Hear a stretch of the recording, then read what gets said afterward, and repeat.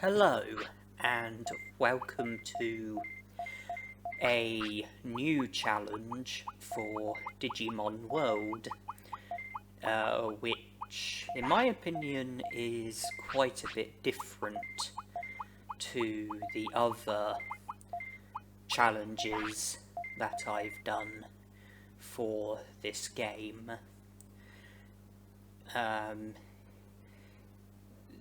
In this challenge, the objective is to try and make as much progress as possible with just one prosperity point. So that would mean making as much progress as possible while only recruiting Agumon in the native forest. No other Digimon will join the city apart from him. As far as I'm aware, it's not possible to go any deeper into the native forest without recruiting Agumon. I think the recruitment is unavoidable, which is why this isn't a challenge where I aim to make as much progress as possible with 0 prosperity points, because I don't think it's possible to go any further into the game without recruiting Agumon at the beginning. So that's why the challenge is to try and make as much progress as possible with just one prosperity point. And when I say progress, I'm not talking about recruitments, because recruitments are not allowed, apart from Agumon, of course. But other than Agumon, no other recruitments are allowed. So I'm not talking about recruitments when I say progress. I'm talking about medals. The purpose of this challenge is to try and make as much progress as possible towards earning the medals, and try to earn as many medals as possible while not being allowed to recruit any Digimon other than Agumon at the very beginning of the game. Obviously, there are some medals that are going to be impossible, like the medal that you get when you earn 100 prosperity points. I won't be able to earn that medal because by only recruiting Agumon, I will only have 1 prosperity point. The medal for defeating the final boss, Machinedramon, I won't earn that medal because in order to have access to Mount Infinity, you need a minimum of 50 prosperity points. I'm only going to have 1 prosperity point.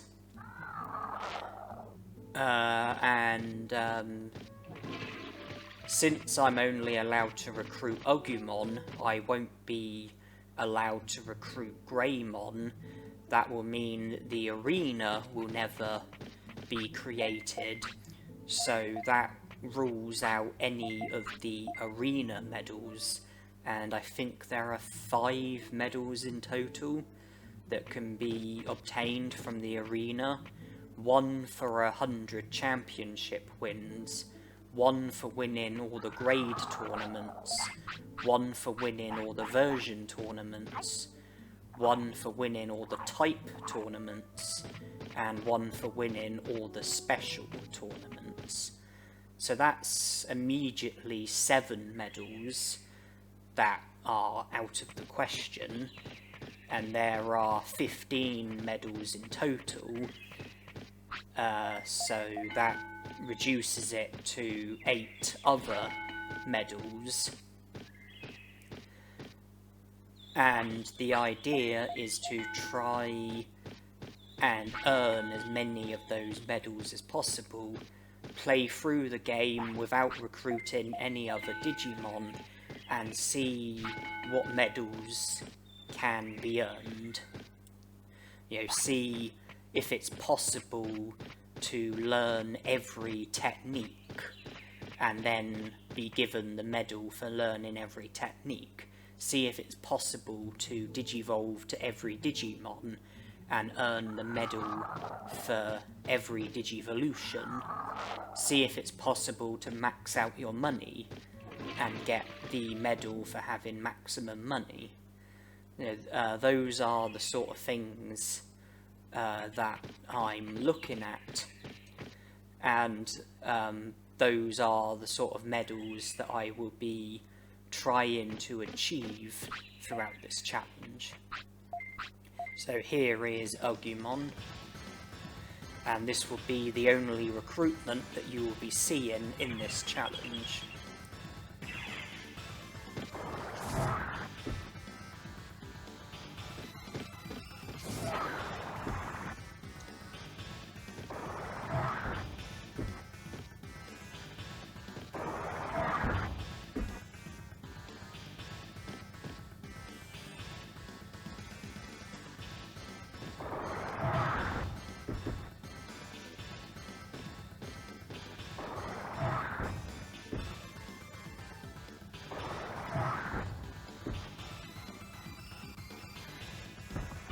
This is only the first day, so I was, restricted in regards to how much training I was able to do before battling Agumon. I could have delayed the Agumon battle until a later day and spent more time training at the gym. And then that way I would have better stats when battling Agumon, and the battle would be easier, but I was keen to make it past Agumon on the first day because of other things that I would like to do on the first day, which would greatly help with this challenge. So I was a bit rushed. There was a demand for certain things to be done as soon as possible. So I, trained until I was close to when Agumon wanted to sleep. Then I battled the opposing Agumon in the native forest. Now I've come to the drill tunnel to try and defeat Digivolving. Winning against the Digivolving in here doesn't result in any Digimon joining the city. It results in you being able to speak to a different Digivolving and carry dirt for that Digivolving, or choose not to carry dirt for the Digivolving, and either way you eventually would end up with access to the lava cave.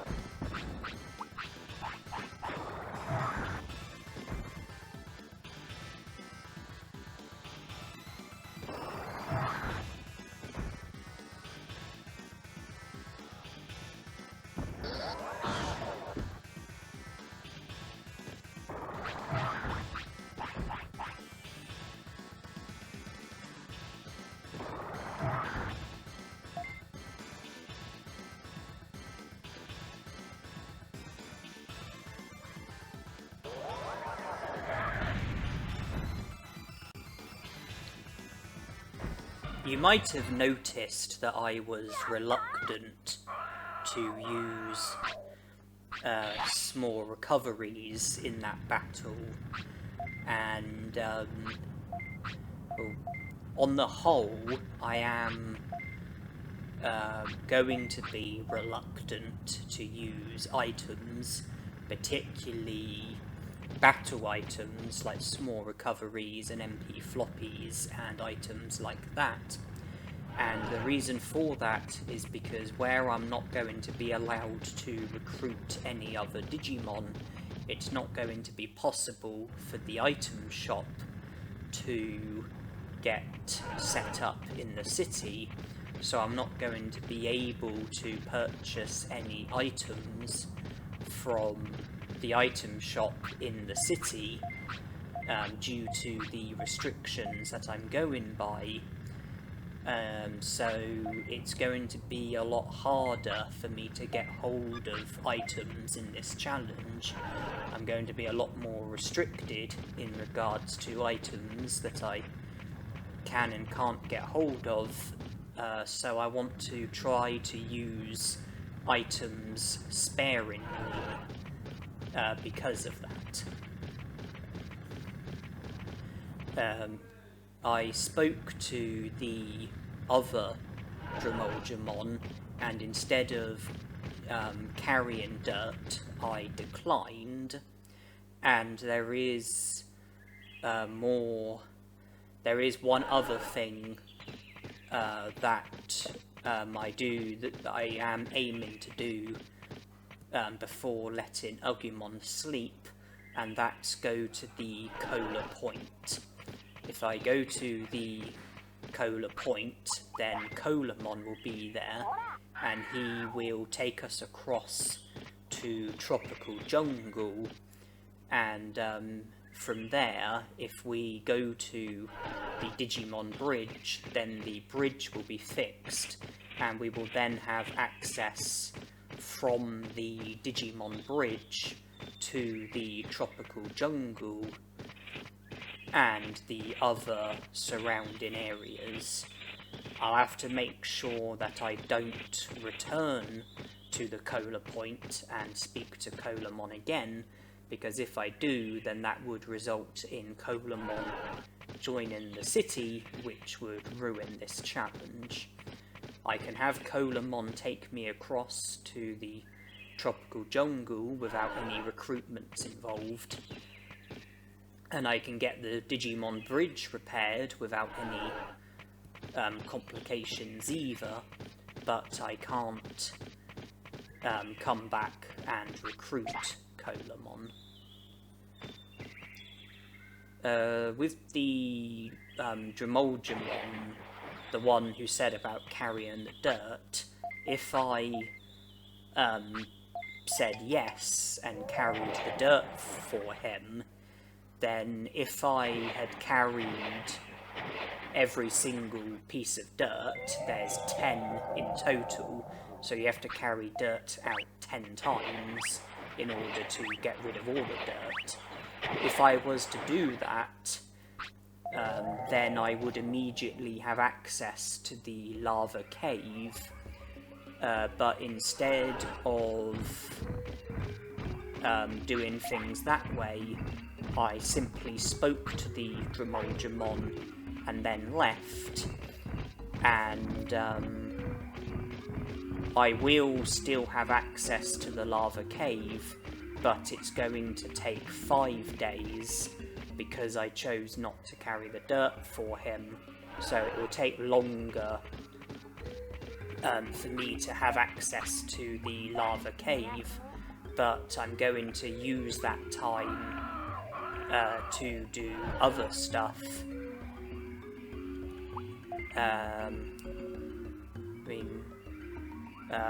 Most initially, it will be the main goal will be to train at the Green Gym, make Agumon better, and digivolve to a champion Digimon.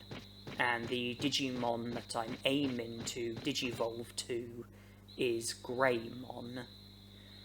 The stat requirement for Greymon is to have 100 attack, defense, speed and brains, and that can be earned by training at the gym. The care mistake requirement is a maximum of 1, so I'm aiming to avoid care mistakes. So it's going to be important to have plenty of food items on me so that I can feed Agumon when he wants to eat, because not feeding him would be a care mistake. Also important to take him to the toilet when he wants the toilet, because him messing on the floor would also be a care mistake. There's Tainomon in the city who gives me meat, and since I have access to the native forest, I will be able to collect food items, the most common being Digimushrooms.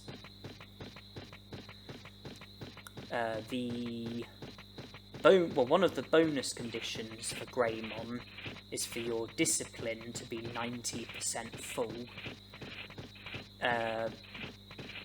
Feeding Agumon when he wants to eat and taking him to the toilet when he needs the toilet, and avoiding care mistakes and avoiding the sweat bubble and all things like that will help with having my happiness and discipline as high as possible. I might be forced to scold Agumon a few times just to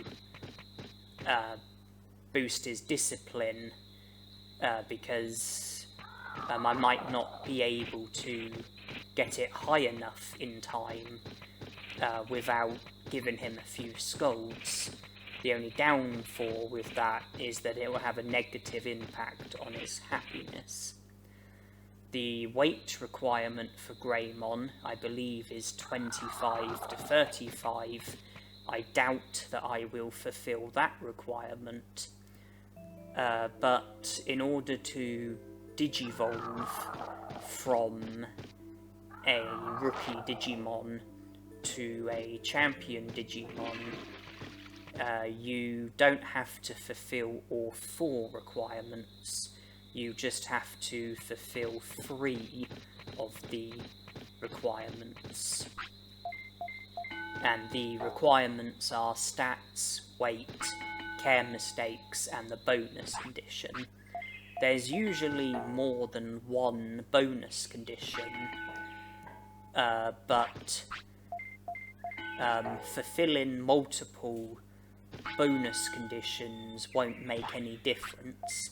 It doesn't matter if you fulfill 1 bonus condition or 2 bonus conditions or however many. The bonus condition only counts as 1, so there's nothing to gain from fulfilling multiple bonus conditions.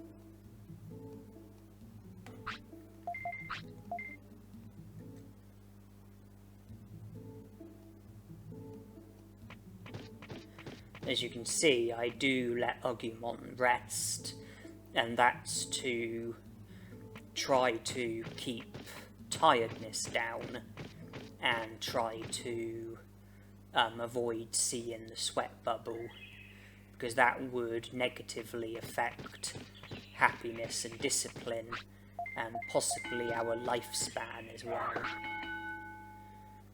Defense and brains are at 100. By training attack, I will be able to get my attack up to 100, and when you train your attack, your speed also goes up. And if I was to spend the rest of the time just training attack, then I would probably get my speed up to 100 as well.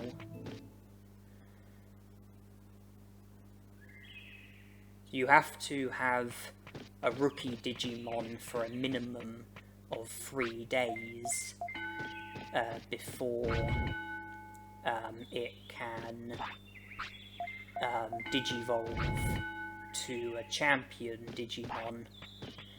So even if you were to fulfill all of the requirements, you won't Digivolve until it's been a minimum of 3 days.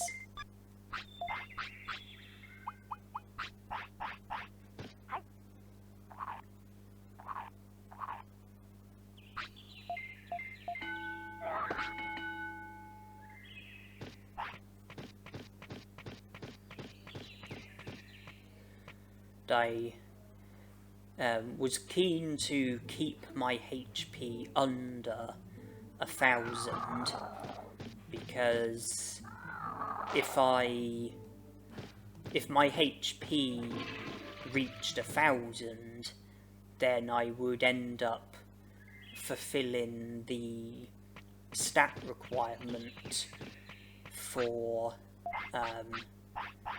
different Digimon who I don't want to have.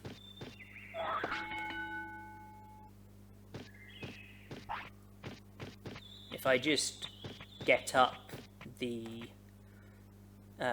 requirements, I've got, see, Greymon, I'm just looking at it now, and yeah, like I said, 100 attack, defense, speed and brains, maximum of 1 care mistake, weight 25 to 35, and one of the bonus conditions is for your discipline to be at least 90% full.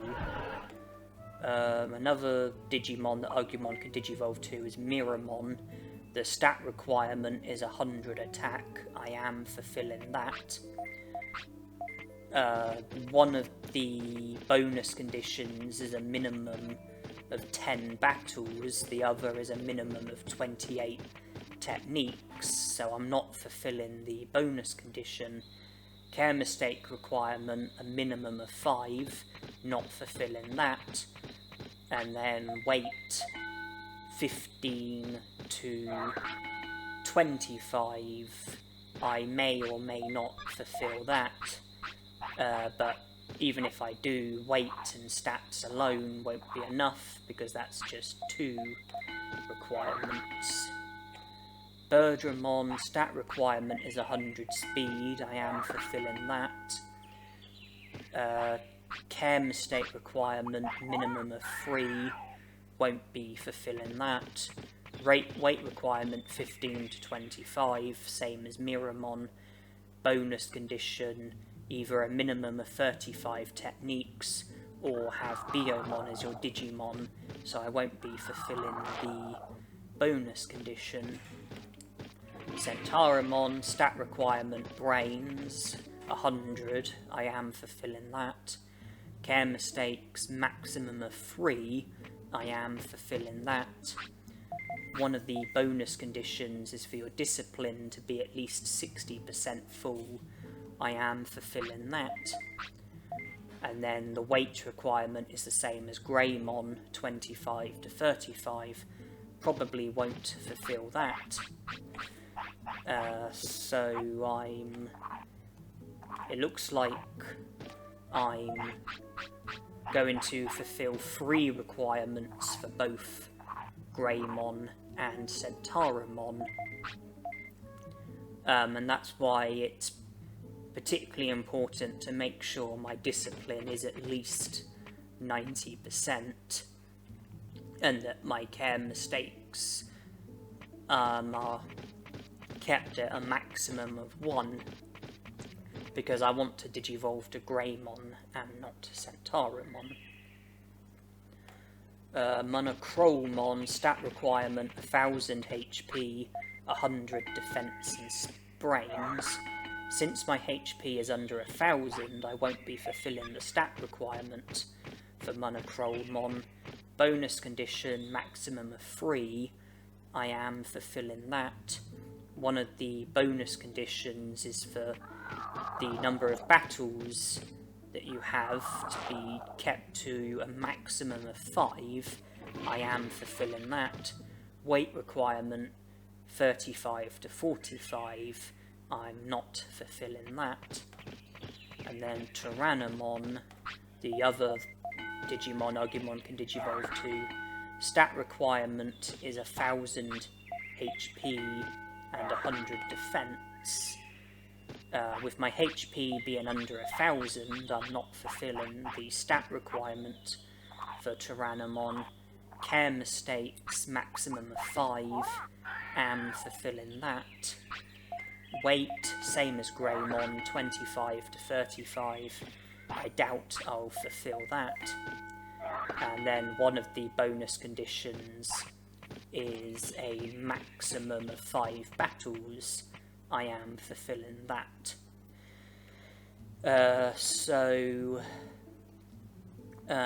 Having my HP under 1000 is stopping me from fulfilling the stat requirement for Tyrannomon and Monochromon, both Digimon who I don't want.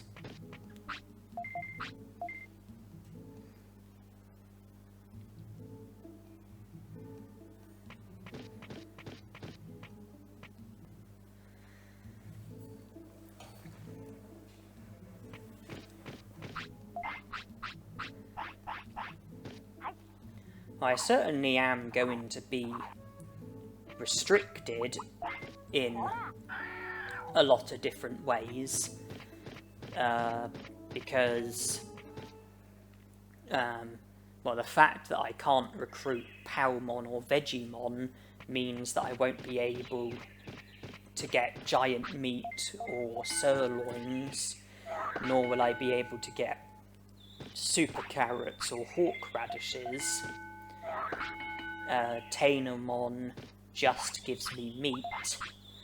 There are, food items lying around, such as Digimushrooms, but I think weight is something that could be restricted, since I can't recruit Palmon or Vegemon, and without super carrots or hawk radishes, I won't be able to make my training more effective. And there's also the fact that I can't recruit Kawagamon or Kabuterimon, who upgrade the green gem, and I can't recruit Piximon, who sells you training manuals, which makes training more effective. So I'm gonna be I'm not going to be able to make the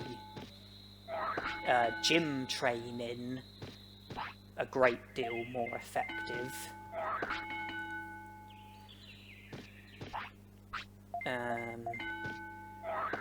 There will be no restaurant, so I won't be able to feed my Digimon that way. Okay, I'm Digivolving. No item shop, so I won't be able to buy any of the items that you would be able to buy from the item shop. Can't recruit Centaurimon, so I won't be able to get sickness or injury treated by him, nor will I be able to buy bandages or medicine from him. Okay, Greymon is my Digimon, which is good. And I also won't be able to rest at the clinic, so resting on the chair in Gigimon's house is the only way that I'm going to be able to rest in this challenge. I won't be able to have the shortcut that Kunamon creates, because I won't be able to recruit him. So all in all, you know, this challenge, you know, does have quite a lot of hurdles which are going to affect me. And you'll see that I didn't feed Greymon, and the reason for that is because I am aiming to digivolve to an ultimate Digimon, so I am aiming to digivolve to one of Greymon's ultimates, and the Digimon that I am aiming to digivolve to is Skull Greymon, and one of the requirements for him is to have a minimum of 15 care mistakes. When your Digimon first signals the food bubble, you have an hour and a half to feed it. Once the hour and a half passes, if you haven't fed your Digimon, then that counts as a care mistake. Interestingly, if the hour and a half ends while you're training, so if your Digimon wants to eat and you train at the gym, and then by the time you're done training, your Digimon no longer wants to eat, so you don't feed it, and you make it to the point where the food bubble is no longer there, then that actually counts as double. So by not feeding Greymon like I did and training my MP, that actually counted as 2 care mistakes. So if I don't feed Greymon and I train at the right times, then I'll only have to not feed him 8 times in order to get the care mistake requirement for Skull Greymon. Because since it counts as double, 8 doubled is 16, and the requirement is a minimum of 15.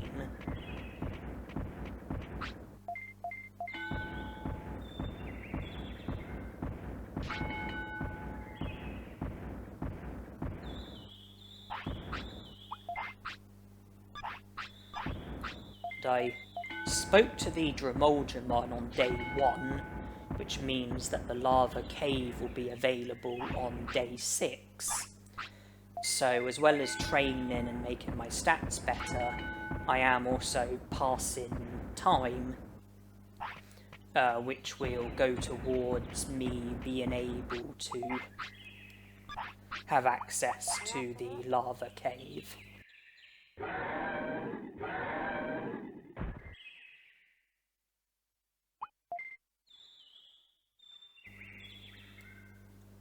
I've just checked the Digivolution guide, and I would like to apologise. The care mistake requirement for Skull Greymon is 10 care mistakes and not 15. That is a minimum, though. So a minimum of 10 care mistakes.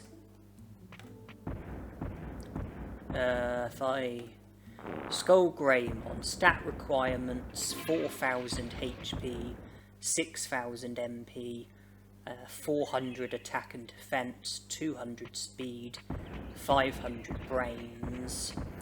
I definitely will not be fulfilling the stat requirement for Skull Greymon or Metal Greymon, because I don't think it would be physically possible to. I think I would fade away before I would get good enough stats. But it's okay, as long as I fulfill the other 3 requirements for Skull Greymon, then I should Digivolve to him. And the other requirements, a minimum of 10 care mistakes, like I said, weight 25 to 35, that should be achievable, and the bonus condition, either a minimum of 45 techniques or a minimum of 40 battles. Now, I don't have the correct number of techniques in order to fulfill the bonus condition for Skull Greymon, and because of that, I unfortunately am going to be in a position where I will need to have a minimum of 40 battles in order to be able to Digivolve to Skull Greymon. So with Greymon as my Digimon, I'm going to have to get into 40 battles and win every single one of them. The other Digimon that Greymon can Digivolve to is Metal Greymon. The stat requirement is 4000 HP, 3000 MP, 500 attack and defense, 300 speed and brains. I won't be fulfilling the stat requirement, but care mistake requirement is 10 care mistakes or less. If I simply have 10 care mistakes, then that will fulfill the requirement for both Metal Greymon and Skull Greymon. But the weight requirement for Metal Greymon is 60 to 70, and I don't think there's any risk at all of me fulfilling that, especially when you think about the fact that I haven't fed Greymon, so his weight is probably going to be very low, and I don't think there's much risk. Well, once I do start feeding Greymon, once I have enough care mistakes for Skull Greymon and I start feeding Greymon, I don't think there's any risk of our weight making it up to being within the range of 60 to 70. One of the bonus conditions for Metal Greymon is a minimum of 30 battles. I will fulfill that because I need a minimum of 40 battles so I can Digivolve to Skull Greymon. But even if I do fulfill the bonus condition and the care mistake requirement for Metal Greymon, the absence of the stat requirement and weight requirement will be enough to rule out Metal Greymon. The care mistake requirement and weight requirement and bonus condition for Skull Greymon, I believe, will be enough for us to Digivolve to Skull Greymon, and without needing to worry about the stat requirement.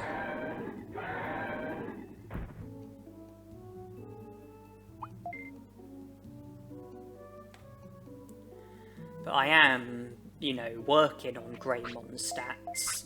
I am training, but that's not to try and fulfill the stat requirement for either of Greymon's ultimate Digimon. It's just to help with the battles that I'm going to be faced with, because of the fact that I need to have a minimum of 40 battles so I can Digivolve to Skull Greymon. And also, another thing to remember is that I will be aiming to try and learn every single technique, because you get a medal if you are successful with that. And one way to learn techniques is by training brains. Another way to learn techniques is from having battles against Digimon who use the technique that you're trying to learn. So I will also be getting into battles with Digimon in the interest of trying to learn techniques.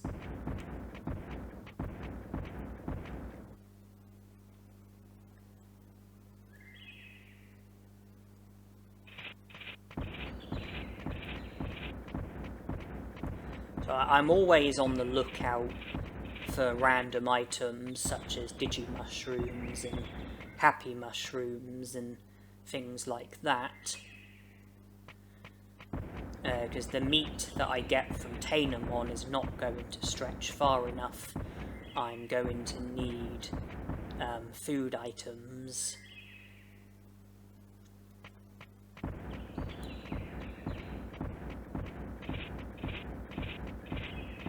Okay, I've got 3 Digimushrooms here.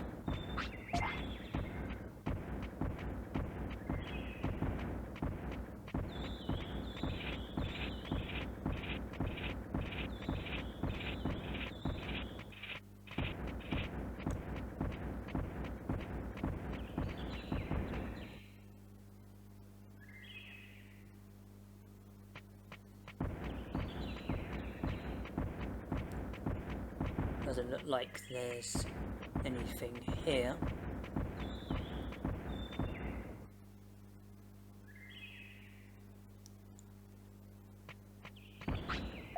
And I've challenged this red Vegemon, and this is now me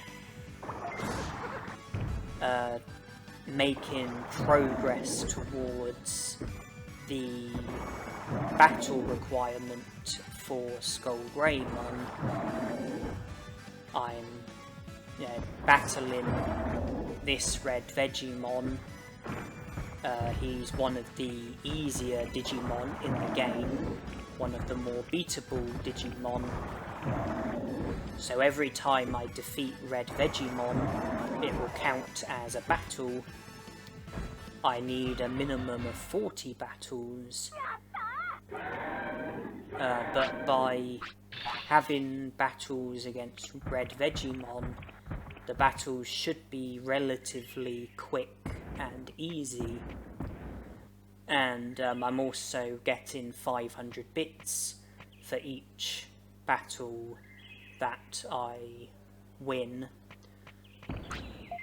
which will be money towards the money target which is needed for a medal, 999,999, and it's also money that I can do things with, money that I can try to spend in certain ways and use in certain ways, where I end up making a larger profit. So use money to make more money, spend money to make money.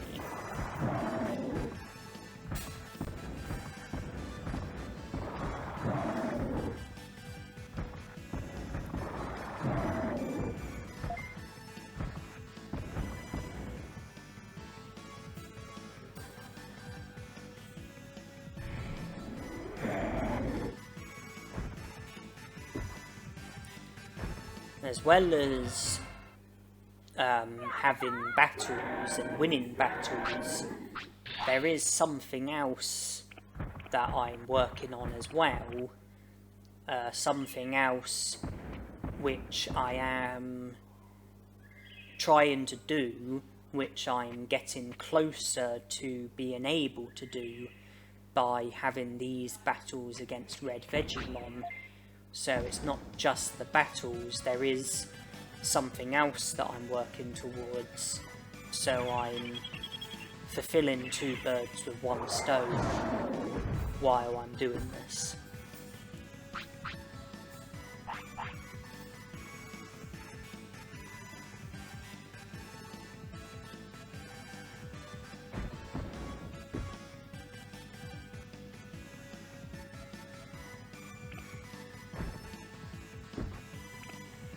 But for the time being, it's just gonna be more of this.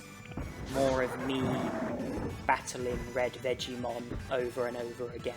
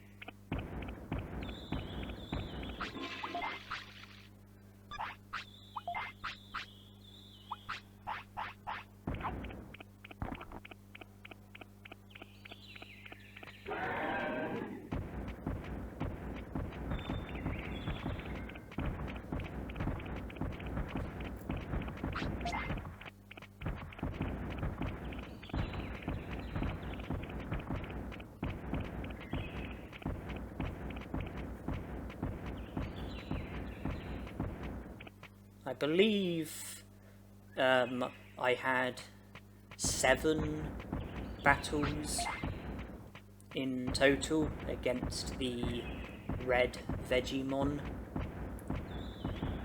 and I've taken a pause from red Digimon because my HP and MP has gotten low, and that's actually the thing that I was working towards, as well as trying to win battles, of course. I wanted to have low HP and MP because the lava cave is now available to us, and I would like to go there and challenge Miramon.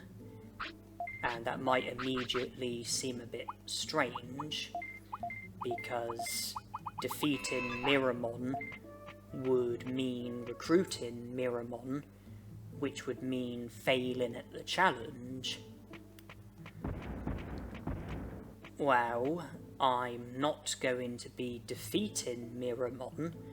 I am going to be battling him, but the intention is to lose to him and not win against him. That's why I got my HP and MP low from battling red Digimon. It's to try and increase the chances of me losing to Miramon, which is what I'm aiming to do. I put all of my items into the item bank, because when you get defeated, there's the risk of you losing items that were in your inventory. So I put the items in the item bank to make them safe, and then I saved the game just in case something was to go wrong. But now I'm heading to the lava cave intent on losing to Miramon, and that would seem a bit strange. What do I have to gain from that? I'm going to lose a life. My happiness and discipline are going to take a heavy blow. How is there possibly any logic in what I'm doing? Well, some of you who know this game well enough might already know what the trick up my sleeve is. Those of you who aren't so familiar with this game will have to hold on for a little bit before you find out. But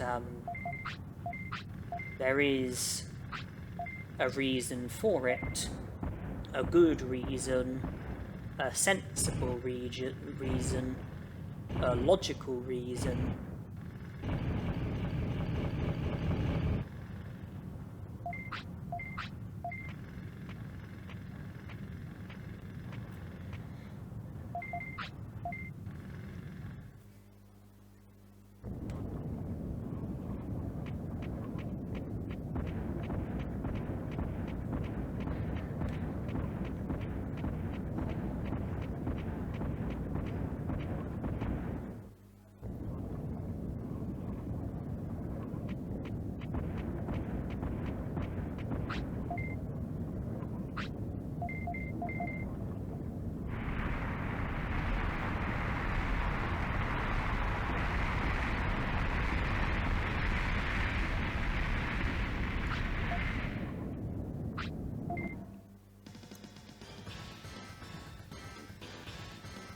Right, come on, Miramon. Hit me hard.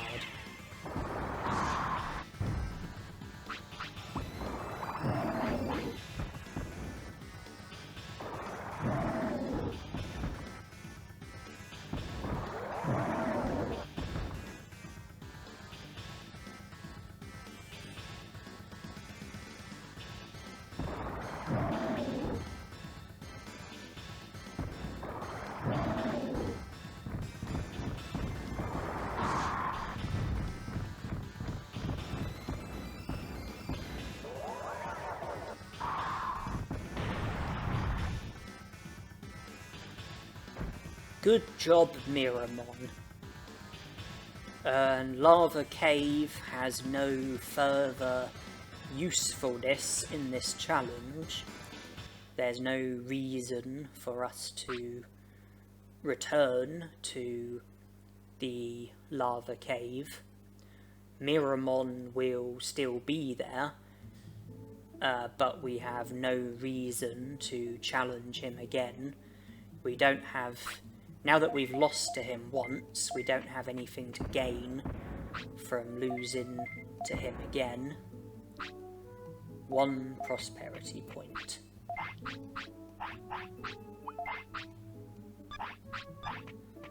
HP and MP are full, but tiredness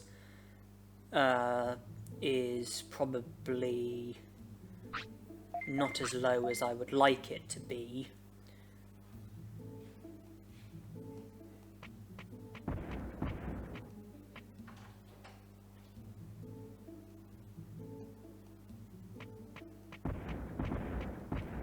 I can take back out all of my items that I put in.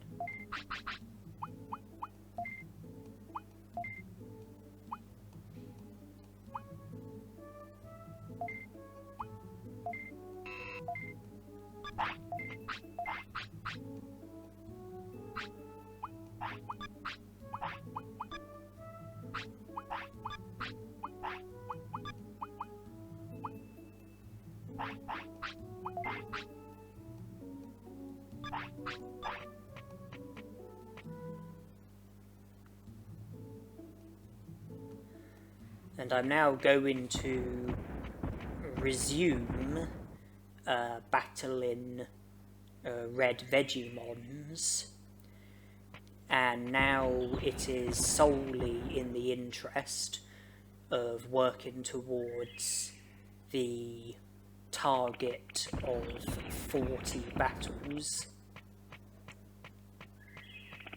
I will want to not lose HP and MP.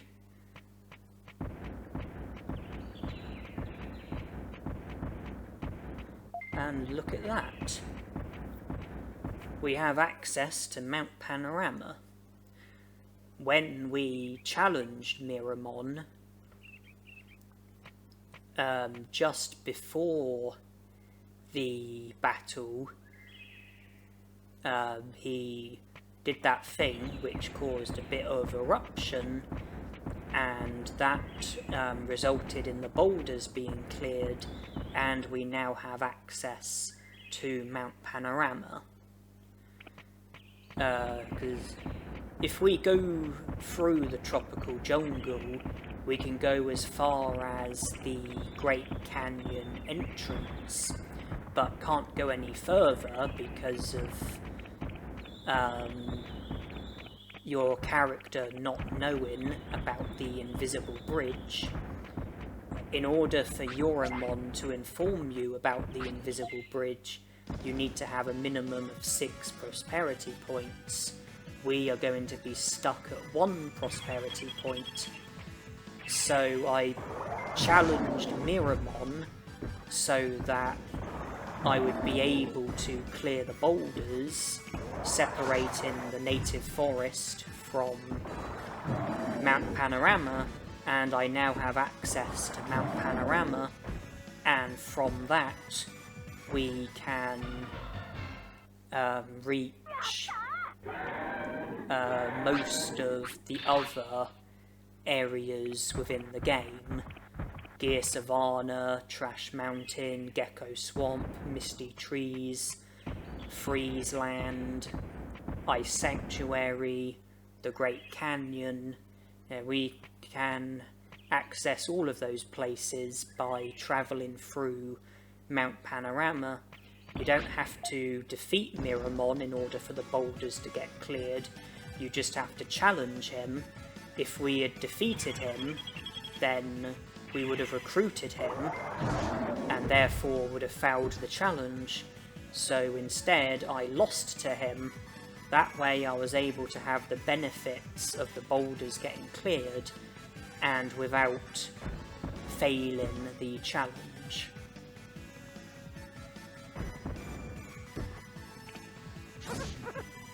And like I was saying about battling red Digimon, I want to keep HP and MP as full as possible.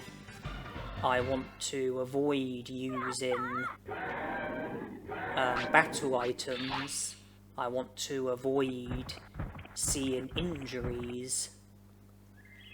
You know, I'm just working towards getting those 40 battles, getting a bit of money as well, and it would be a nice bonus if red Digimon was to drop the occasional super carrot. But for the time being, it's now just going to be more of the same, more of me battling red Digimon.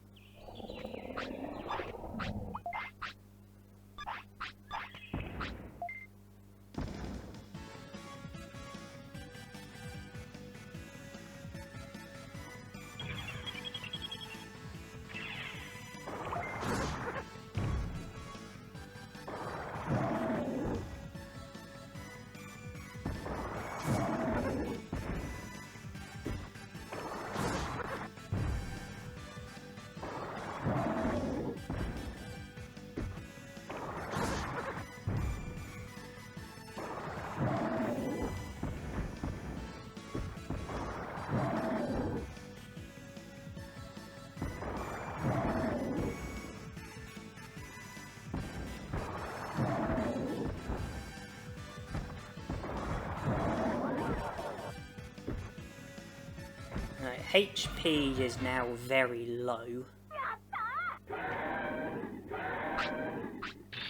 Greymon is injured. I believe that was battle number 12.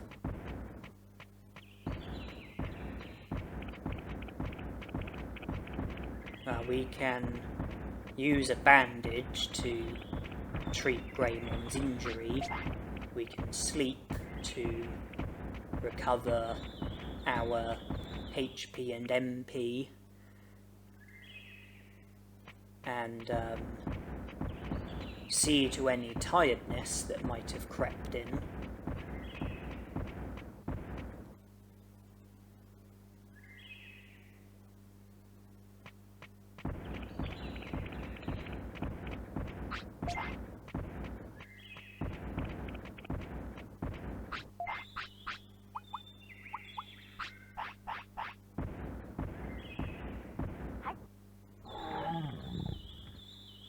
Don't mind Greymon refusing.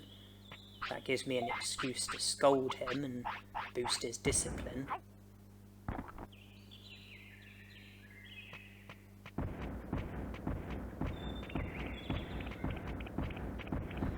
I'm returning to the city so that I can get meat from Tainomon. Greymon wants to sleep. When he wakes up, it will be a new day.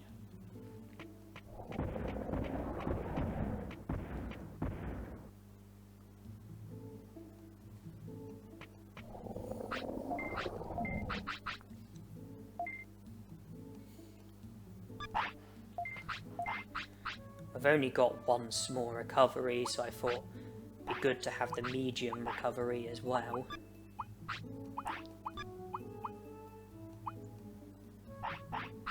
I think the medium MP can stay in the item bank for now, as can the restore. We might need to take the medicine out at some point, because I suspect the injuries are probably going to be prone in this challenge.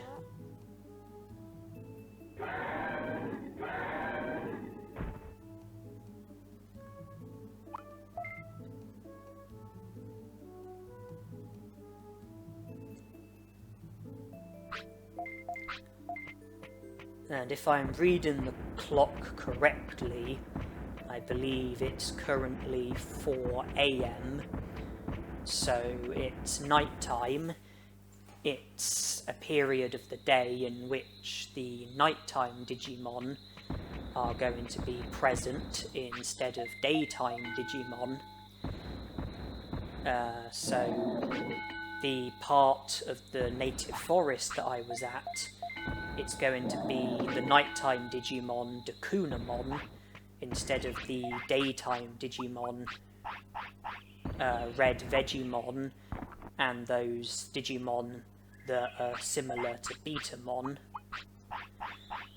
The daytime period doesn't start until 7 AM, and I wanted to continue to battle Red Vegemon instead of Dakunamon, so I trained twice to take us up to 6 AM, and on the next hour the nighttime Digimon will be replaced by daytime Digimon.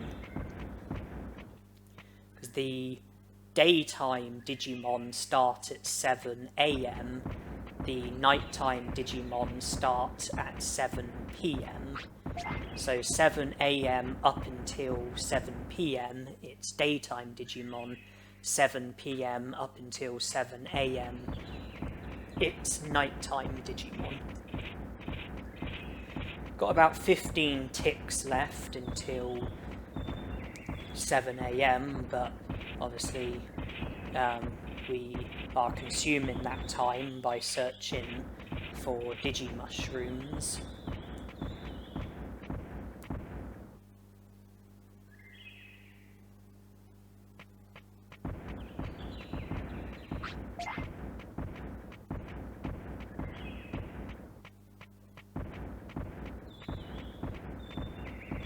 Right, well, I think battle number 13 is ahead of us, and so we will continue with battling Red Vegemon.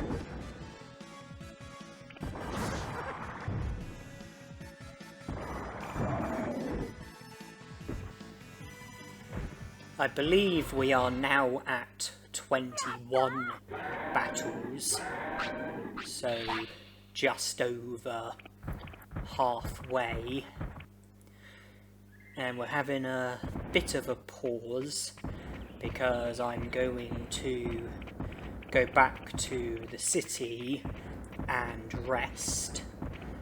That will recover HP and MP, and it will reduce tiredness.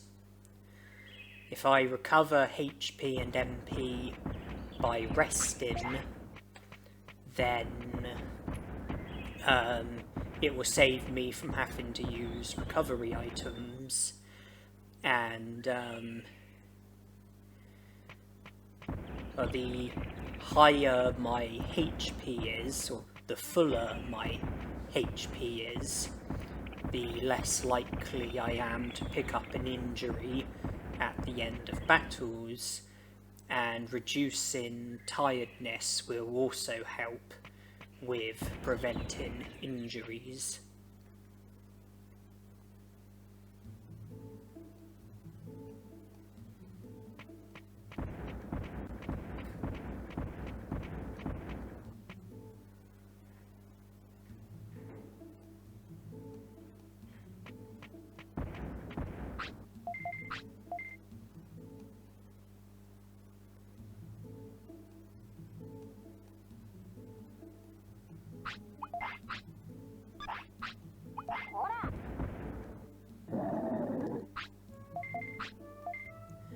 All of the battles that I'm winning is increasing my happiness.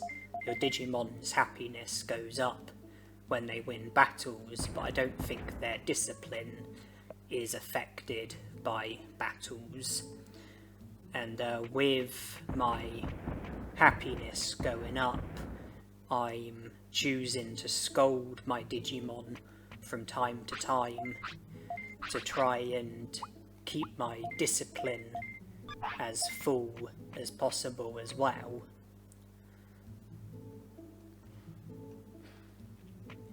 It will result in my happiness going down, but then my happiness will go back up from the battles that I'm winning.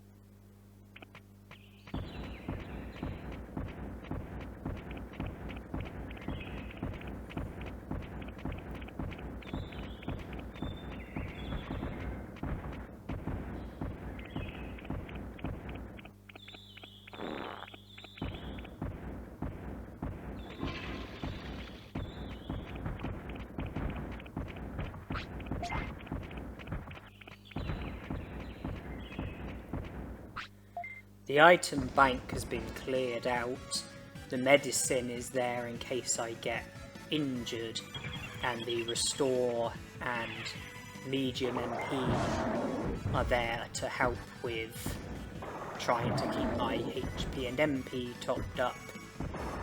And I'm now continuing with battles, so this is what it's going to be for the time being. That should be battle number 22, so I'll be just entering Kunamon's bed, leaving Kunamon's bed, so I'll be re-entering the native forest and just battling Red Vegemon over and over like I've been doing so far.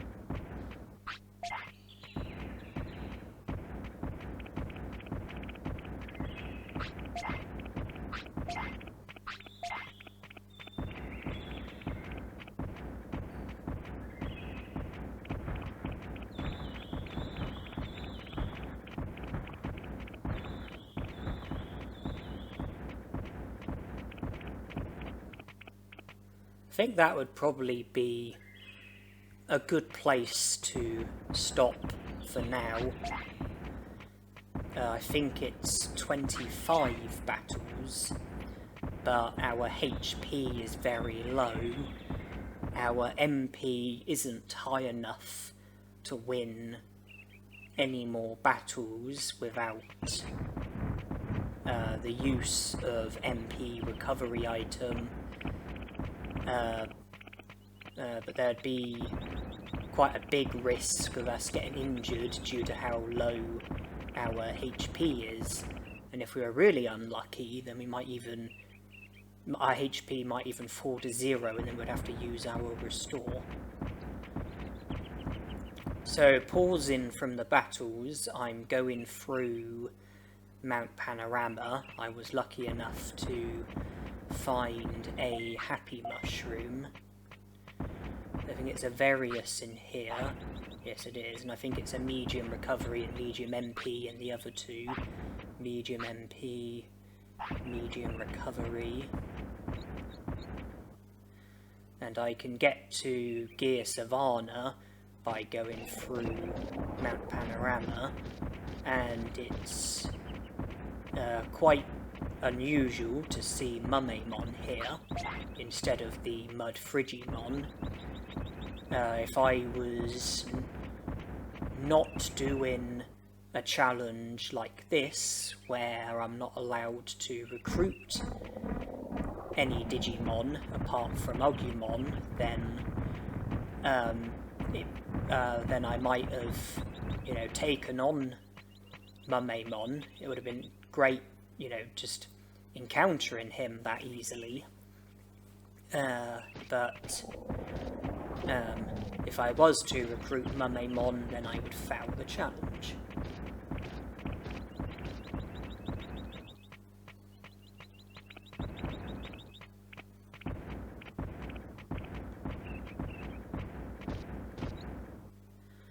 At least after a good night's sleep, we will be fresh. Our HP and MP will, if not be full, then at least be a lot better.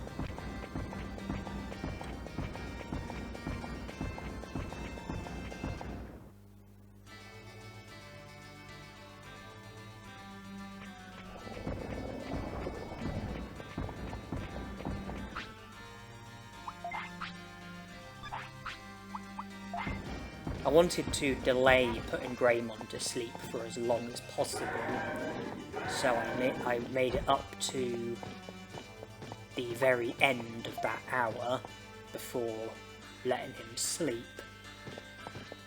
I was able to use that time to at least make it this far.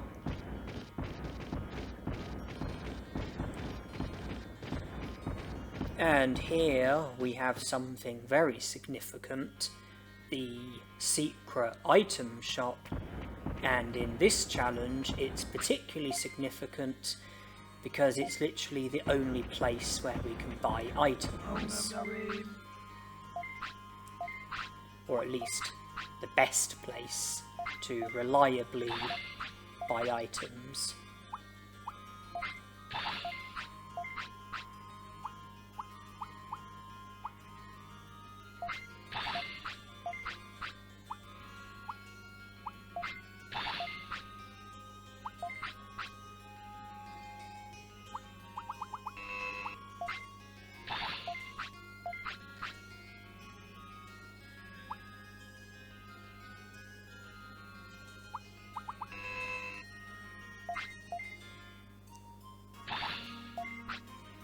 I took the decision of selling items which could have been useful.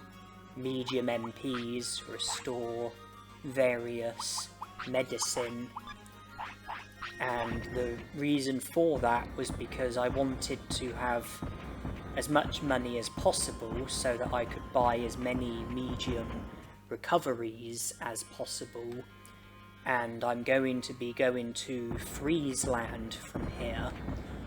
The medium recoveries that I bought can be traded for super defense discs, which sell for 2,000 bits. There's also the opportunity of trading Digimushrooms for medium recoveries. Red Vegemon dropped a Super Carrot, which can be traded for an Omni Floppy. That recovers 1500 HP and MP and also cures status. I can either hold on to that, or I could trade it for... It's either a super attack disc or a super speed disc, which, like with the super defense discs, sells for 2,000 bits. The Happy Mushroom can be traded for a hair grower. I've chosen to come to the Trash Mountain so I can help myself to the old rod, but it's vital that I don't speak to the Sukamon who joins the city if you speak to him, because I will fail the challenge if I do that. I should just take the rod and be done with this place. This is a good place to train MP. There is the piece of equipment which boosts MP, and very greatly. That's something that could be useful, but at the moment I am not interested, and I would like to go to Freeze Land, which will require travelling through the Gecko Swamp and Misty Trees, and it would also be a good idea to defeat Otamamon so that I would have access to the Volume Villa, because that's another place which is useful, because from the secret item shop I can purchase Digimon cards and then trade the Digimon cards for merit points, and then use the merit points to get the amazing rod and other items that could be useful.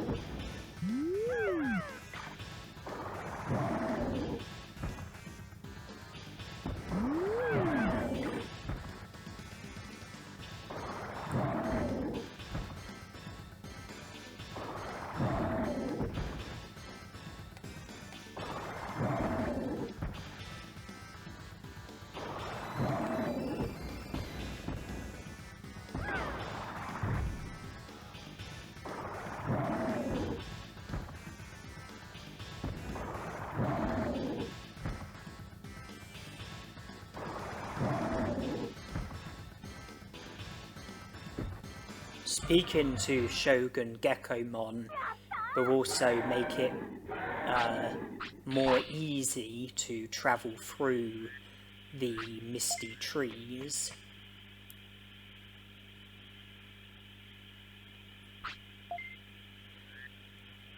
So that will come in handy, and fortunately for us, no recruitments come from defeating Otamamon or talking to Shogun Geckomon. This results in you being able to encounter Cherrymon in the Misty Trees, and from speaking to him you can then gain access to Toy Town,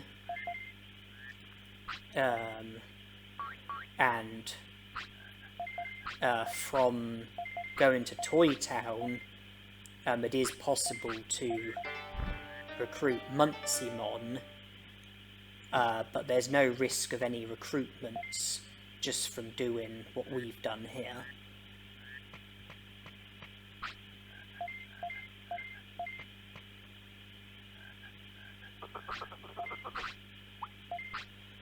He has super recoveries and super restores, item chips,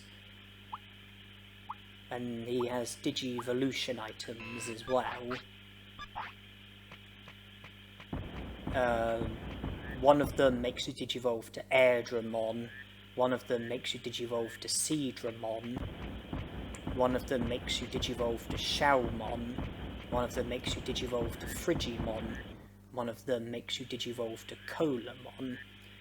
Now, Digivolution items are particularly useful in a challenge like this, because if we're going to be aiming to Digivolve to every Digimon, then Digivolution items will make it easier to Digivolve to certain Digimon, because it will save us from having to fulfill any of the requirements for the Digimon. It will save us from having to Digivolve to the Digimon naturally, because we can just use an item, a Digivolution item, and get the Digimon straight away.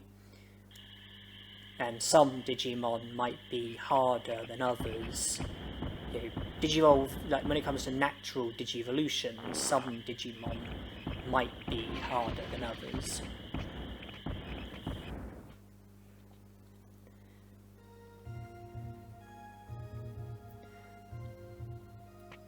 Of course, it will cost a lot of merit points. The Amazing Rod costs 300, each Digivolution item costs 500, item chips cost 800, super recoveries cost 20, super restores cost 100. So, yeah, if I was to be getting Digivolution items on top of the Amazing Rod, then that is going to cost a lot of merit points. So a lot of Digimon cards are going to be needed, and that's going to cost a lot of money.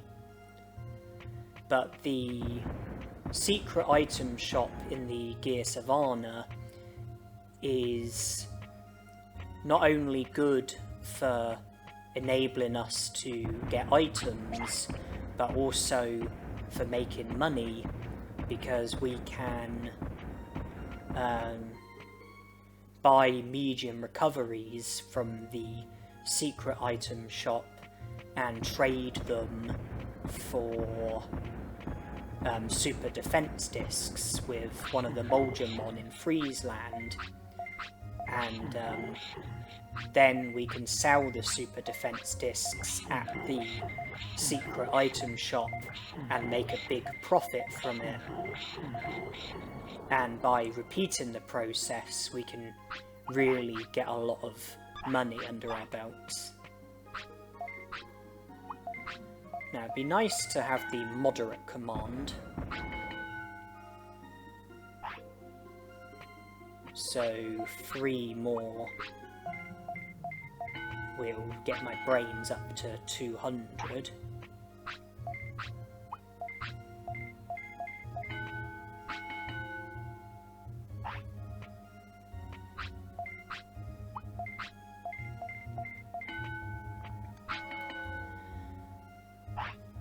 Trading a Happy Mushroom gets you a Hair Grower, which is Moldramon's Digivolution item, so that's another Digivolution item that we will be able to get. And this one's a lot easier because it just requires a Happy Mushroom, which we've already got.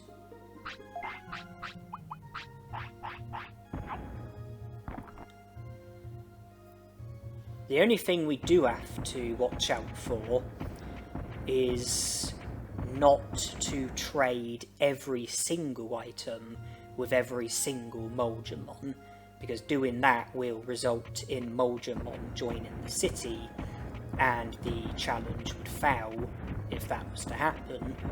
So, while it's a good idea to trade items with the Moldramons, we do have to make sure that there is at least one item that we don't trade, so that Moldramon doesn't join the city. There are 3 Moldramon in total. They each want 3 different items. To recruit Moldramon, you have to trade at least one of each item with every Moldramon. So you have to trade at least one of all 3 of the items with all 3 of the Moldramons. So you have to trade 9 items in total. So we have to make sure that we don't trade all 9. The limit is 8.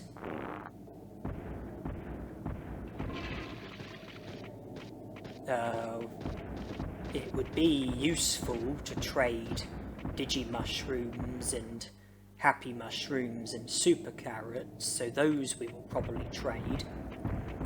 It will be useful to trade medium recoveries, so that we will probably trade.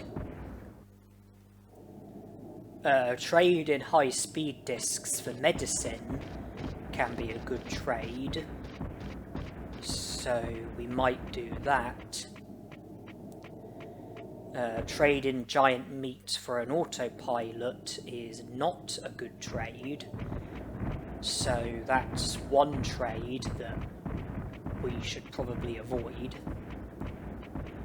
And then black trouts for restores and Digianchovies for one of the super discs, either a super attack disc or super speed disc.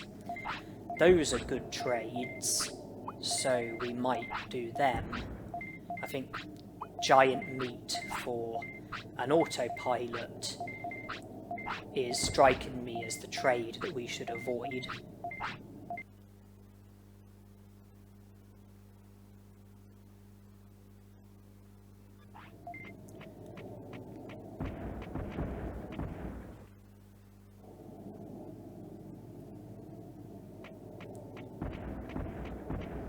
I don't believe I currently have a giant meat or black trout or high speed disc, so I won't be able to do any trading with the Moldramon who wants those items.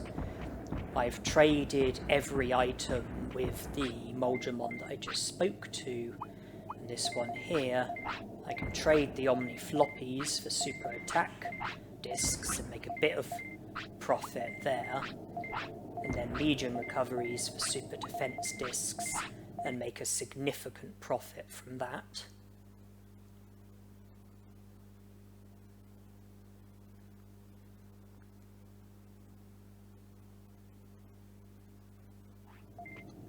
Okay, so that just leaves a Digianchovy, which hasn't been traded with that Moldramon, and then a giant meat, black trout and high speed disc, which hasn't been traded with the Moldramon we haven't yet spoke to. Medium recovery, Omni, Floppy, Super Carrot, Digimushroom, Happy Mushroom, that's all been traded. But money has been a struggle so far, and at least from doing what we've done, we can at least get ourselves off the ground when it comes to money, and we can go back to the item shop later on and make a lot of money from selling the items that we've got in our inventory. From here though, I'm going to be heading to the Great Canyon. There is a defense chip that we can get in the area near where you can recruit Shellmon,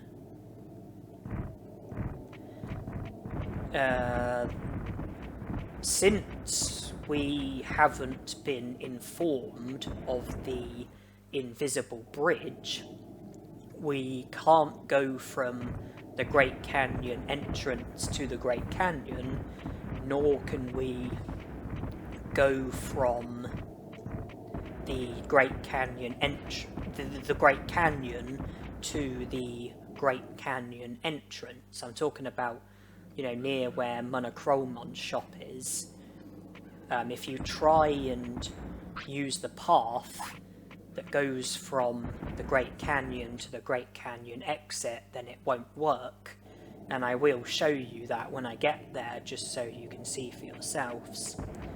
There is a glitch which does enable you to skip the invisible bridge and get from the Great Canyon entrance to the Great Canyon, but I am trying to keep glitches to a minimum in this challenge, and I would like to refrain from using the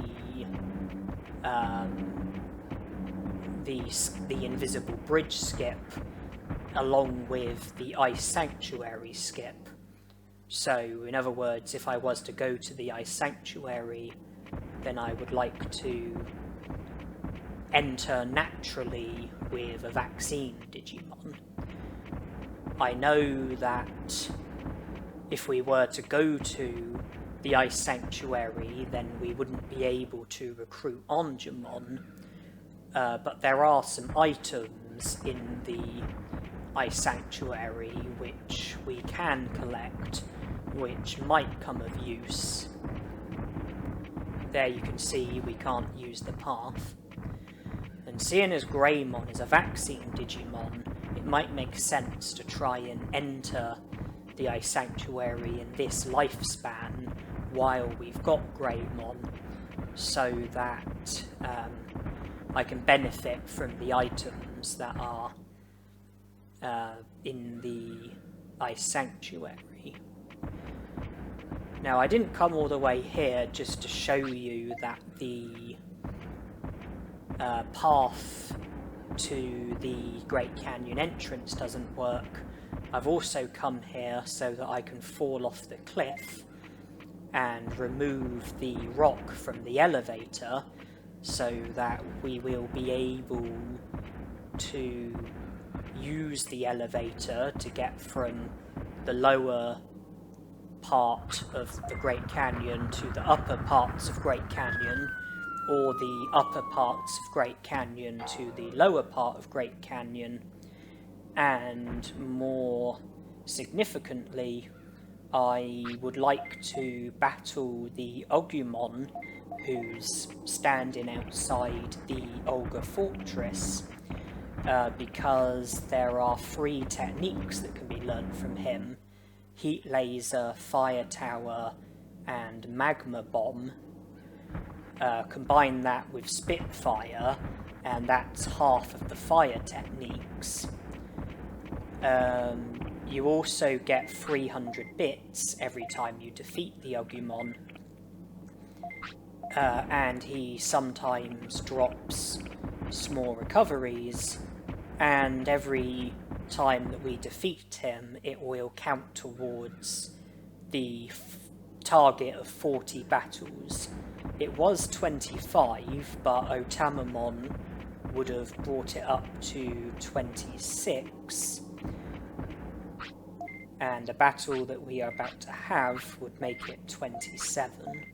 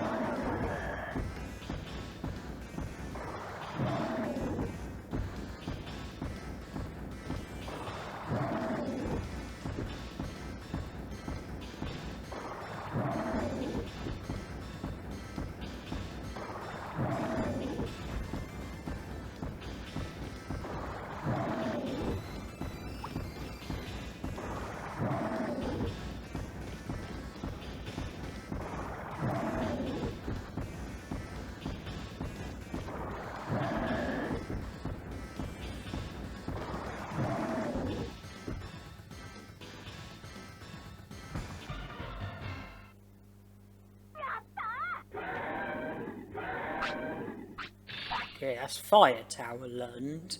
So that's one of the techniques out of the way. I do find that learning techniques from battles is generally easier than learning techniques from training, and I've just realised that we are very low on food items. We traded all of our Digimushrooms. We've only been able to find 2 more since then. We don't have any meats on us, and we don't have any other food item, so I do try to search for Digimushrooms.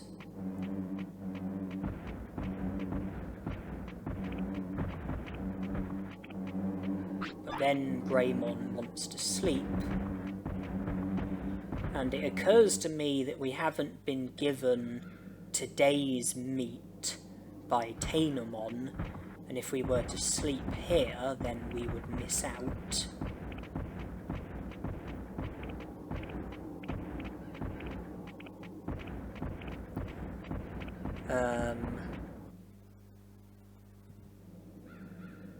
So I decide that I would like to return to the city before putting Greymon to sleep, so that I can speak to Tainomon and be given meat.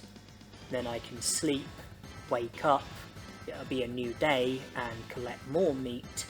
So I've only got time for one more Agumon battle.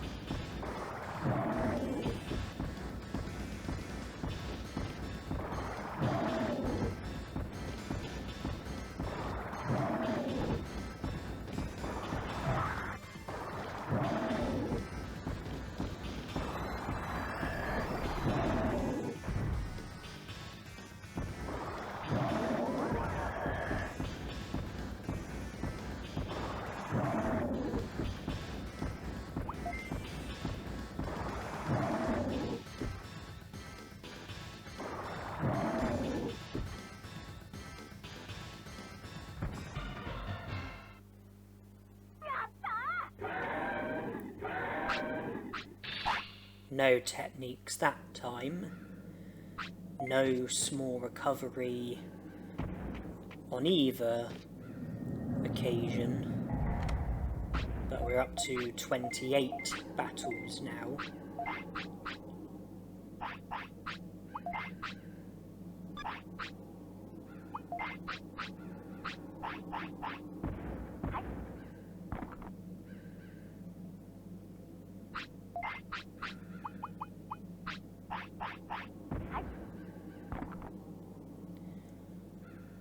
Due to circumstances, I've been forced to put Agumon aside for the time being, and you can see I'm back at the city.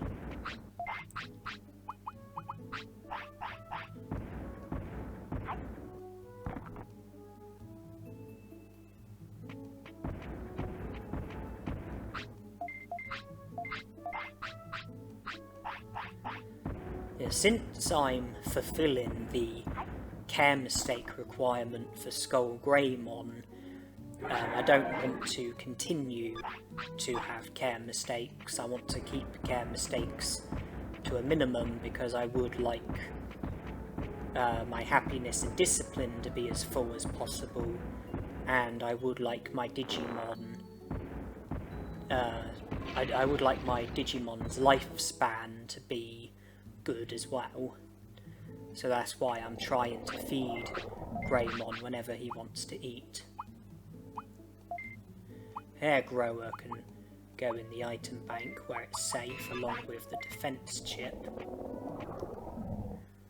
The rest of the items I think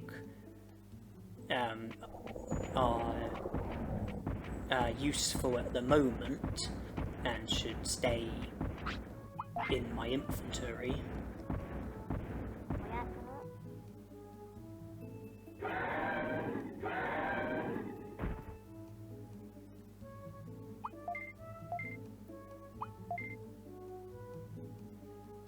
And there was a bit of an issue with my memory card.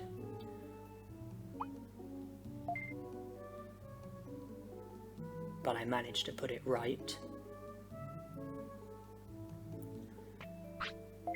It's 4 AM, 3 hours until Red Digimon will be available at the native forest. So I thought, okay, let's not worry about Red Digimon, and I decide to go back to the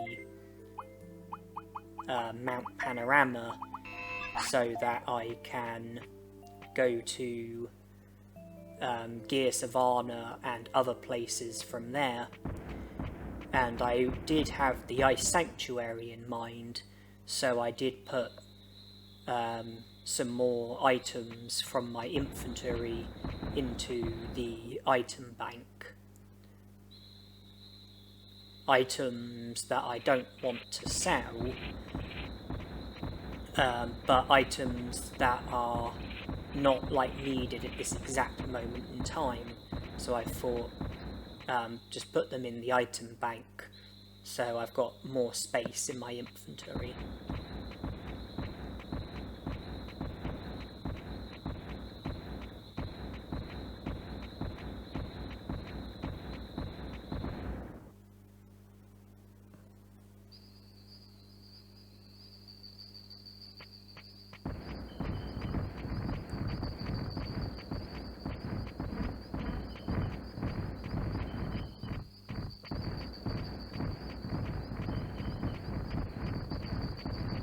By going back to the secret item shop, I can sell the items in my inventory which are meant to be sold, and then there'd be the opportunity for me to buy more medium recoveries to trade for super defense discs or any other item that strikes me as useful. It wouldn't necessarily be a bad idea to buy 99 high-speed discs. That way I can trade them with one of the Emolgemons for medicines and get myself 99 medicines, and all of a sudden injuries would be a lot less of a problem, because I'd have plenty of medicines on me which can treat the injury.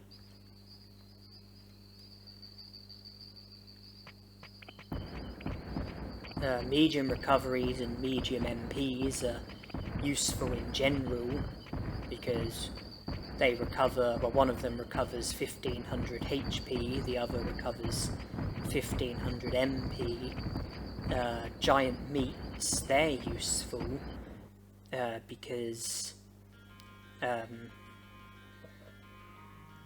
well, they're, a food item for starters, and I think they are twice as filling as regular meat, so that would help with being able to feed my Digimon, prevent care mistakes, try and get my weight up if I need to get my weight up for whatever reason.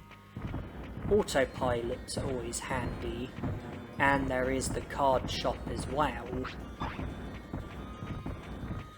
And I think I calculated that 1800 merit points is what I would eventually need for the Amazing Rod and 3 of the Digivolution items.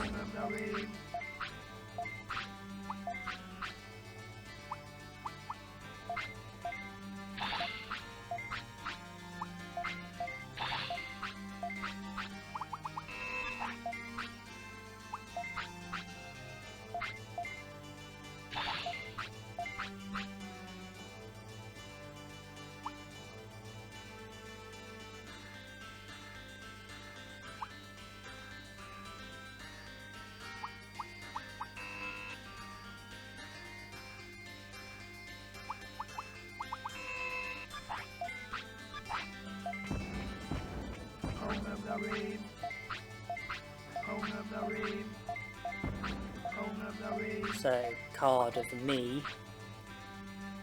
And then there's one card worth 30 points, the others are worth 10 points.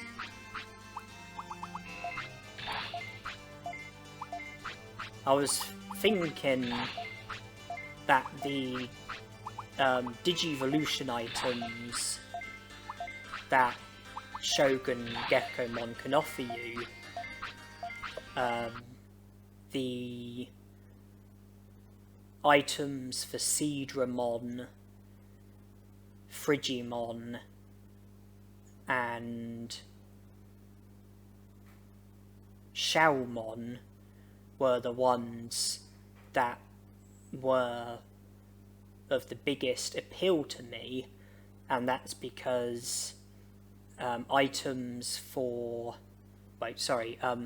that's because, well, the other two items are for Colamon and Airdramon, but it's possible to digivolve to those Digimon from a different champion Digimon via special Digivolutions, and that was something that I was actually thinking about aiming for. And I was just going through the cards that I've got so far, and the cards that I have just one of, I wanted to hold on to, because selling them or trading them would mean no longer having any of that card.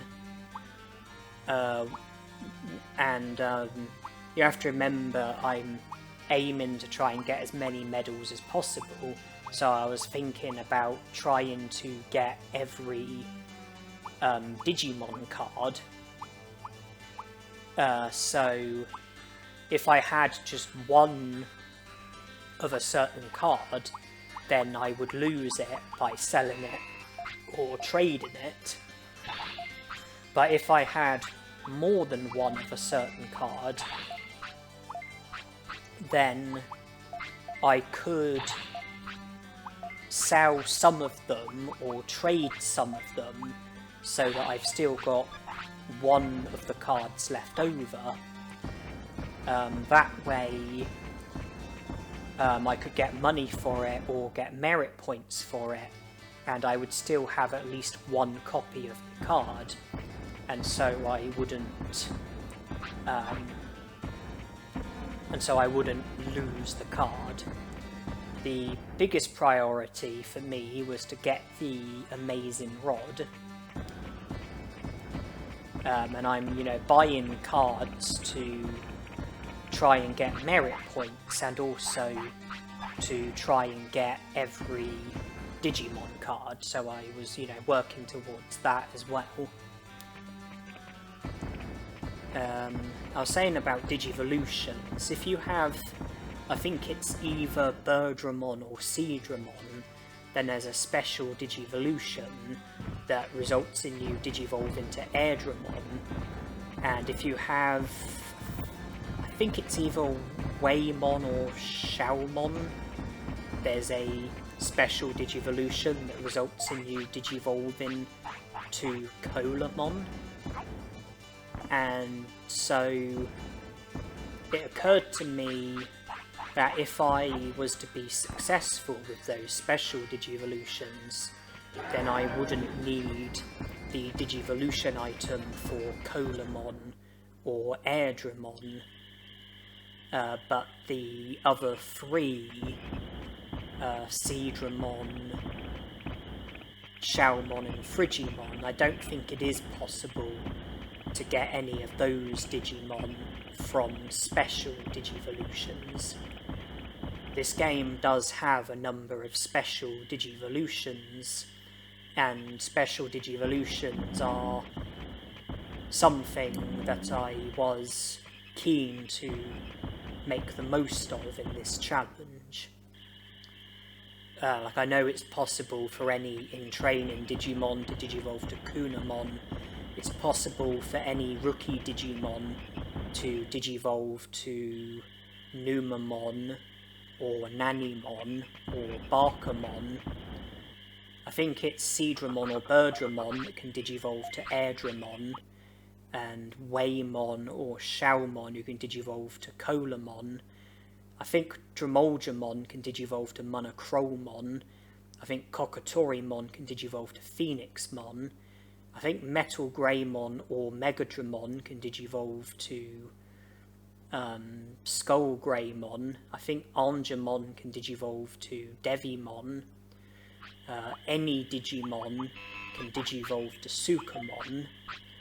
I think any champion Digimon can digivolve to Vadermon. And that's all off the top of my head. There might be other special Digivolutions as well. In fact, I know Vegemon can digivolve to Ninjamon. And there might be others that I'm forgetting. If I'm going to digivolve from Greymon to Skull Greymon, then there would be no need to try and produce the special Digivolution where you digivolve from, I think it's either Metal Greymon or Megadramon, or possibly both of them, where they can digivolve to Skull Greymon. If I'm going to get Skull Greymon naturally, then that won't be necessary. But the other special Digivolutions were all, well, certainly some of them I was keen to make the most of, because it would help with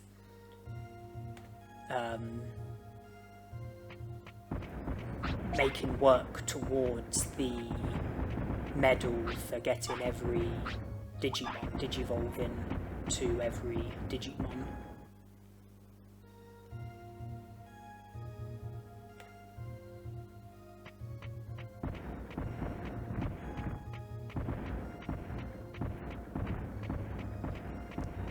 So I'm not done with buying Digimon cards.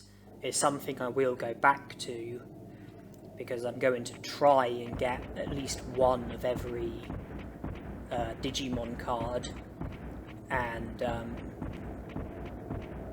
if I've got more than one copy of a certain card, then I will aim to trade in the spares to Shogun Gekomon in exchange for merit points.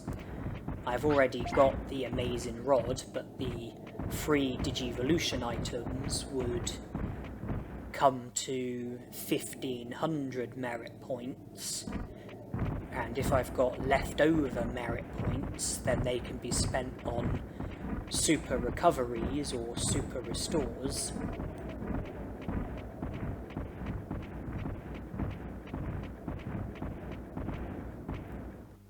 And before going to the Moldramon, I decide to go to Ice Sanctuary first.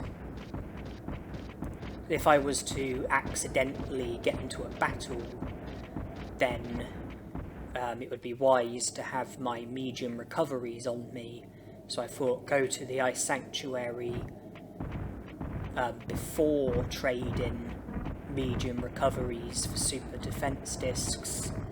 That way, if I accidentally run into trouble, then I can at least recover HP with the medium recoveries.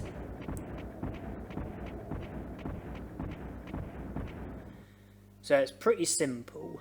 I'm allowed to go through the Ice Sanctuary. I'm allowed to collect the items that are here in the Ice Sanctuary. What I'm not allowed to do is recruit Angemon.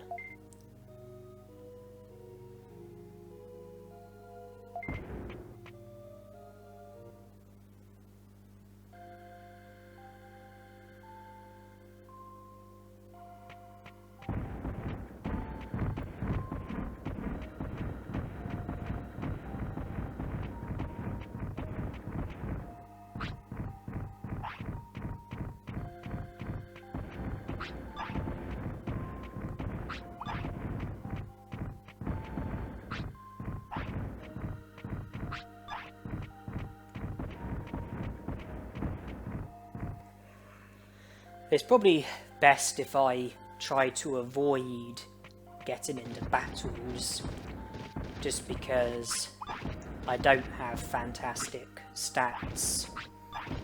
I've only got Spitfire equipped.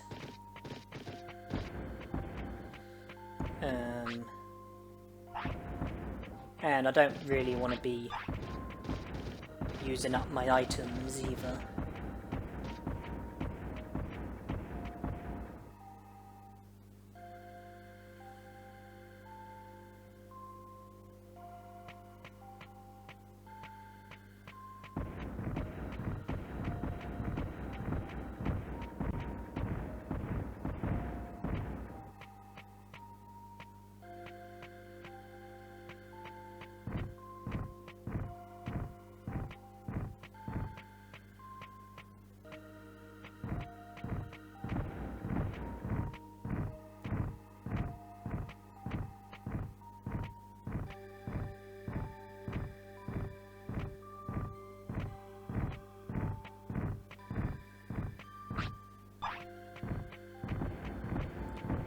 It's kind of annoying that Greymon needs the toilet.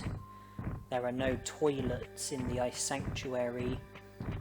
I don't think I've got a portable potty or an autopilot on me.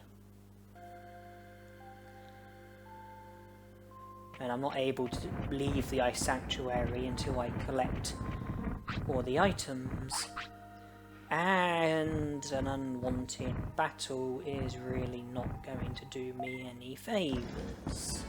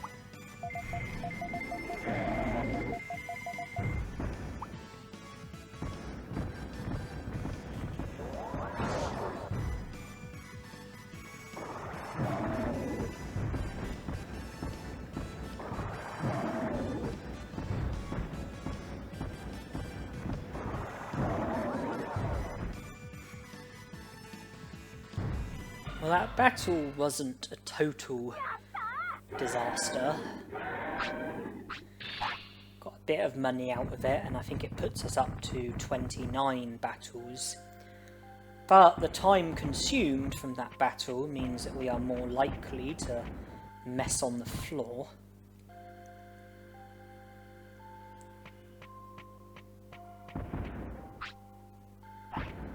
I didn't want to run away from the battle because it would have sent me back to a previous area. My happiness and discipline would have gone down. So I just thought, get the battle out of the way, just see it through. And anyway, Agumon is one of the easiest Digimon out of the opponents that you face in the Ice Sanctuary. If it had been a blue Mirrormon, then I might have been more inclined just to run away.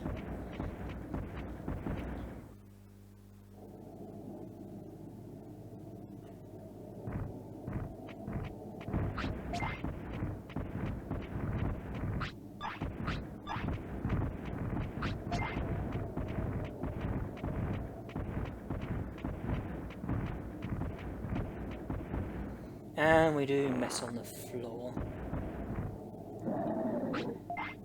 So I think it's fair to say that had it not been for that battle, then we would have made it to the toilet in time.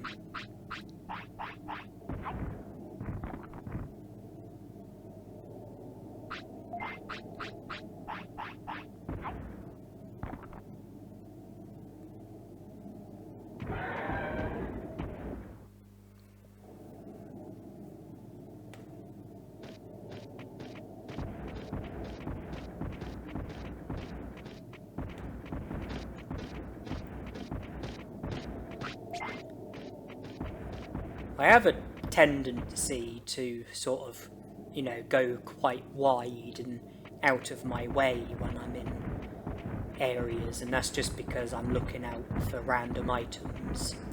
Like here in Friesland, it's Digimushrooms and ice mushrooms that I'm looking out for.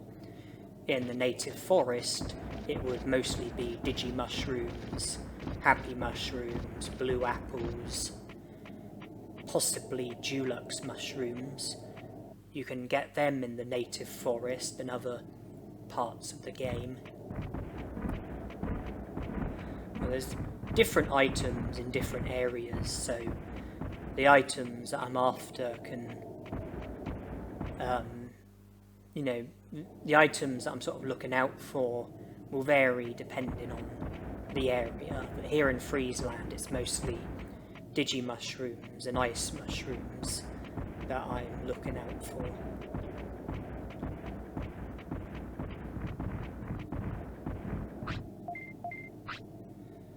So I have another Omni Floppy, which I obtained from the Ice Sanctuary, and then all of my medium recoveries that I purchased from the secret item shop.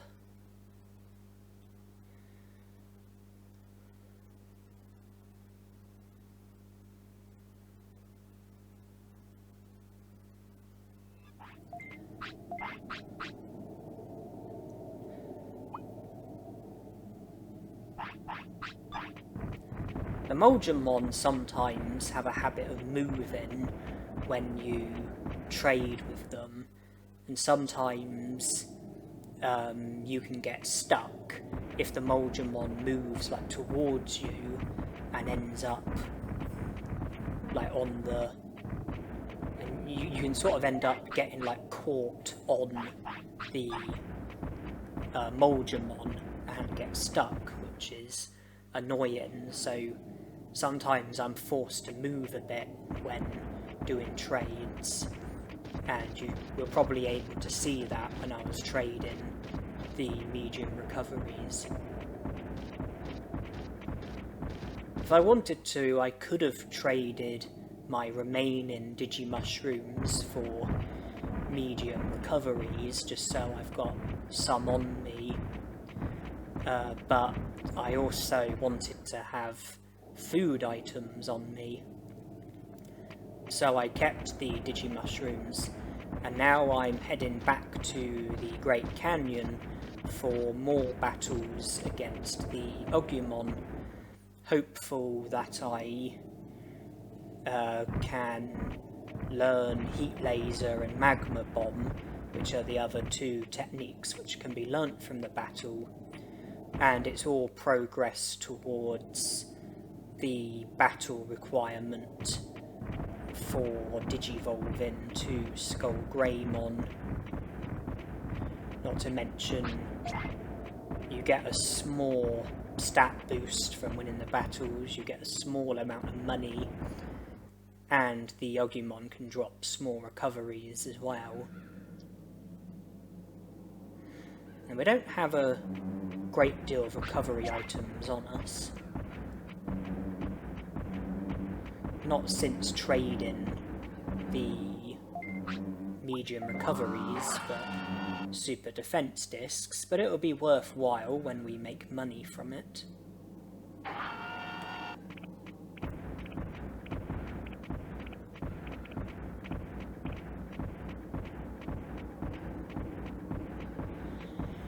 I believe we are about to enter our 30th battle, And this is what we are going to be doing for the time being.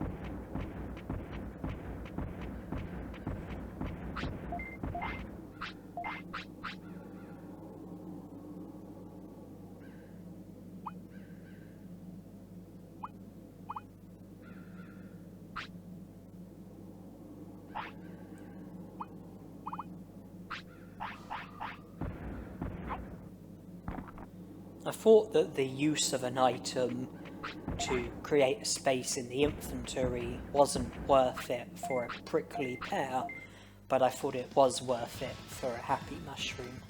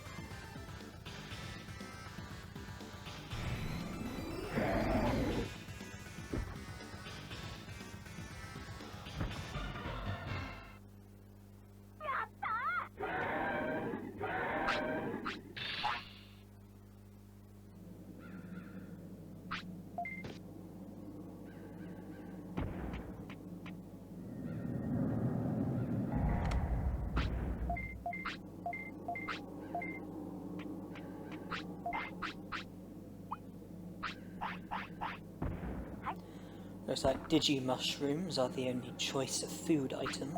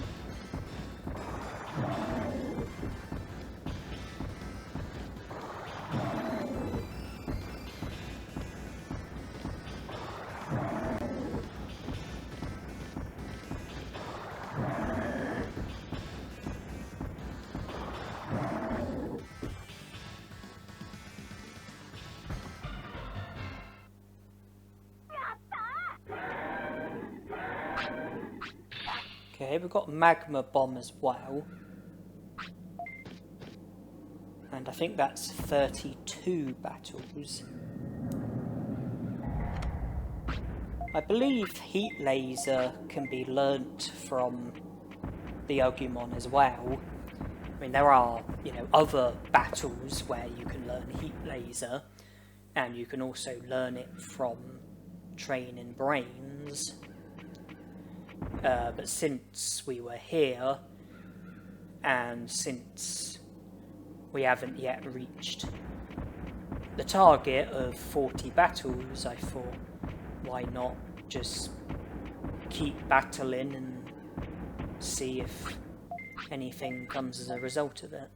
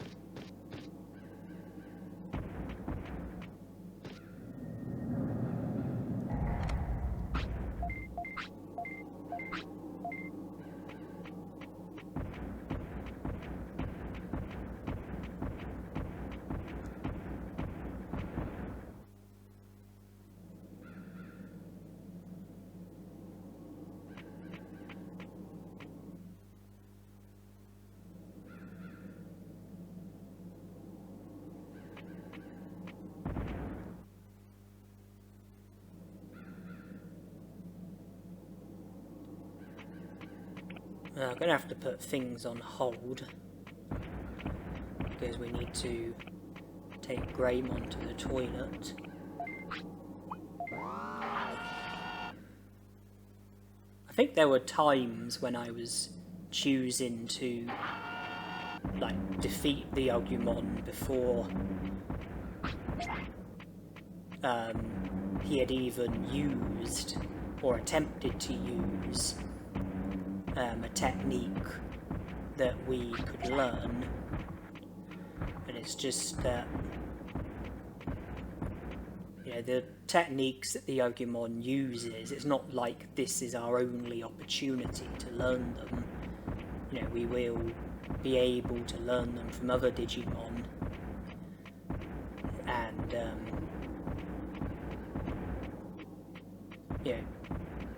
part of my intention is to make it up to 40 battles. I will get other opportunities to learn techniques that can be learnt from fighting the Agumon that we are battling.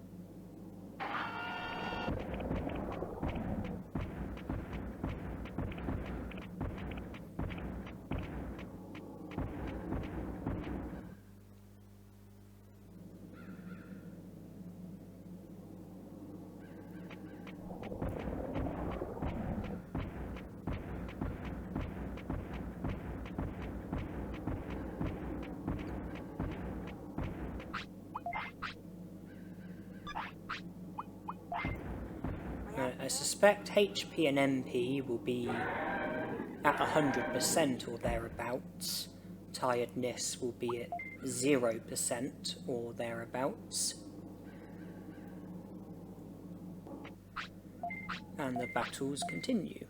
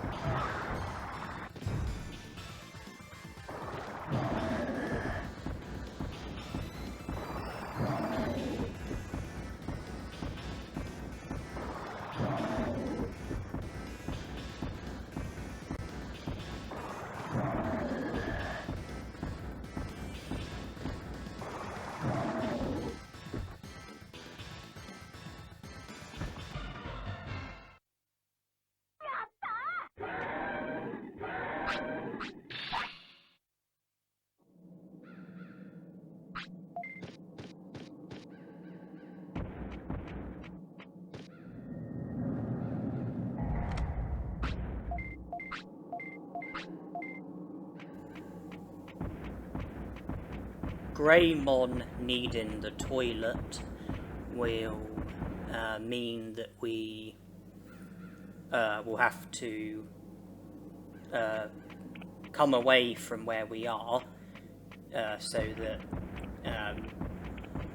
we can let Greymon use the toilet. And even though heat laser hasn't been learnt yet, I decided to finish with the Agumon because I think I'm more or less there with the 40 battles requirement, and there are other ways of learning heat laser. There are other Digimon that I can learn it from, and I would also like to learn Red Inferno while we've got Greymon as our Digimon. And I believe that both of those techniques can be learnt from the Dark Rizamons in Overdao. And there's also the Flare Rizamons in Mount Panorama, and it might be possible to learn both techniques from them, or at least learn one of the techniques.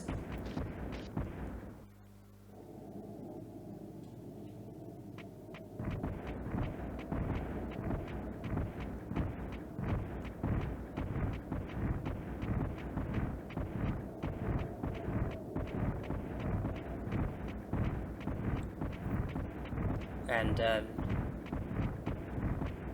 for the time being, I'm going to head back to the secret item shop in Gear Savannah and sell the items that I've got in my inventory. Not all of them, but just the ones that are there to be sold. Sell them.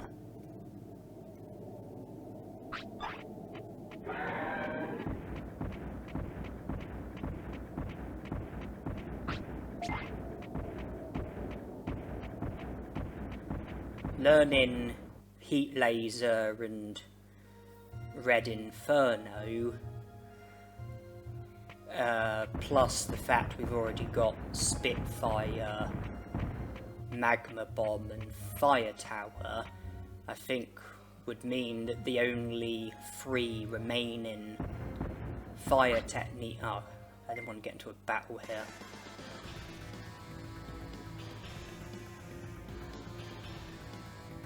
Yeah, the only 3 remaining fire techniques would be Prominence Beam, Meltdown and Infinity Burn.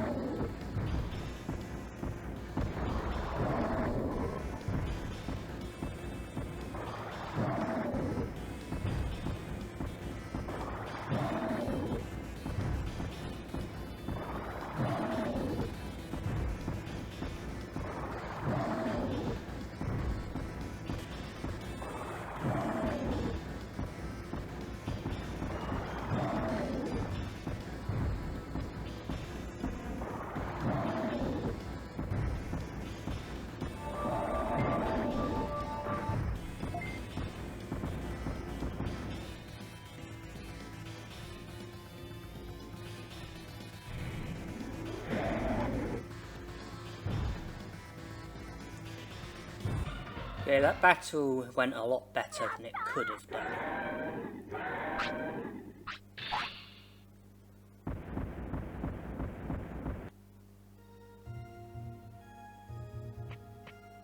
Before I let Greymon Digivolve to Skull Greymon, I would like to learn Heat Laser and Red Inferno, so that I've got 5 of the fire techniques, the other 3 being Spitfire, Magma Bomb and Fire Tower.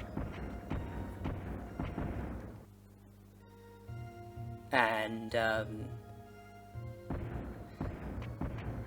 Heat Laser and Red Inferno, the aim will be to try and learn those techniques from battles. But I've got other stuff that I plan to do first, and I am going to be taking quite a lot of trips to the secret item shop in Gear Savannah, as well as the Moldramons in Friesland, and possibly the Volume Villa here at the Gecko Swamp.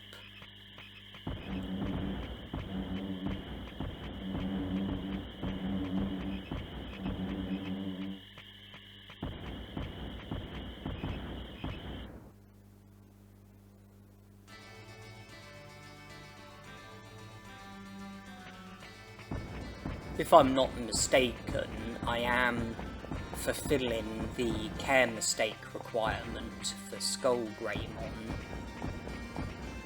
and I'm also fulfilling the bonus condition due to the number of battles that I've had. I won't be fulfilling the stats, and that just leaves the weight.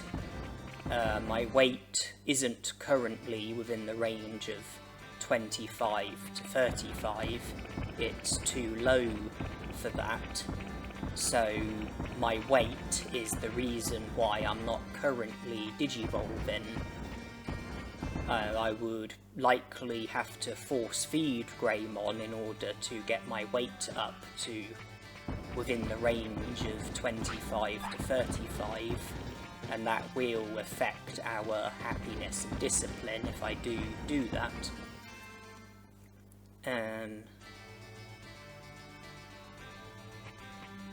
But I don't want to get my weight to within the range until I've learnt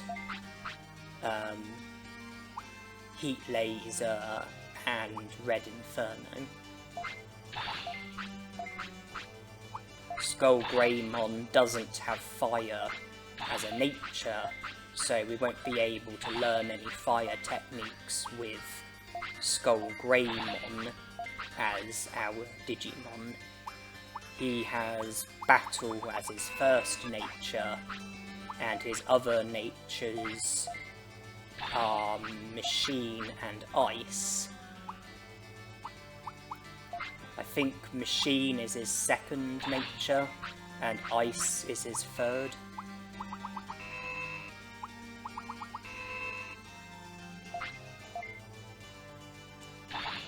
As well as getting a handful of autopilots and maxing out on medium recoveries, I also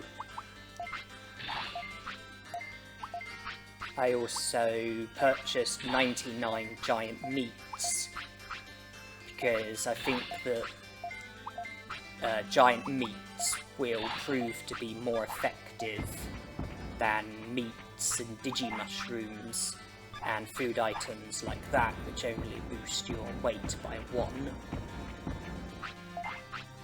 I'll certainly be able to avoid unnecessary care mistakes with 99 giant meats on me.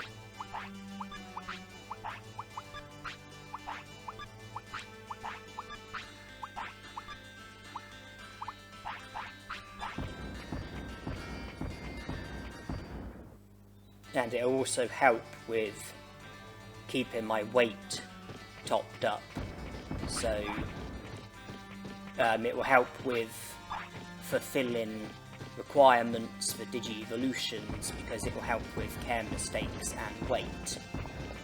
I do also plan on doing fishing at the Dragon Eye Lake, not the one where you can encounter Machinedramon, but the other one, and that will probably eat up some of my giant meats, because I need baits to go fishing,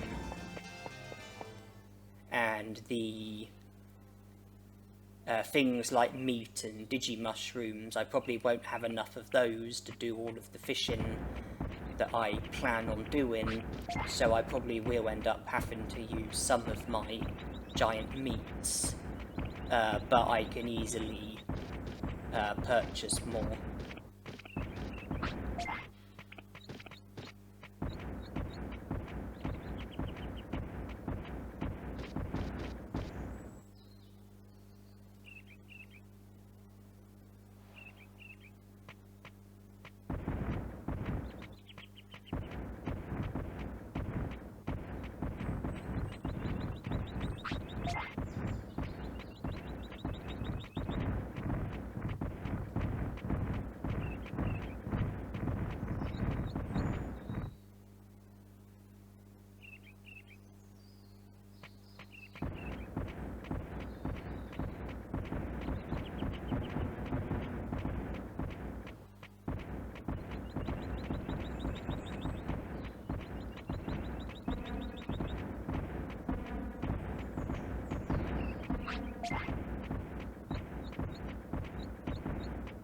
The reason why I'm keen to go fishing is because with meats or Digimushrooms or giant meats, I can catch Digi-anchovies, and with meat or giant meats I can catch black trouts. Black trouts can be traded for restores with the Moldramons in Friesland. Digi-anchovies can be traded for one of the super discs. I think it's either super attack discs or super speed discs. I know it's definitely not super defense discs, because they are what you get for trading medium HPs. So it's either super attack discs or super speed discs. Both of them and restores sell for 2,000 bits.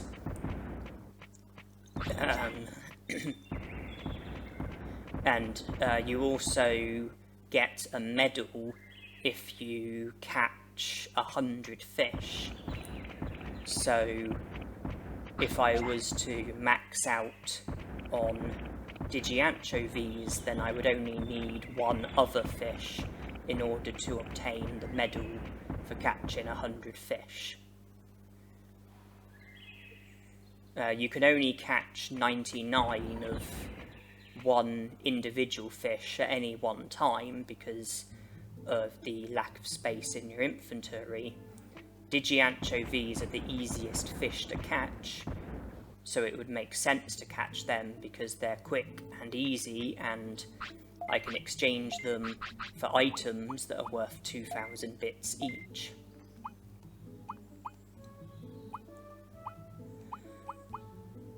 And if I catch 99 Digianchovies, then I would only need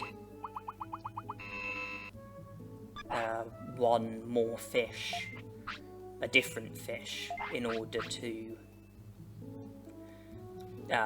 earn the medal for catching 100 fish.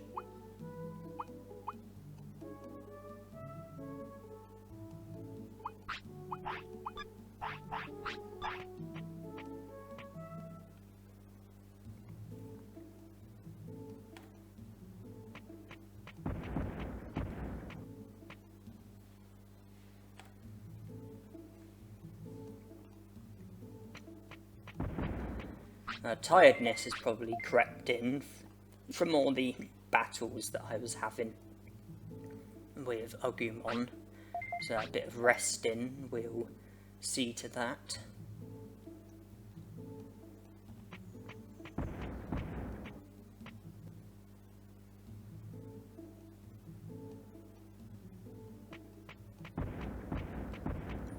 And it seems Greymon wants to sleep already.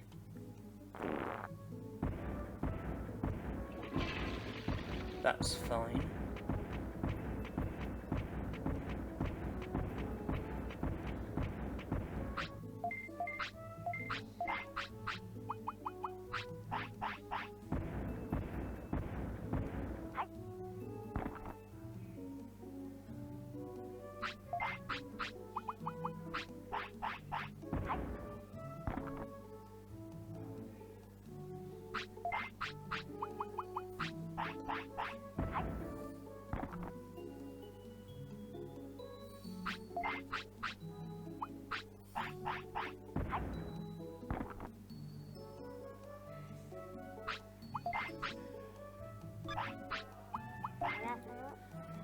Well, our weight, being just 6, is currently 19 adrift of the minimum amount that it would have to be in order for us to be able to digivolve to Skull Greymon, and from sleeping, our weight has probably gone down even more.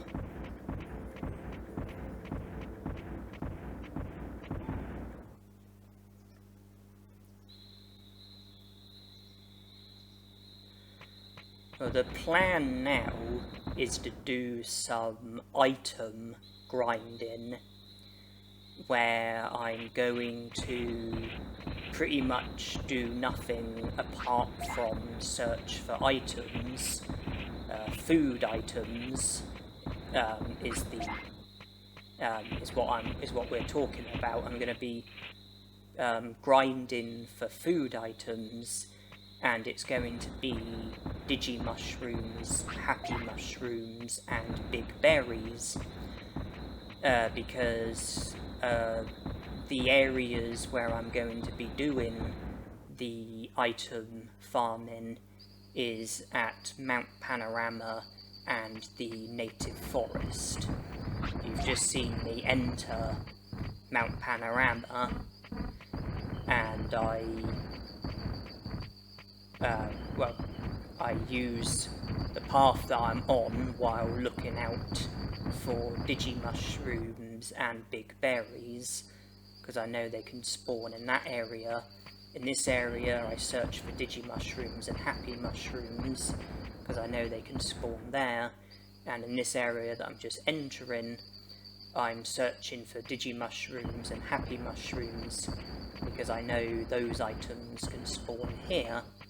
Now I'm doing the reverse journey, where I'm going to be going back through the places that I just used, and I'm going to be searching for the same items while I pass through each area.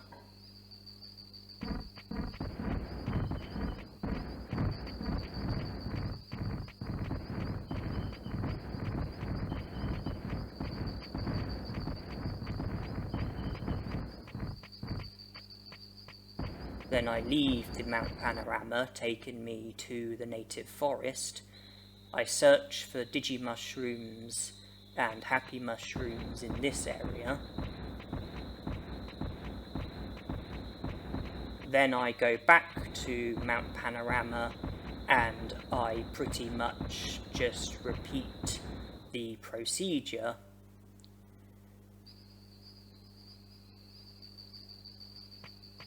So I'm going to be doing the same journey over and over again, searching for the specific food items that I mentioned.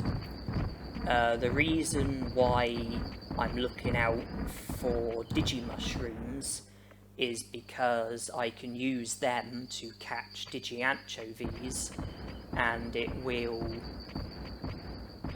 save me from having to use too many giant meats. They also, the Digimushrooms are also food items that I can give to my Digimon, and they are items that can be traded with Moldramon in Friesland for medium recoveries.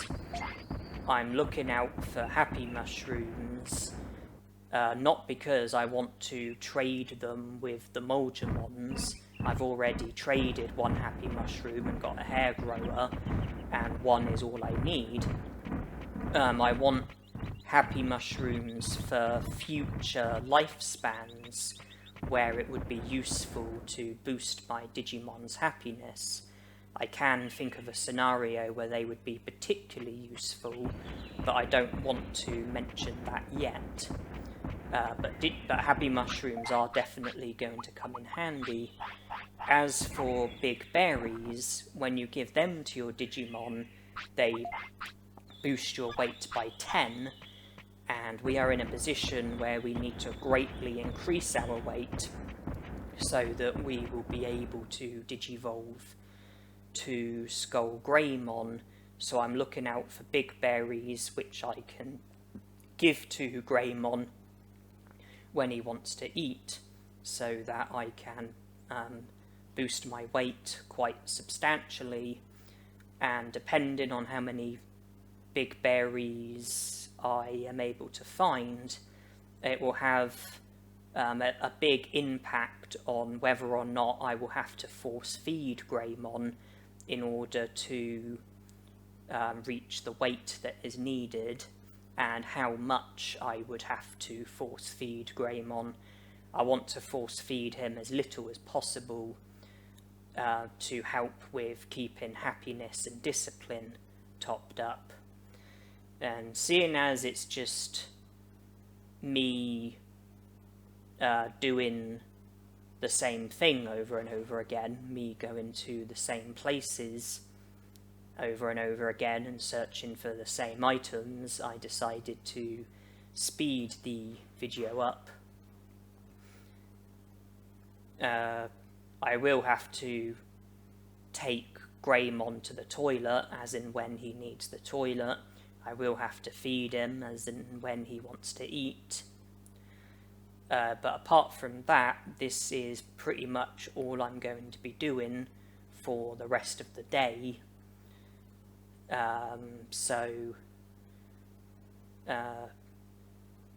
For this particular day, Greymon, pretty much all of Greymon's active hours are spent searching for items.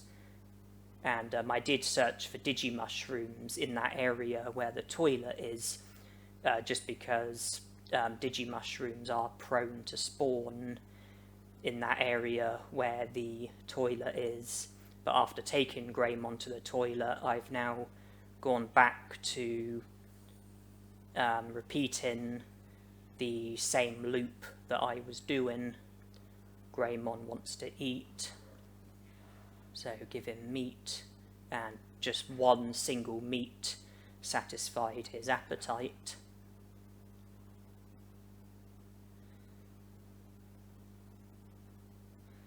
I'm thinking a minimum of 2 big berries would be needed. I think 3 would definitely be enough. I think 2 would help a lot, but wouldn't necessarily be enough on their own. A single big berry would help. Oh, there's one there, so we've got one already. A single big berry would help, but we would still need to do a fair bit of force feeding. No big berries wouldn't help at all, but we're not going to finish without any big berries because we've already obtained 1. So we can boost our weight by 10.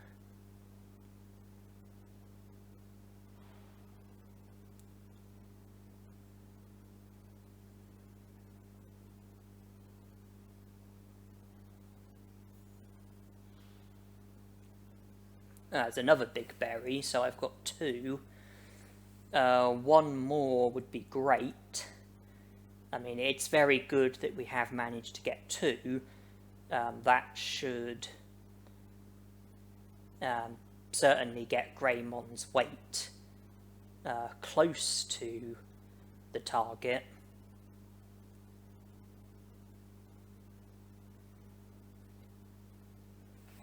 It would be great if I am able to find 1 more, though.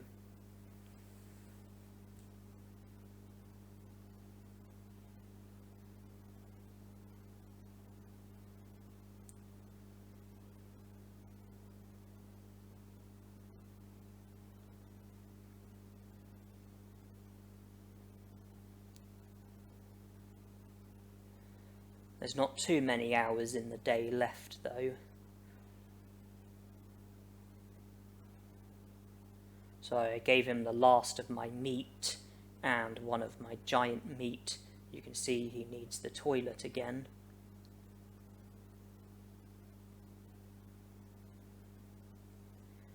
And we haven't got time to do much more of this item grinding.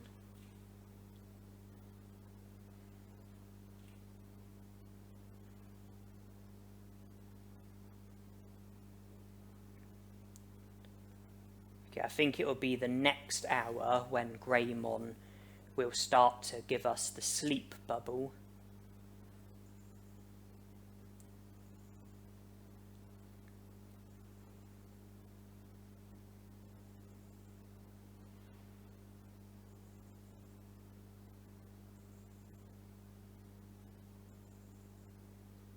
There it is.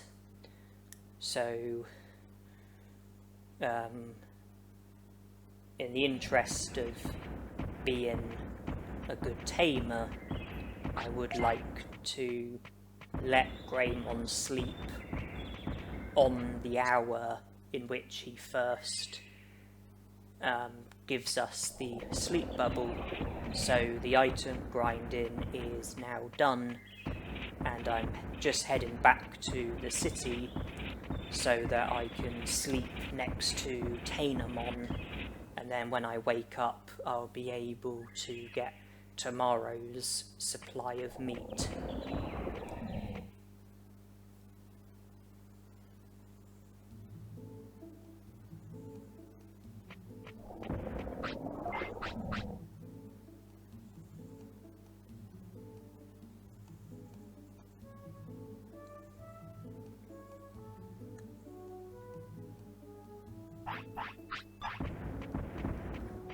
I don't want to get Greymon's weight up to the range of 25 to 35 just yet, because I haven't learnt the techniques yet.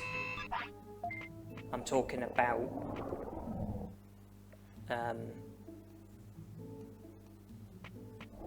Heat Laser and Red Inferno.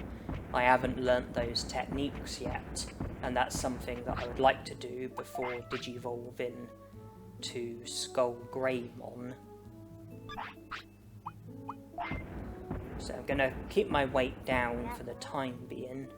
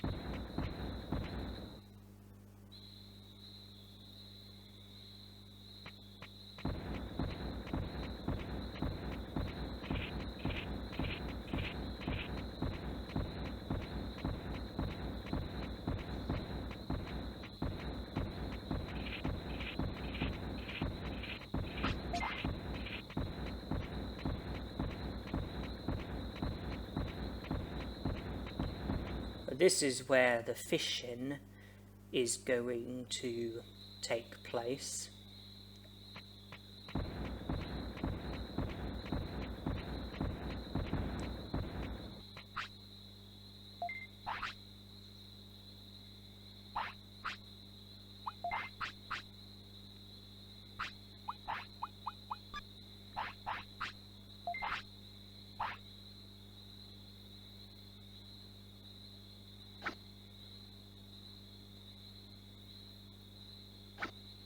I will begin with the single black trout.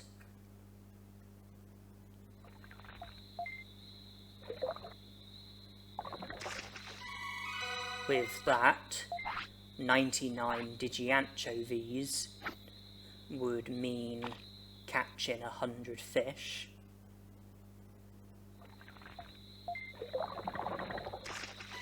There's my first Digianchovy. Here I'm using my last meat.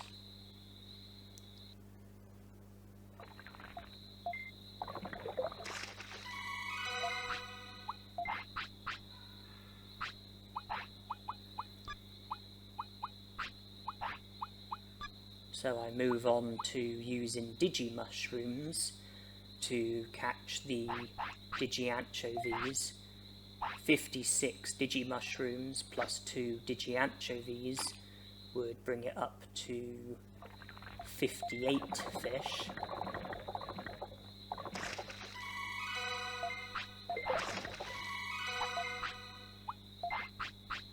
And that's where we are up to. And now we use giant meat for the rest of the fishing, and we need 40 more Digianchovies to make it up to 99. And that's where we are now up to. I have my first medal, and it's the medal for catching 100 fish. I have 99 Digianchovies plus 1 black trout. And it would make sense to trade those fish with the Mulgimons in Friesland so that I can make a nice profit from it.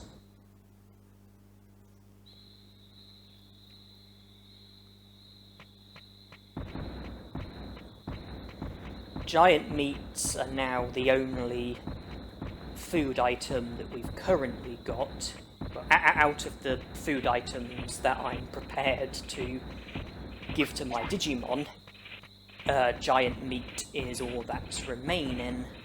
So that's all I can give to Greymon at the moment, but I am continuing to look out for Digimushrooms plus other food items, and I will continue to be given meat by Tainomon, and for as long as the secret item shop is available, I can continue to buy giant meat. Of course, the secret item shop is only available for the first 15 days of the year. It's not there between days 16 to 30, so being able to use the item shop is something that can only be done between days 1 to 15, and I do need to make the most of when it is available, because I'll have to make do without it being available for the second half of every year.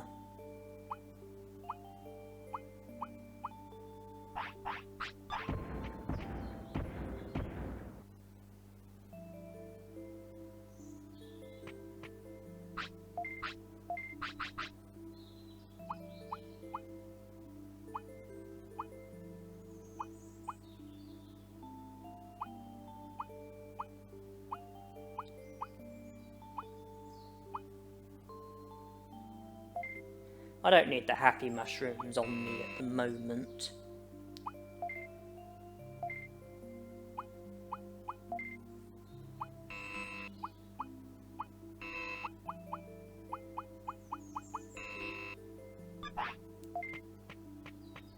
I'm playing it risky and not having a bandage or medicine on me.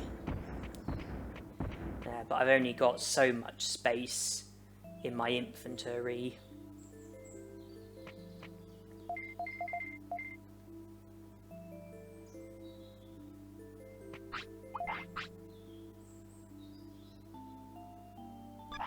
And if I'm going to go to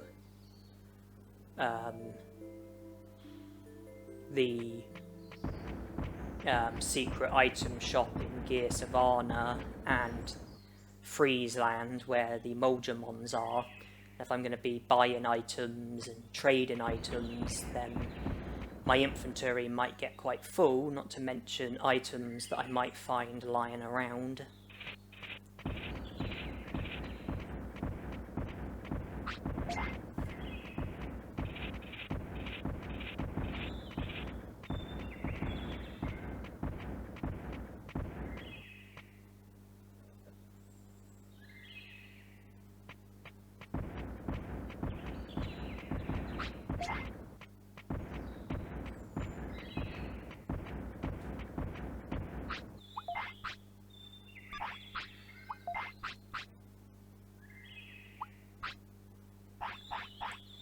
Going to reserve the big berries for now.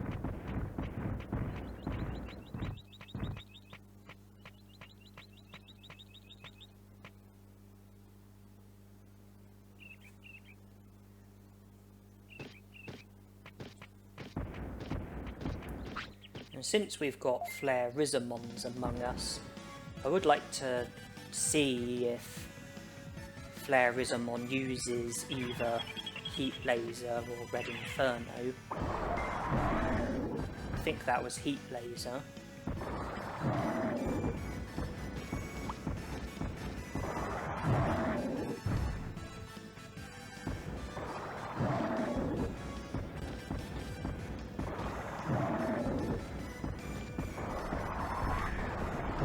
That was definitely Heat Laser.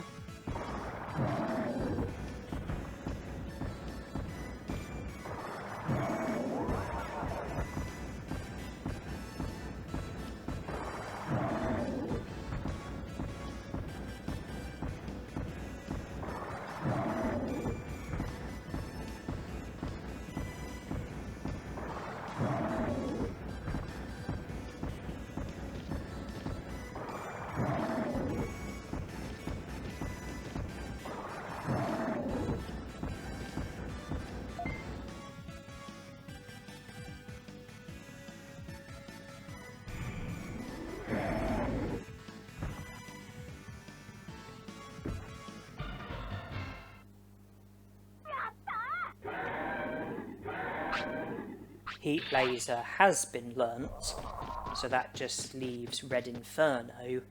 The Flare-Rizamon used Spitfire, Heat Laser and Magma Bomb. That's 3 techniques. Sometimes Digimon have as many as 4 techniques, so it might be worth seeing if a 4th technique gets used, because it could be Red Inferno.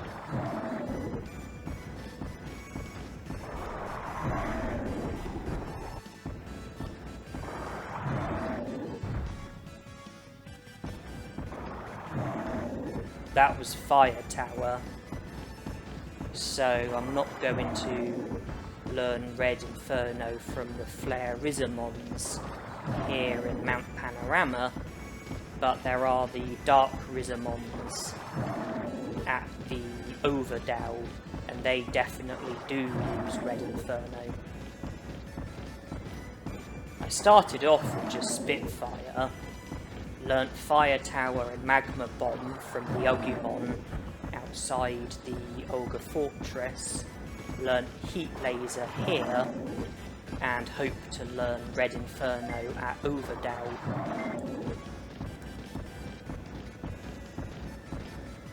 And then that would leave Prominence Beam, Meltdown and Infinity Burn.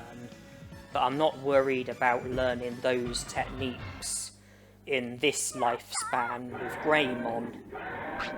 I plan to learn those techniques later on.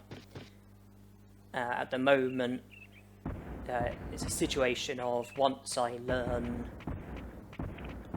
Red Inferno, I won't aim to learn any more techniques with Greymon as my Digimon.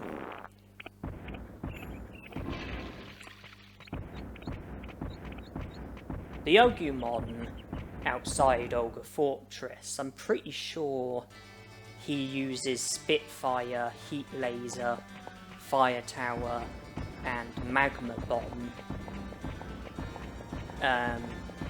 But I'm not sure if I recall Heat Laser getting used when I was battling him, or at least I don't recall it getting used often.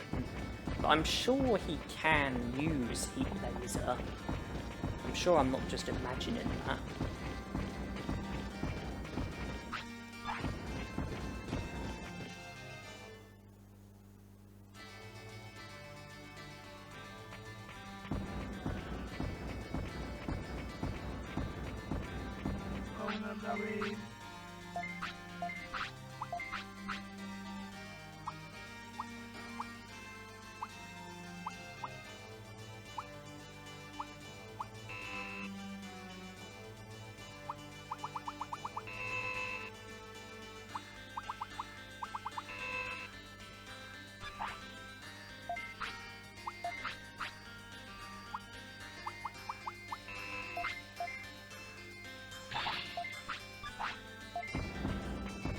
And it's always worth checking what individual cards there are, because I am working towards trying to get every Digimon card plus as many merit points as possible.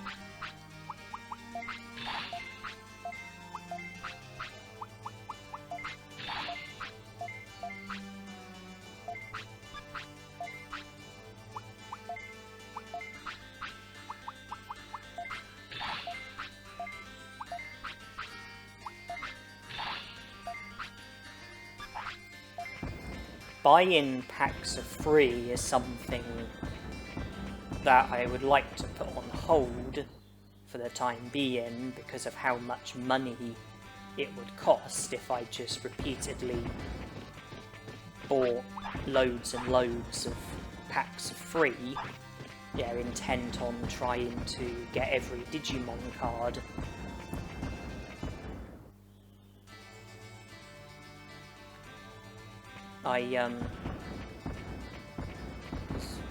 As well as working towards Digimon cards, I'm also working towards trying to get maximum money, and I think it would make more sense to max out my money first and get the medal for it, and then spend money buying loads and loads of Digimon cards instead of like getting some money and then spending it on Digimon cards, and then spending more money and then spending it on Digimon cards and then getting more money, and just in a position where my amount of money doesn't get anywhere near the maximum amount, because every time I get some I'm just spending it on Digimon cards.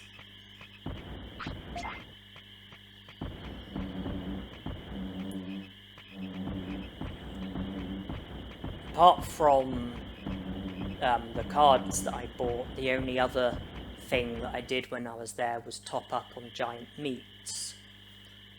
There weren't any other items that were of interest to me at that current moment in time.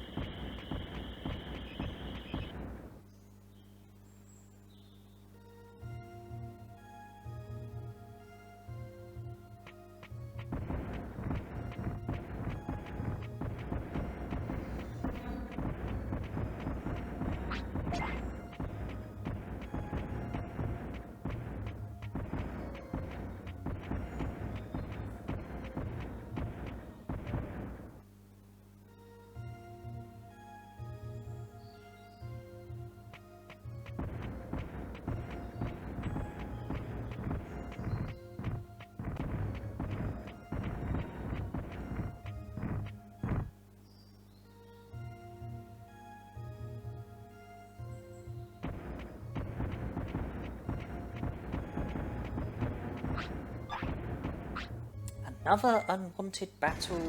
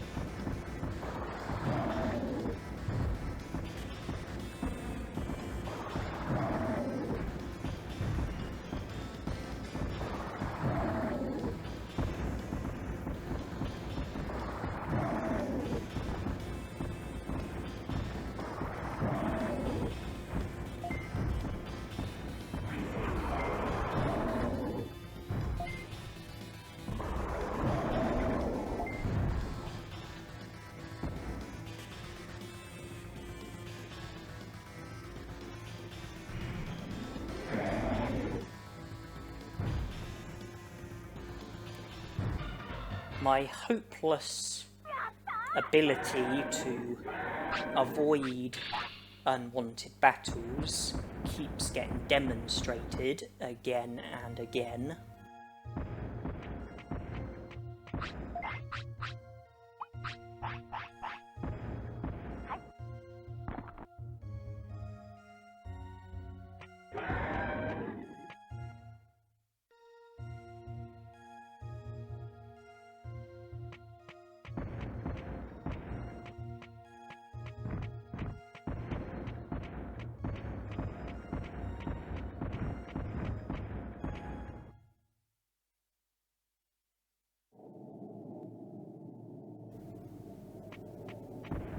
Ooh, ice mushroom. That will come in handy.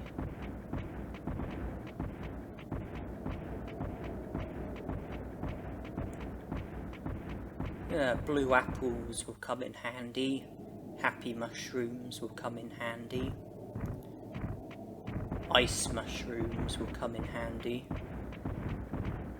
Vitamin C would come in handy, but that item only spawns at the Dino region, I believe, and the Dino region is off limits to us in this challenge, because in order to be able to enter the Dino region, you have to make it past the Amida forest first, which results in you recruiting Centaurimon.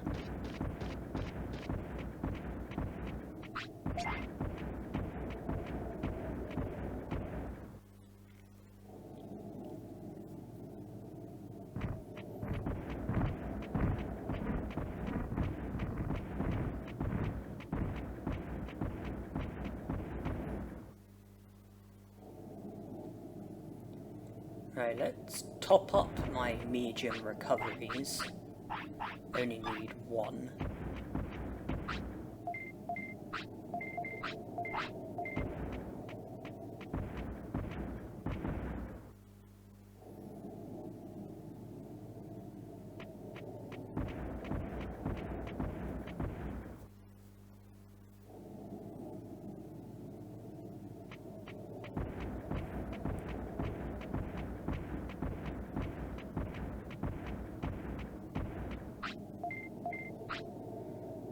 My lonesome black trout is to become Moldramon food.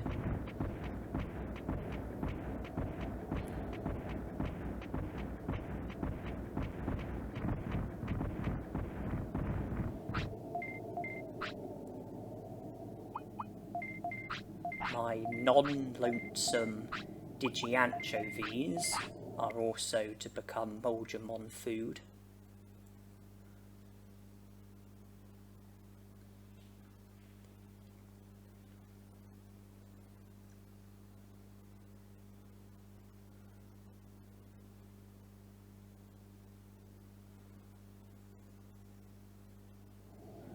Okay, with them traded, we now trade medium recoveries.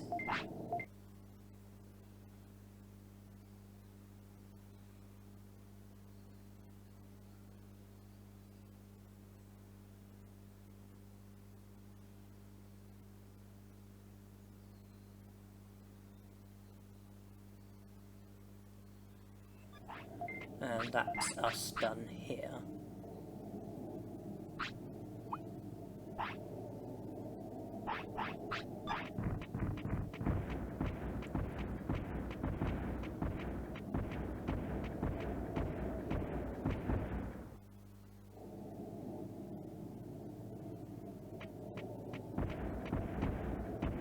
And I am a little cautious of the idea of me getting into unwanted battles.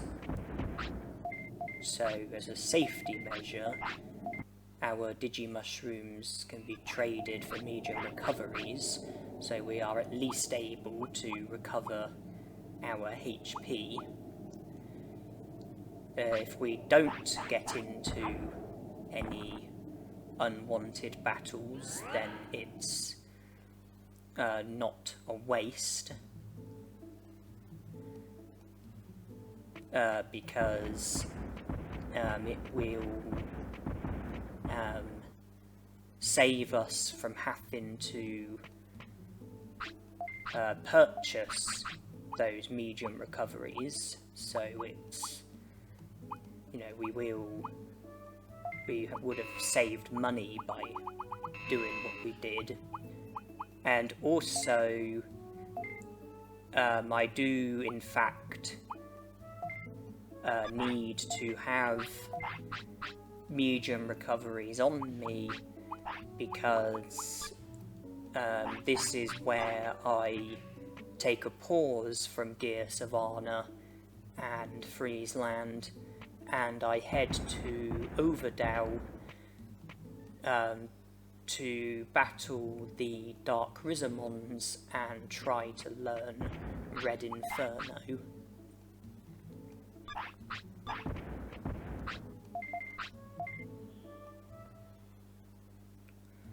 And there are Dark Rizamons available at Overdale, regardless of whether it's day or night, so I don't have to go there at a fixed time. And all of the Dark Rizamons use Red Inferno, as well as, I think it's Magma Bomb, Ice Needle and Heat Laser.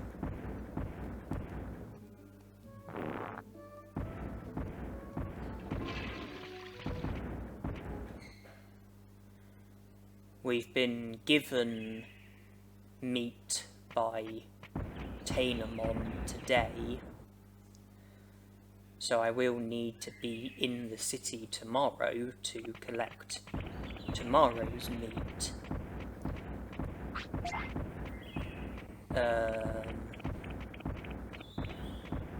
And I think it's over 24 hours until Greymon will want to sleep tomorrow, so that should be ample time to learn Red Inferno. Greymon will end up wanting to sleep today. If I haven't learnt Red Inferno by then I can sleep and save, and then I have pretty much all of Greymon's active hours tomorrow. And if I was to be extremely unlucky and not learn Red Inferno, then all I have to do is reload and try again.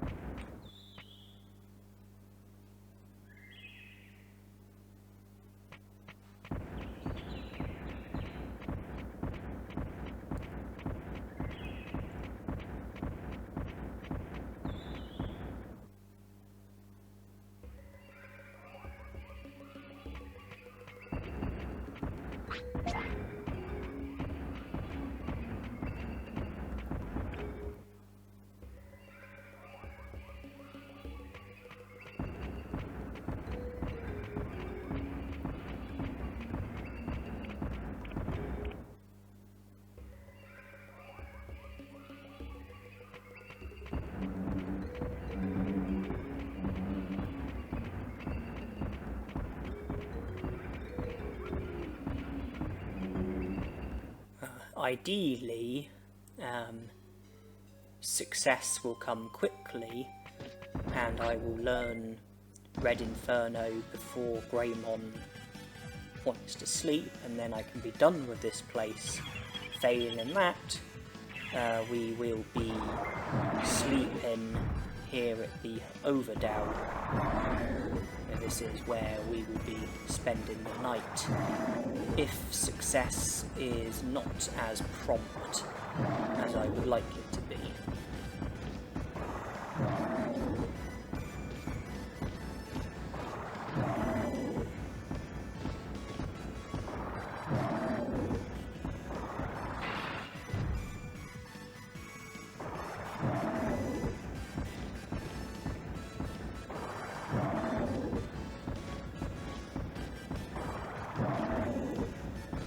don't want to use my finish and defeat him until Red Inferno gets used.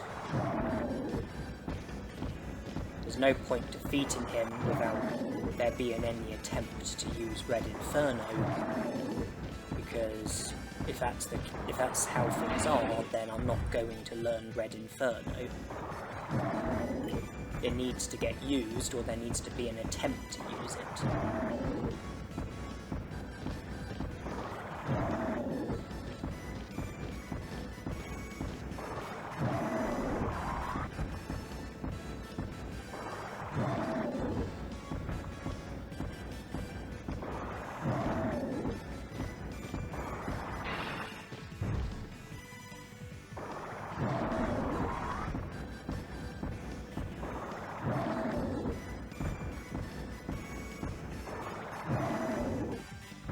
Well, unless there was an attempt to use Red Inferno without me realising, there's zero chance of us learning Red Inferno from that battle. Either way, we didn't learn it.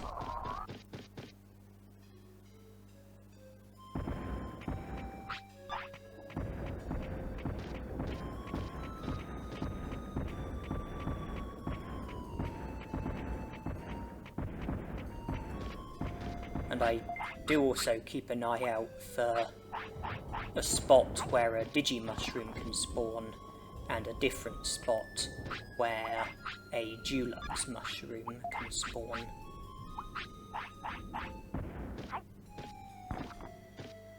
I don't have space in my inventory for a Dulux mushroom, but it might be worth discarding something to make room for it.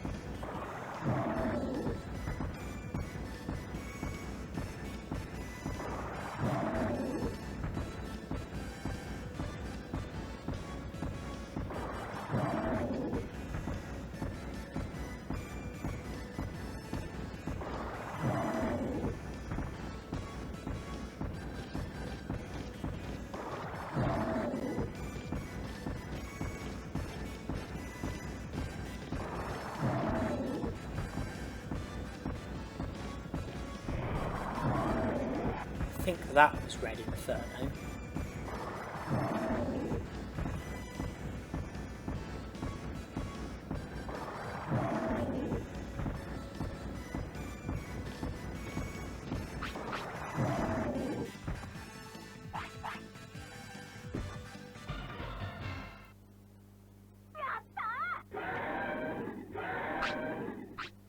Nothing learnt though.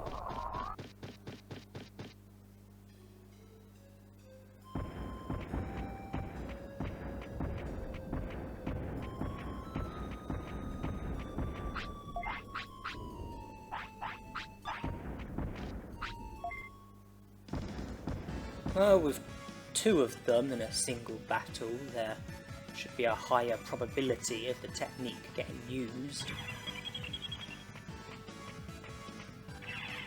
I think that was it straight away.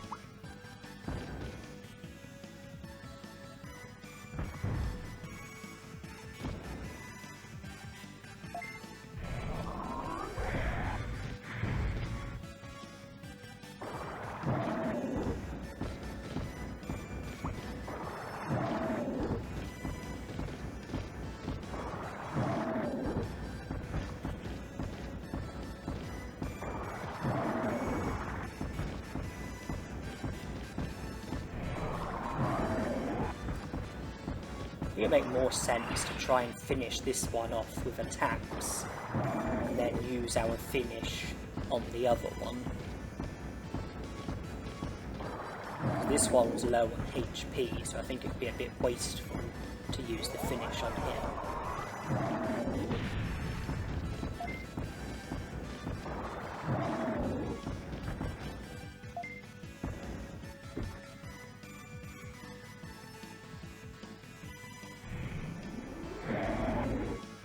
I was helped by the fact that Heat Laser struck one of the enemy Dark Rizamons a couple of times,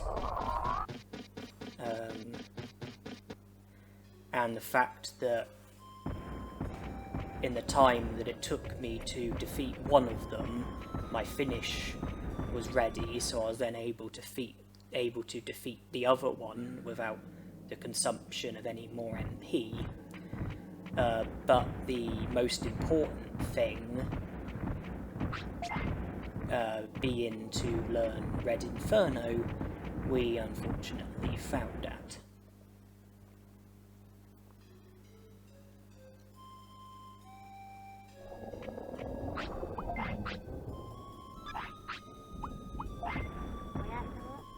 Well, MP is very low. HP wasn't full either, so it seemed like a good time to sleep, and I obviously saved as well. And I've reloaded, so it's no longer Dark Rizamons there, but there are still Dark Rizamons down here.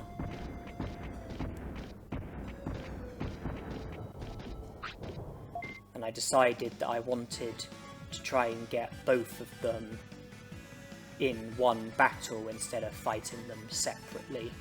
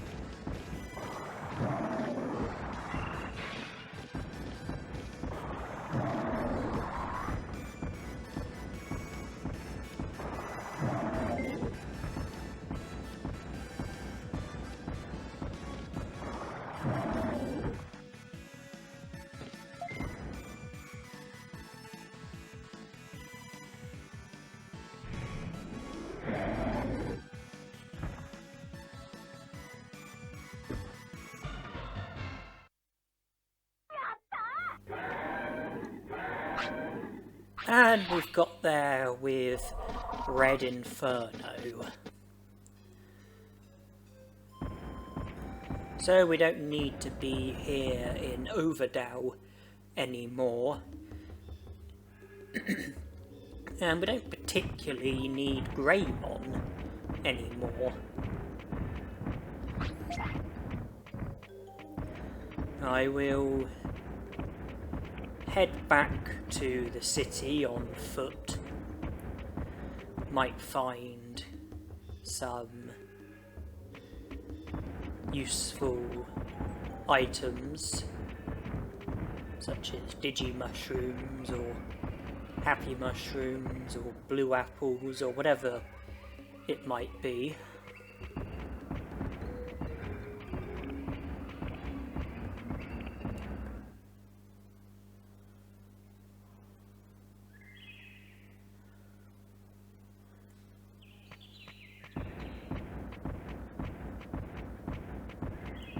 Having learnt Red Inferno, I will now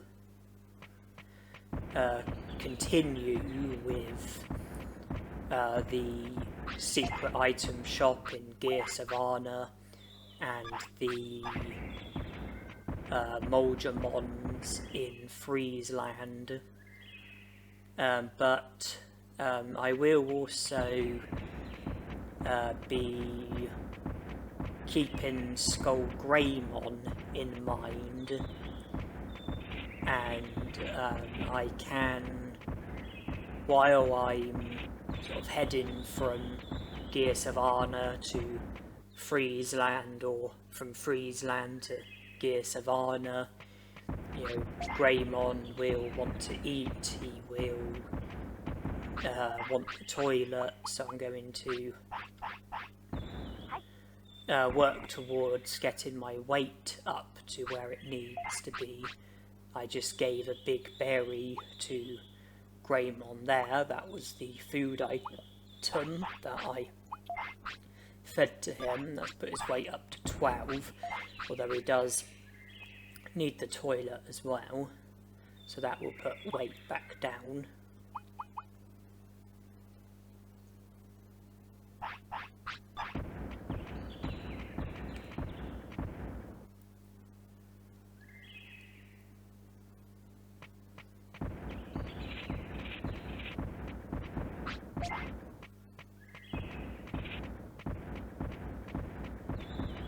I want Greymon to go to the toilet as little as possible, as infrequently as possible, because when your Digimon uses the toilet, their weight goes down.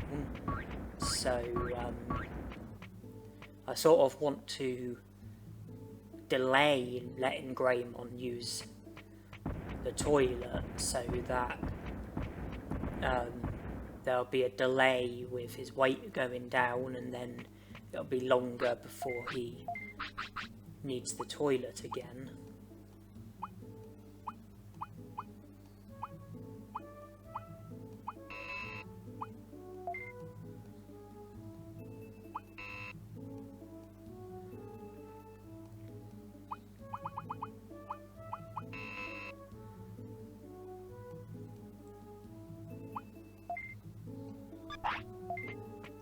We've got a couple of spaces in our infantry for any items that we might find lying around.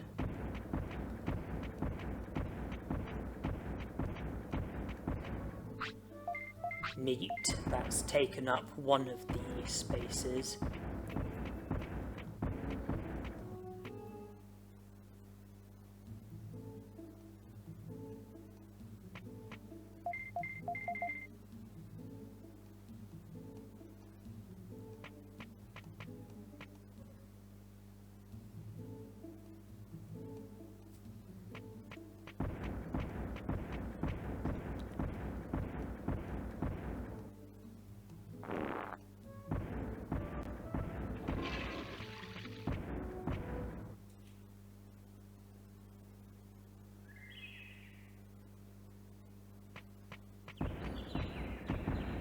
Next destination will be the secret item shop. Greymon's appetite will kick in at some point. When that happens, we can give him the other big berry that's in our infantry, and then we'll be in a position where we should be able to get his weight up to the necessary amount without needing to force feed him too much.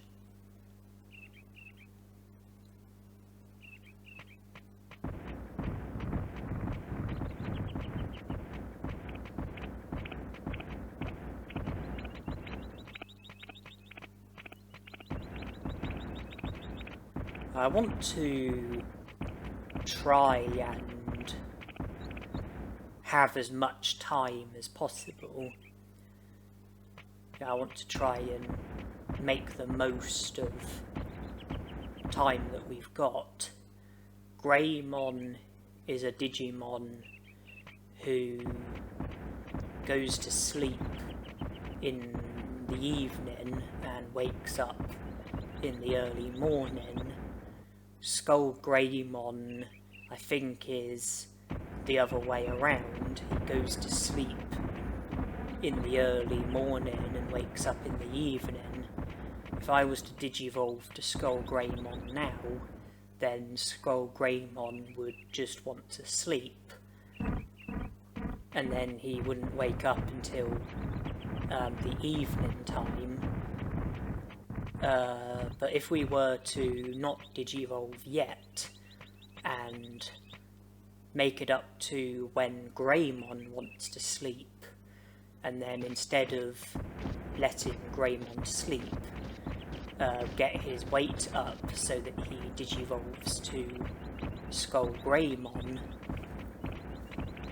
that way we would be doing stuff during Greymon's active hours, and then instead of letting Greymon sleep, we would digivolve to Skull Greymon, and then Skull Greymon would be active for the hours that Greymon would have slept at. And by doing things that way, we would just have more time, more in-game time to make progress with getting money, getting Digimon cards, stuff like that.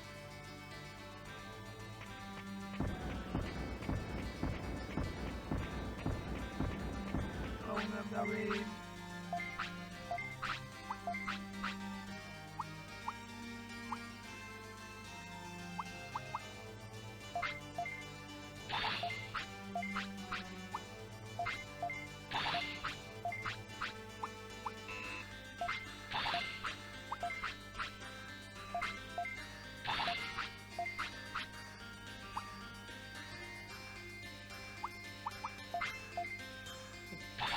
99 high-speed discs, they can be traded for 99 medicines,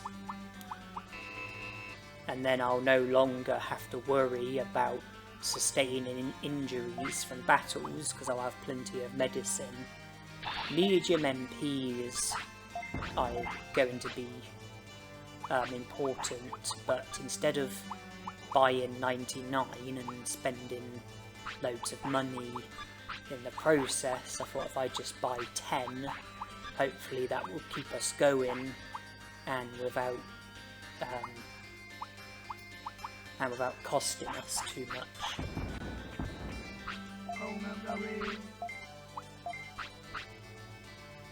So there's 2 cards I haven't had before. The others, well, the 2 cards that I hadn't had before were both worth 30 points, and then the cards that I have had before are all worth 10 points. I think it's worth buying individual cards that are worth 10 points, or 30 points, or 100 points, but not 5 points or 1 point.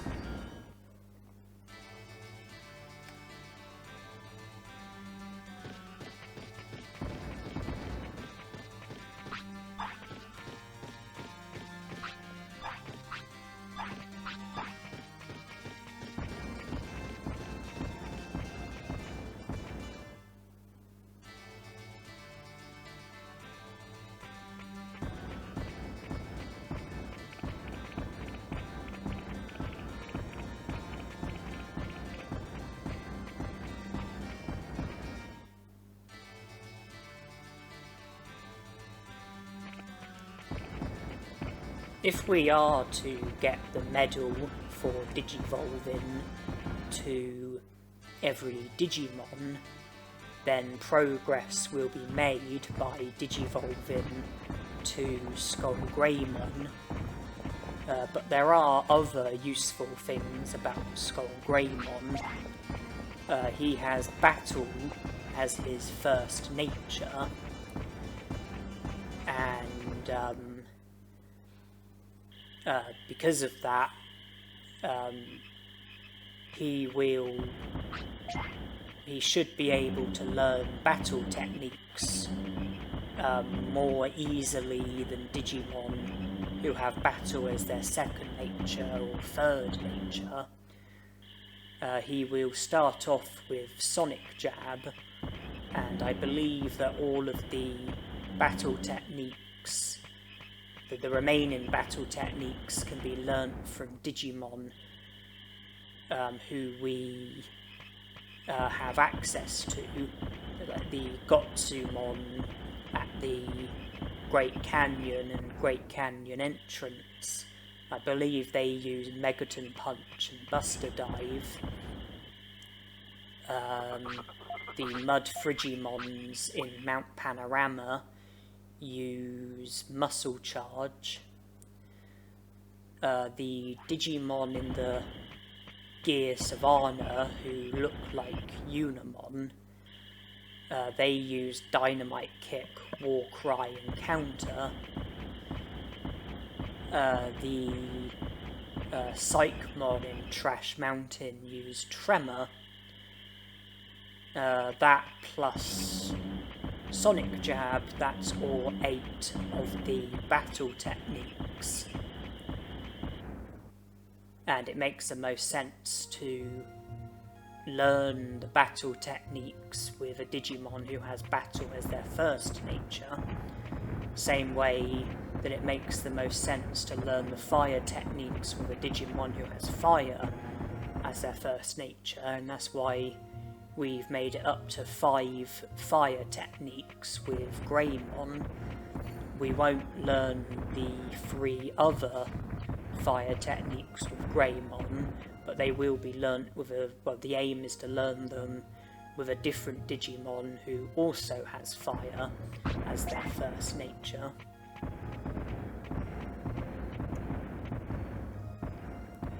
And being a virus type, Skull Greymon can enter Greylord's mansion, and even though we won't be able to do the whole of Greylord's mansion and recruit Skull Greymon, because that would be against the rules, and you also need to have recruited Xiaomon, so it can't physically be done, but we can at least do initial parts of Greylord's mansion. And I am about to do something that might surprise you.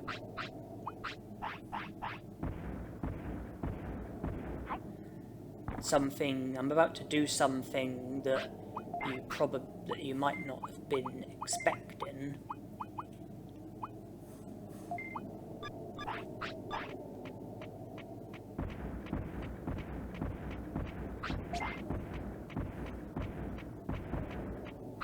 I'm going to battle the Garulamon, because defeating him once doesn't result in him joining the city. Beating him twice does, but we're not going to beat him twice. Instead, we're just going to try and beat him once, and in doing so, he will drop a HP chip. So I'm hoping to defeat Garulamon so that I can get a HP chip out of it. And I was hoping that Magma Bomb might serve us better than Spitfire, but it's not looking too good at the moment.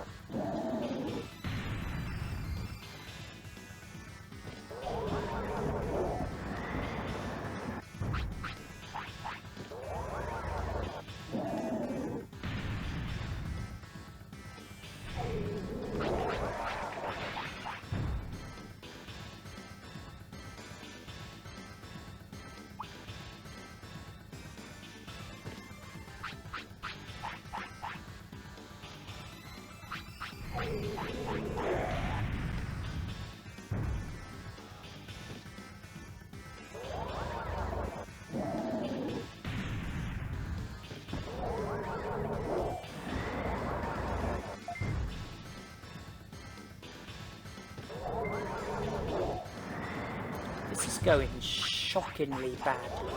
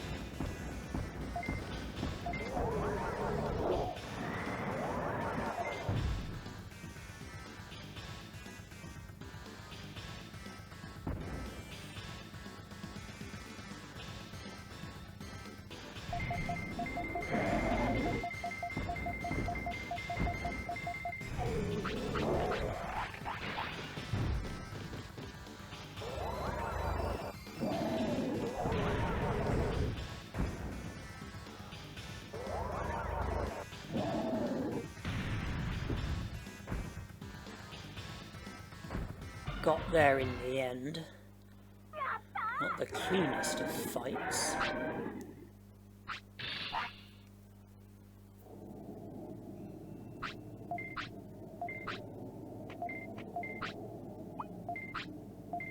What part of no thanks doesn't Garurumon understand?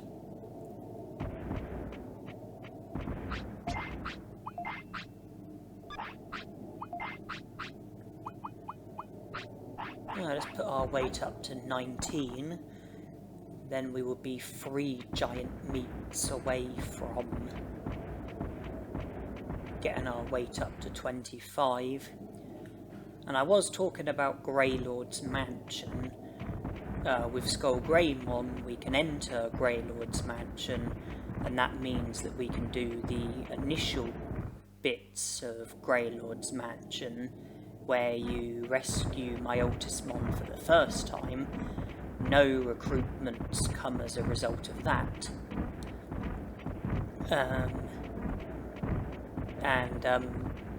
The reason why I think it would be a good idea to go to Greylord's Mansion is because there are a lot of items there. I know there's 2 brain chips and an MP chip. Those are the items that I think are most valuable. But there are others as well. There's a sirloin, an omni disc. I think there's a restore, a couple of medicines, a couple of autopilots. I think there's a large MP, protective floppy, defense disc. Possibly some others that I'm overlooking. And we did use some medium recoveries when battling Garurumon, so by using our Digimushrooms we can try and get some medium recoveries back, and that's what I did.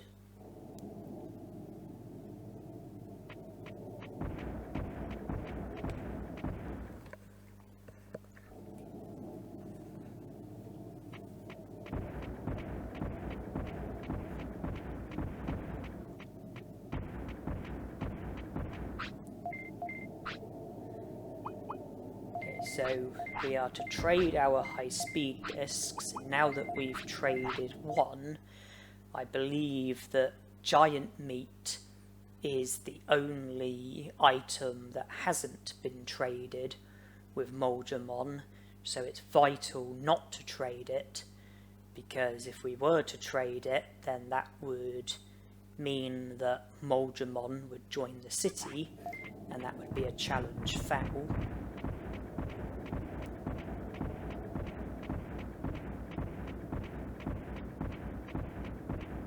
And it looks like talking to one Moldramon caused a different Moldramon to move around.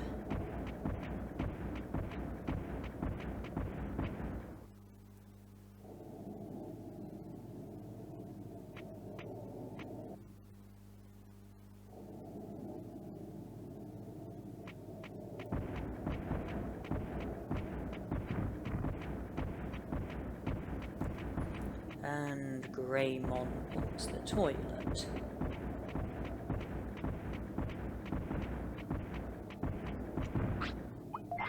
Well, Moldramon is back in place, but I don't want Greymon to mess on the floor, so I guess I'll go to the toilet and then come back to Moldramon. Oh, another ice mushroom.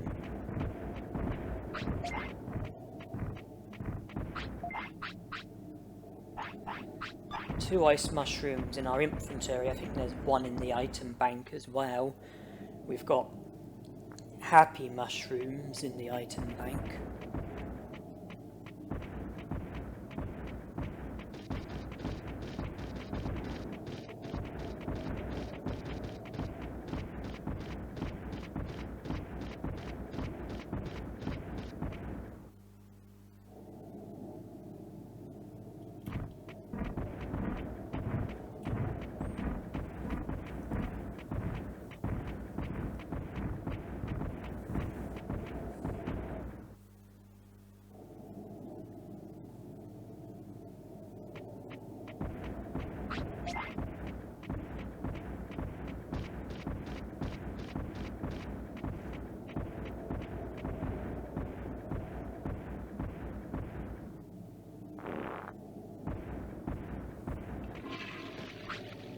And that's annoying.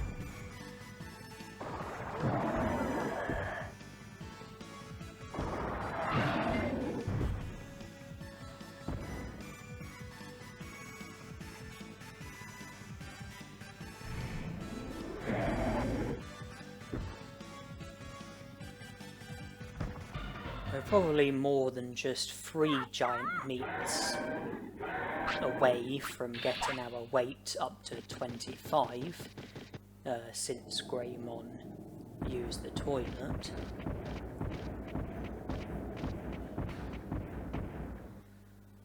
Well, if Greymon's appetite kicks in before the day ends, then we can give him 1 giant meat for free, because we can, give him a giant meat with him wanting to eat, so we won't be force-feeding him.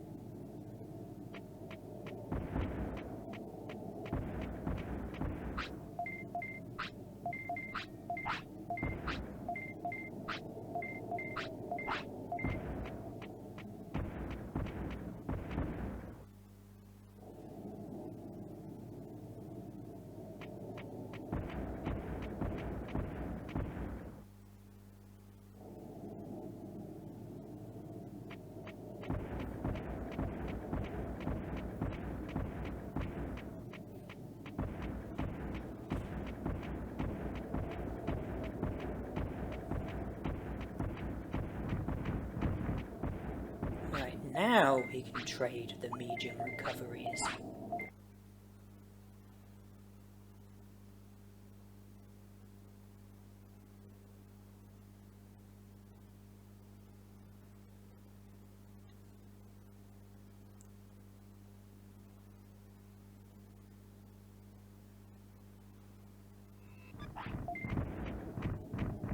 Okay, Greymon wants to sleep. And that's the only command that he's given at the moment.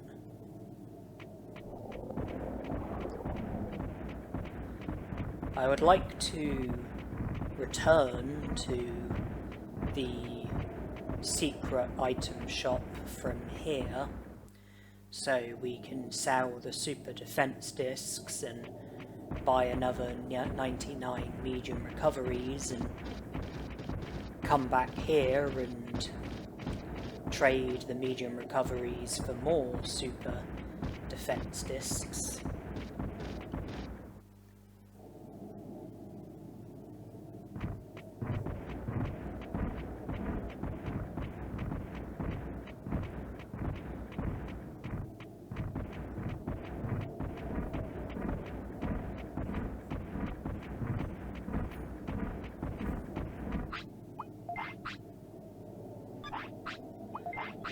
Weight is 16. He currently wants to eat. I put his weight up to 18. This will put it up to 20, so 3 more giant meats will be needed. Hope you didn't get too attached to Greymon, because we're about to kiss goodbye to him. This will be the last giant meat. It'll put his weight up to 26. And with the weight requirement being fulfilled, along with the care mistake requirement and a bonus condition, we are now Digivolving, and it can only be Skull Greymon.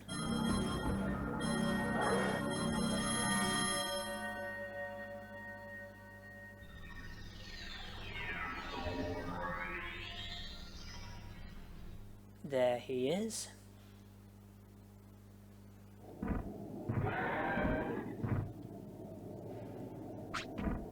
Tamer level went up, stats went up, HP and MP are 3,500, speed and brains are 300, attack and defense are 400.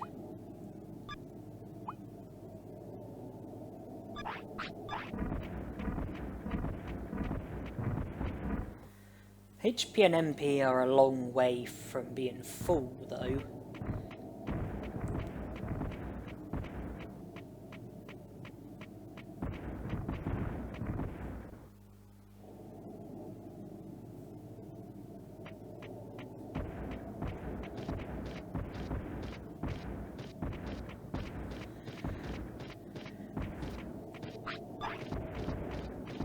If I was to get into battles with the HP that I've currently got, then I'd be playing it very risky.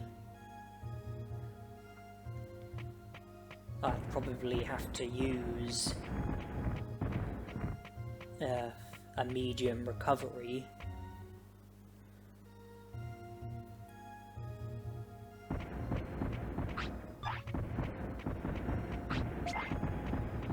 As if I was to, you know, battle without sleeping or resting beforehand.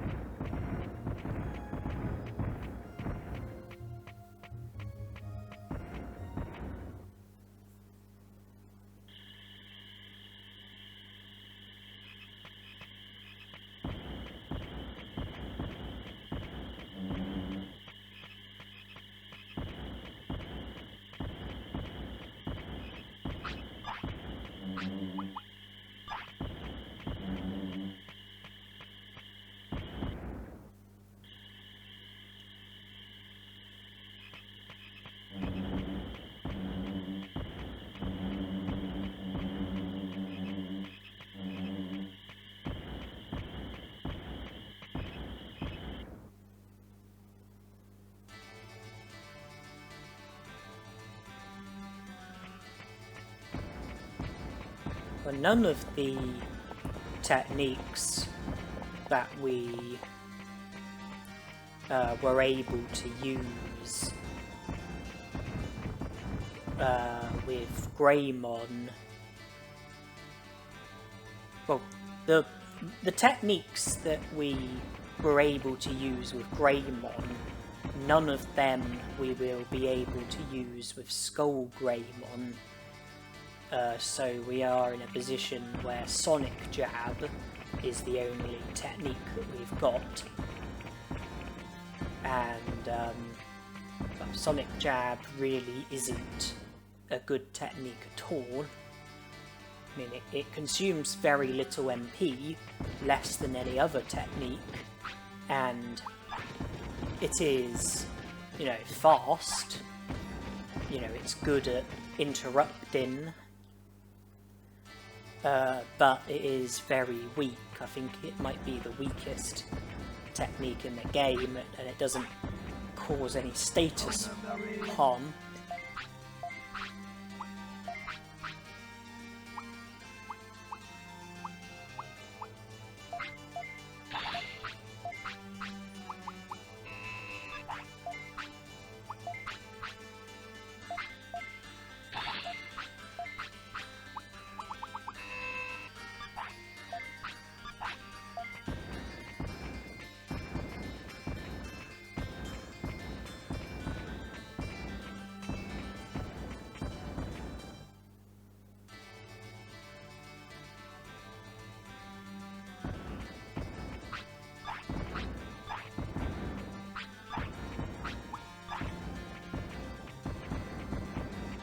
Well, no prize for guessing where we're going to go from here.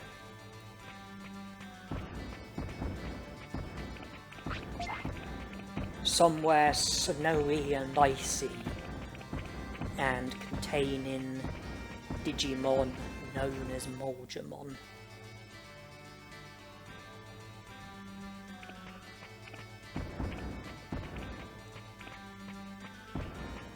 Well, we might only have Sonic Jab, but the Gotsumons in the Great Canyon and Great Canyon entrance are weak Digimon who are easy to defeat, and we can get Megaton Punch and Buster Dive from them, and we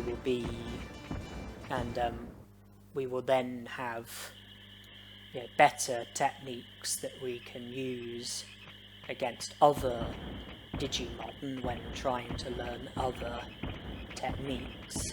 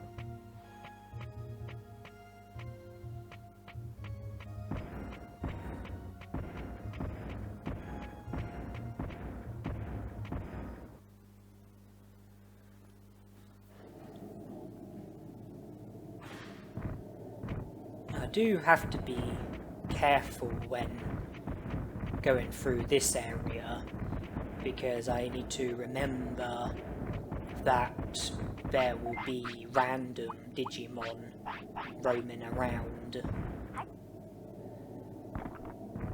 unless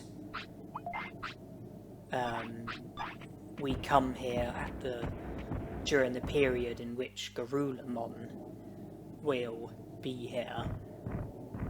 But majority of the time Garulamon won't be there, and it'll be random Digimon instead, and that's something that I do need to be mindful of.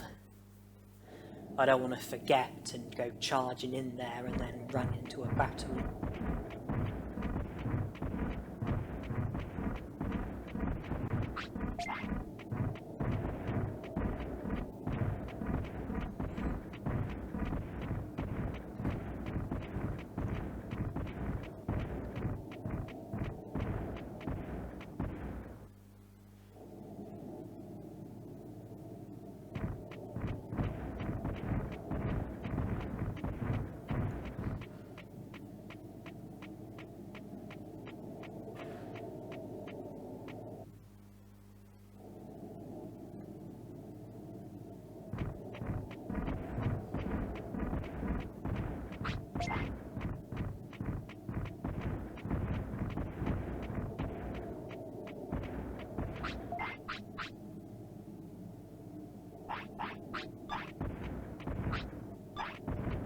And I think I best run in here just to avoid the Ice Devimon.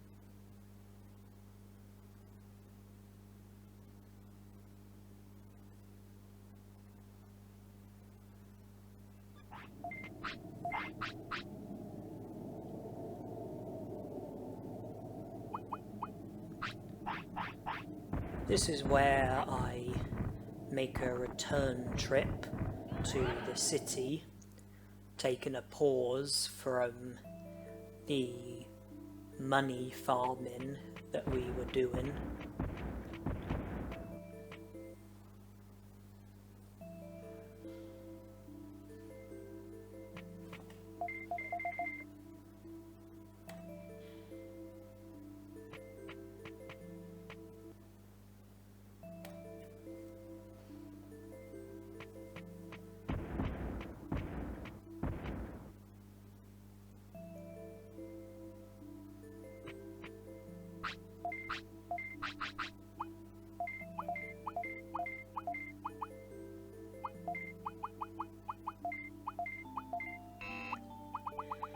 I put into the item bank everything that I was able to, because I'm going to go to Greylord's mansion from here, and I want to have as much space in the inventory as possible for the items that can be looted at the Greylord's mansion. I was able to put in everything apart from one medicine, but that won't actually use up any more space than if we didn't have a medicine in our inventory. Reason for that is 2 of the items at Greylord's mansion are medicines, so the medicines will just be added to the one medicine we've already got in our inventory and won't take up any more spaces. Because if we went there with nothing in our inventory, 10 spaces, then the medicines that we will collect would have consumed 1 space, bringing us down to 9 spaces. With us already having a medicine in our inventory, we begin with 9 spaces, but the medicines that we collect won't take up any more spaces. It'll just be added to the medicine we've already got, so we'll still have 9 spaces.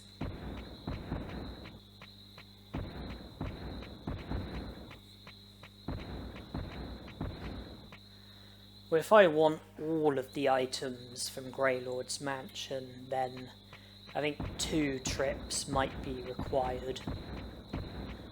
Make 1 trip, get most of the items, and then either put them in the item bank or sell them or whatever, and then return for the other items.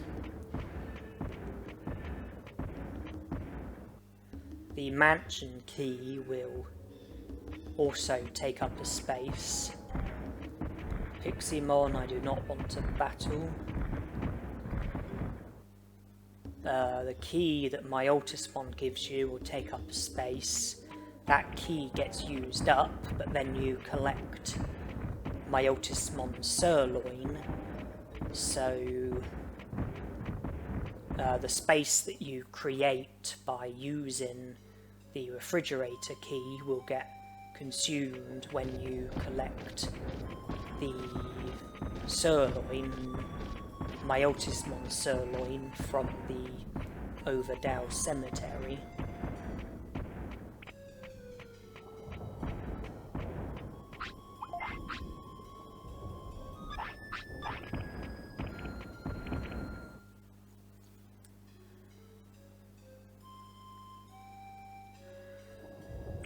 Don't recruit Barkamon, just go into the mansion and do what needs to be done.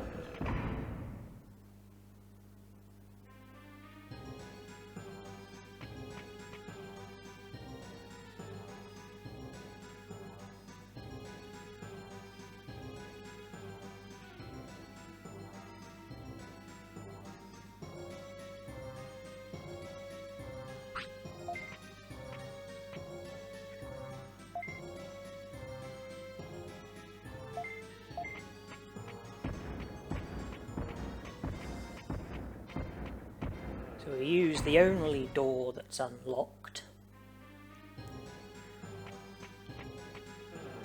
and then continue to use the unlocked doors. They're the only doors that we can use at the moment.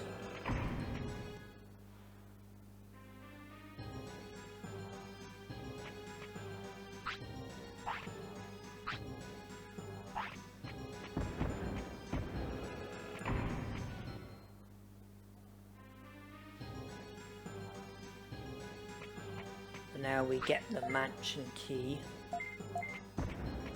and now we can make it through most of the doors. I say most because we still can't make it through all of them.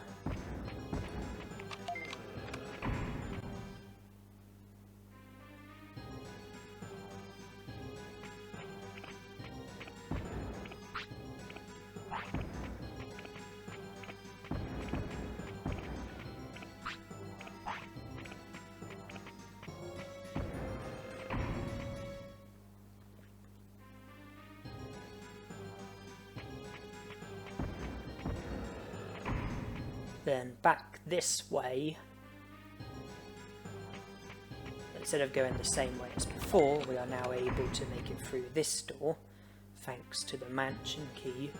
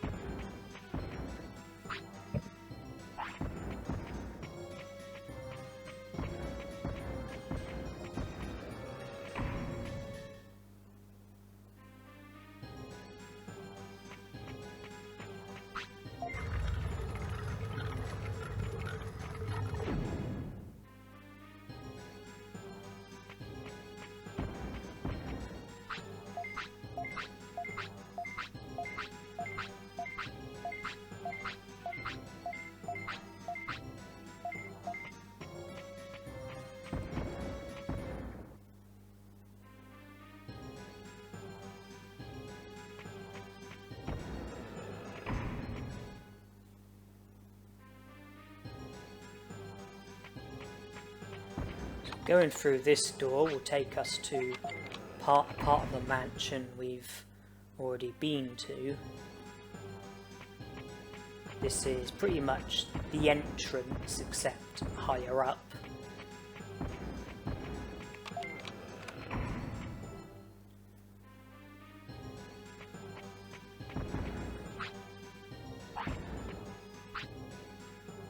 No room for that item, or that item, or that item, so I'll have to return for those items. I could simply use the staircase to go back to the beginning, but instead I'd like to come into here. And why not fall for a trap? Because, you know, that's just fun, isn't it?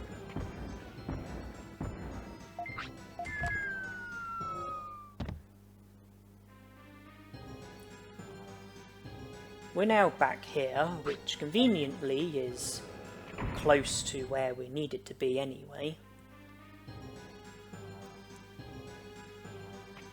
Here's the refrigerator.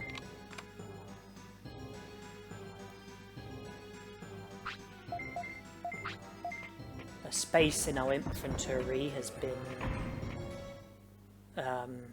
created by using the refrigerator key, but it's going to get used up by us collecting Machinedramon's sirloin. I think there's just one remaining door that we haven't unlocked yet, and that's this one. Okay, that's been unlocked as well. So Machinedramon's sirloin is in the Overdow Cemetery.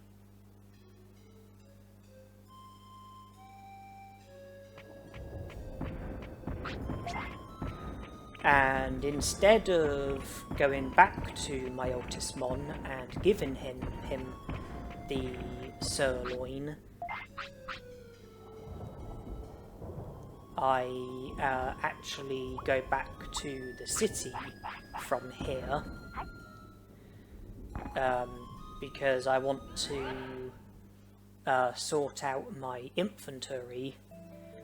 And the sirloin that I collected is actually going to go into the item bank, and it's going to stay there. When you use the refrigerator key, that results in the sirloin spawning in the Overdow Cemetery. When you give the sirloin to Machinedramon,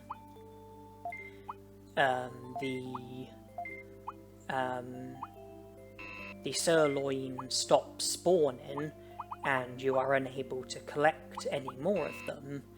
But if you don't give the sirloin to Machinedramon straight away, and you leave the Overdow Cemetery and come back, then the sirloin will respawn, and it will keep respawning until you eventually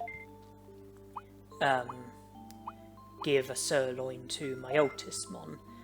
So when we go back to the Grey Lord's mansion, there will be another sirloin in the Overdow Cemetery. We can collect it, then we can go into the mansion, give the sirloin to Machinedramon, and collect the remaining items that are in there. The reason why I've collected 2 sirloins is because I always like to collect an extra one and put it in the item bank, and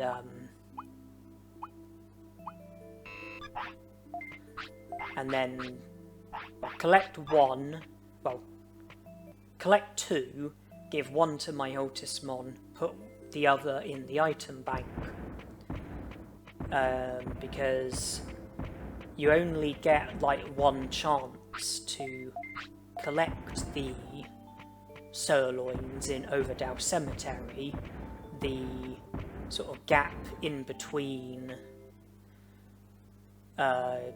using the refrigerator key and giving a sirloin to my Ultismon, that's the only opportunity you get. And once you give the sirloin to my Ultismon, you will no longer be able to collect any of the sirloins. And if you don't have any on you, then you will never get another chance to collect them. So I collect an extra one which goes into the item bank, just because I like to have an item in the item bank which I don't think you're meant to have, and you won't get another opportunity to collect. And instead of going straight back to Greylord's mansion, I'm actually going to be going to the secret item shop in Gear Savannah to sell some of the items that I collected from Greylord's mansion, as well as the super defense discs which I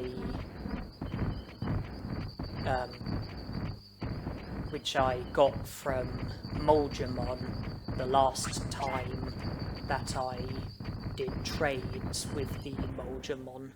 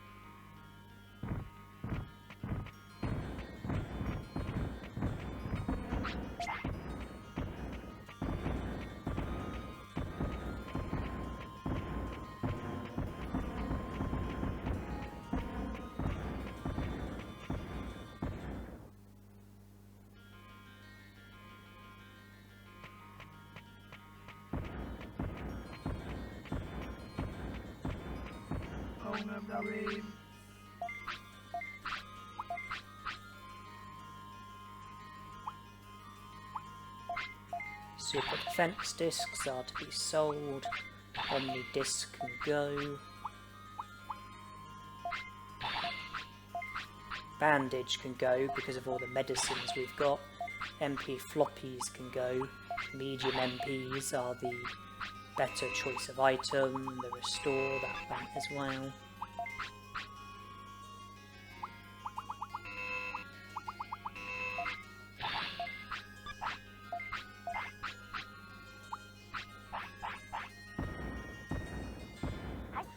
purchased one medium recovery to give to Skullgreymon. It's just the traps in Greylord's mansion reduced Skullgreymon's HP to 1, and just in case we were to get into an unwanted battle, at least we've got 1500 HP instead of 1 HP. If we entered a battle with just 1 HP, then there would be the big risk of us getting defeated before I have the chance to recover or to run. But by having 1500 HP, we should survive whatever attack is used against us, and there'll be plenty of time for me to recover if I need to recover more, or to command my Digimon to fight or to run away or whatever it might be. Sweet Nut recovers HP completely. That could come in handy. I imagine Skullgreymon is getting close to when he wants to sleep, and so by letting him sleep, we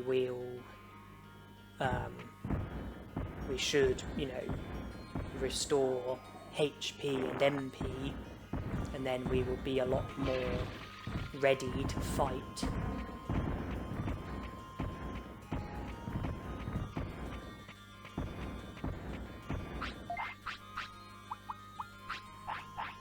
I think I'll save the Sweet Nut for a time when our HP is low and we're not so close to sleeping.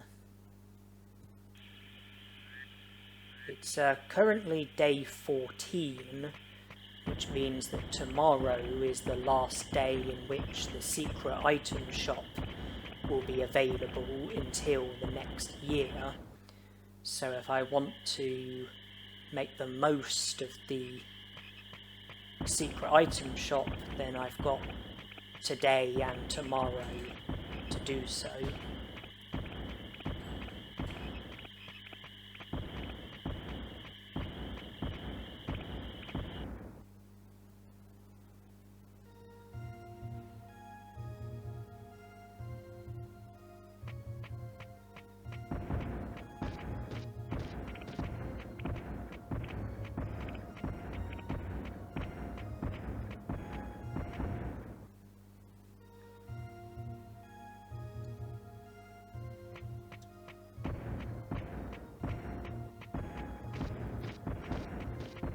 The remaining items at Greylord's mansion, I think, was a defense disc, large MP, and protective floppy.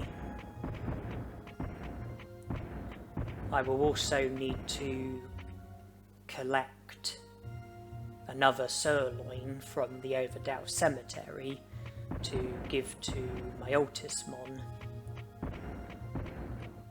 But until then, I'm heading to the Moldramon in Friesland so I can trade the medium recoveries that I've got in my inventory. Okay, now Skullgreymon wants to sleep. I believe the time is 7 AM.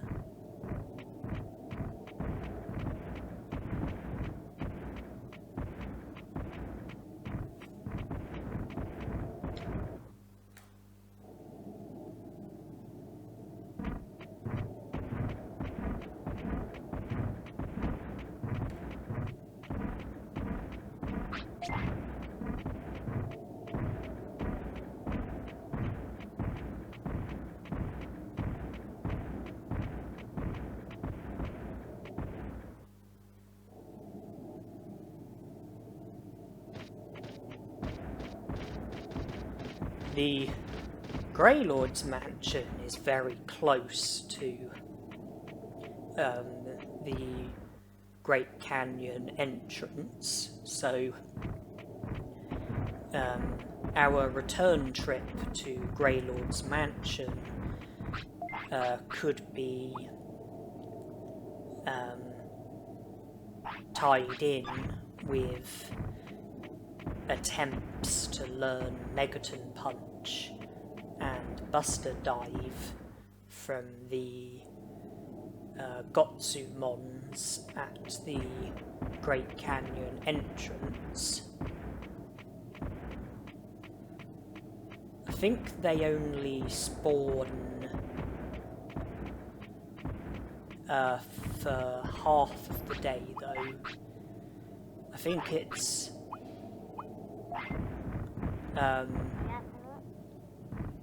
Gotsumons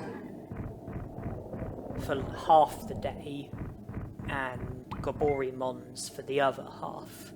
Like, one of them is the daytime Digimon and one of them is the nighttime Digimon.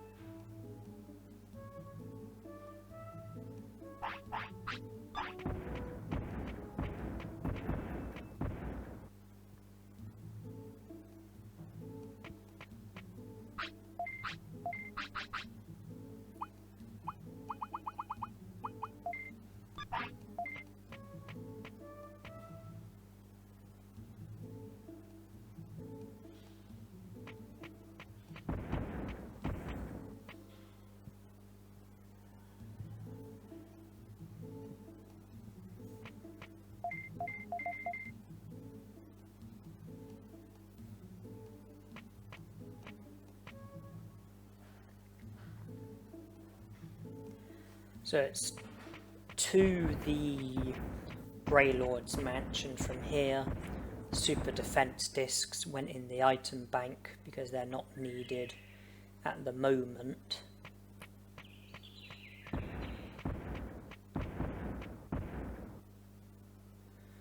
Medium HPs were traded for the super defense discs, so there's no medium recoveries in my inventory at the moment.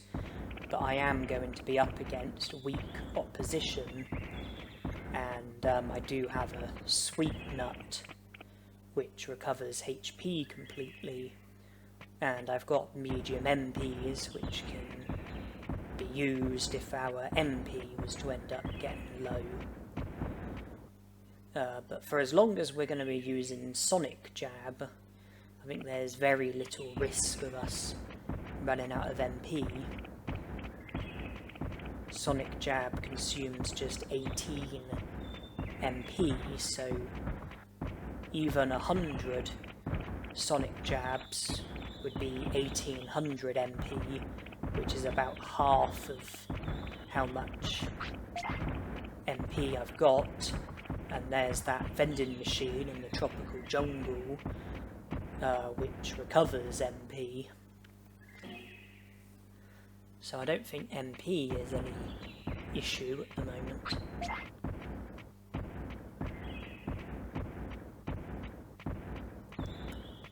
Sonic Jab is a weak attack, but if our finish gorge was to fill up, then we should be able to do a fair bit of damage with Dark Shot.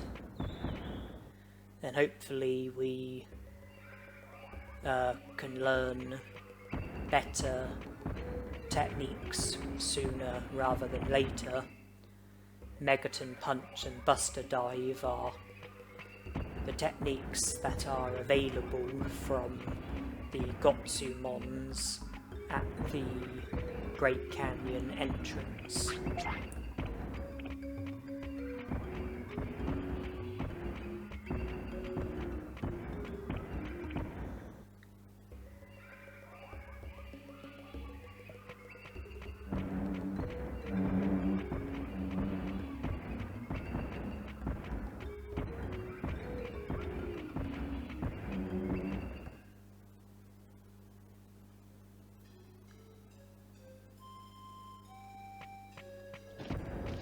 It's 6 PM, so it's exactly 1 hour until the daytime Digimon get replaced by the nighttime Digimon.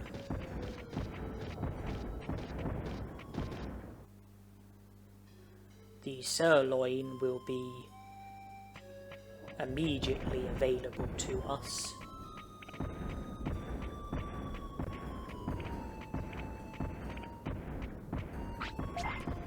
I don't need the mansion key because all of the doors that I was able to unlock with the mansion key, I did unlock with the mansion key.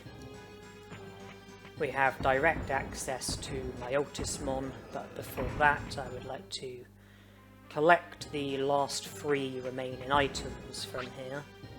Defense disc, protective floppy, large MP.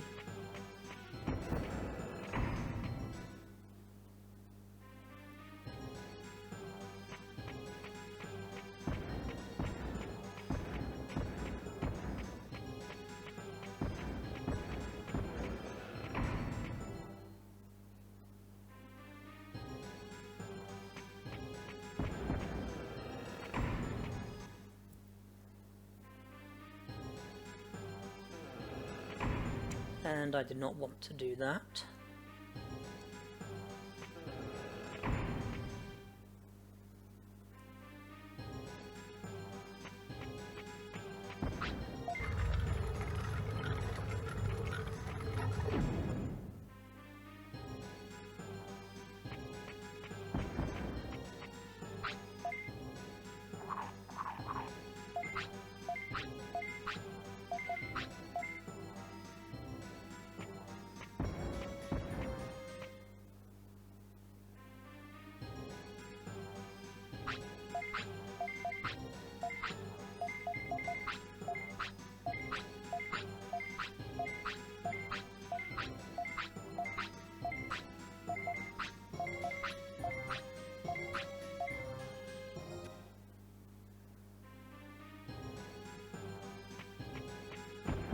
I don't believe we have any reason to return to Greylord's mansion unless I was to return to battle specific Digimon inside of Greylord's mansion with the intention of learning certain techniques. Like the Soulmons in the Greylord's mansion use Megalospark and Thunderbolt. But apart from possible techniques, I can't really think of any other reason for returning to Greylord's mansion. And for the time being, it's going to be me repeatedly battling the Gotsumons here in the Great Canyon entrance, with the hope of learning Megaton Punch and Buster Dive. So this is what it's going to be for the time being.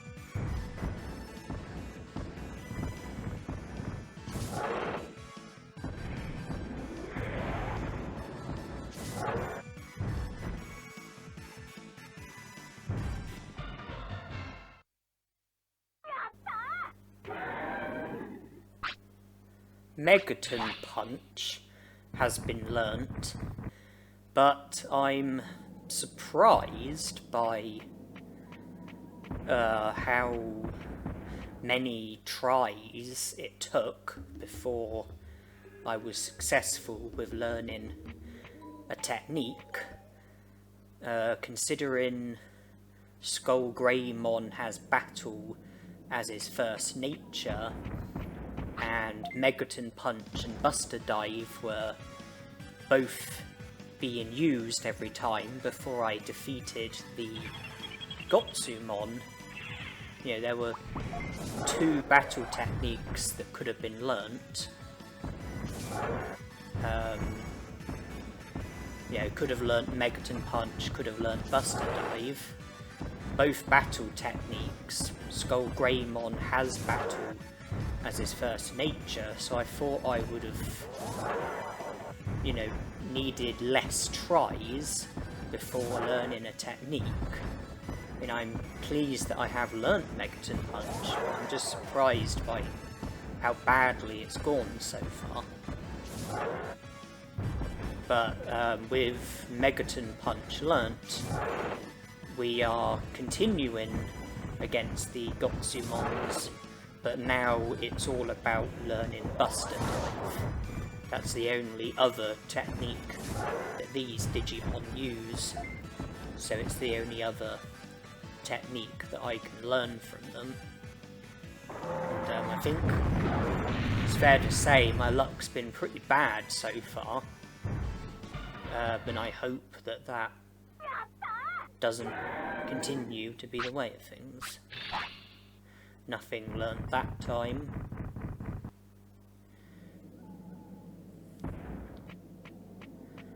Well, all I can do is keep trying. As far as I'm aware, it's entirely luck-based, so there's not really anything I can do apart from keep trying and hope for the best.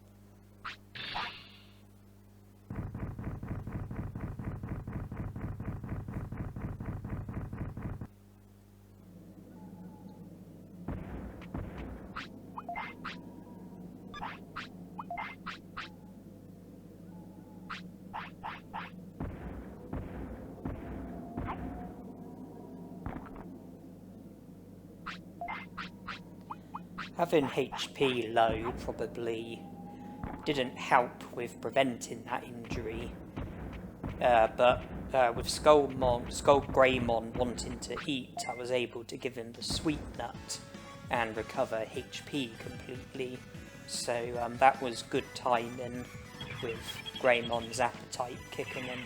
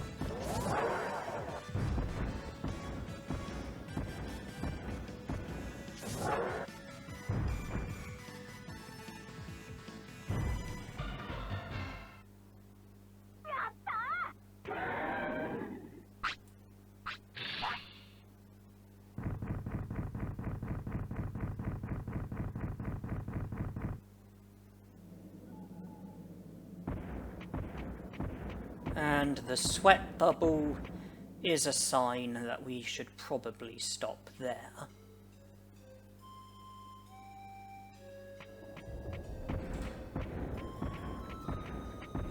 Well, that's not good at all.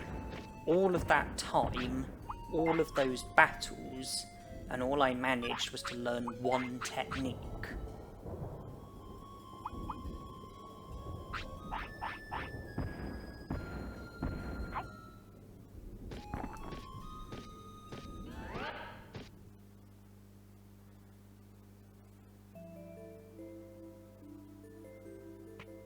Well, I've used the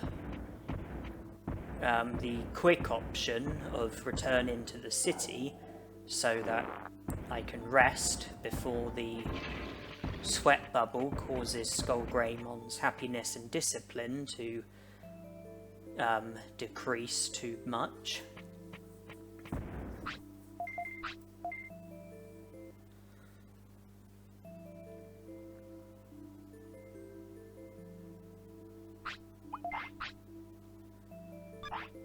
Okay, so Skullgreymon now doesn't need anything, but he will still be very tired, so it won't take much in order for us to see the sweat bubble again, and Tainomon hasn't given us meat. I can only assume that the clock struck midnight while we were battling, because I know there's something that I read online that when the clock strikes midnight, if the clock strikes midnight during a battle, like if you get into a battle, say like 10 seconds before midnight, and then the battle ends like 10 seconds after midnight, then I think the game thinks that it's still the same day, or at least in some respects, one of them being that the Digimon who's working on the meat farm won't give you meat, and that's what happened with Tainomon. So I must have been battling Gotsumons when the clock struck midnight. Well, there are still a lot of battle techniques to be learnt, 6 in fact. Sonic Jab came naturally when I digivolved to Skullgreymon. Megaton Punch I learned, but I was very surprised by how many tries it took, and I'm also very surprised by the fact I didn't learn Buster Dive as well. Well, I know that Skullgreymon wants to sleep, but this is day 15, the last day in which the secret item shop will be present at Gear Savannah, and I haven't yet maxed out my money or purchased every Digimon card, or traded enough Digimon cards so that I've got enough merit points for the free Digivolution items. So I'm putting battles and techniques aside, and I'm now going to the secret item shop to try and max out my money. Oh, happy mushroom. By continuing to do the same money trick, the money trick with Moldumon, and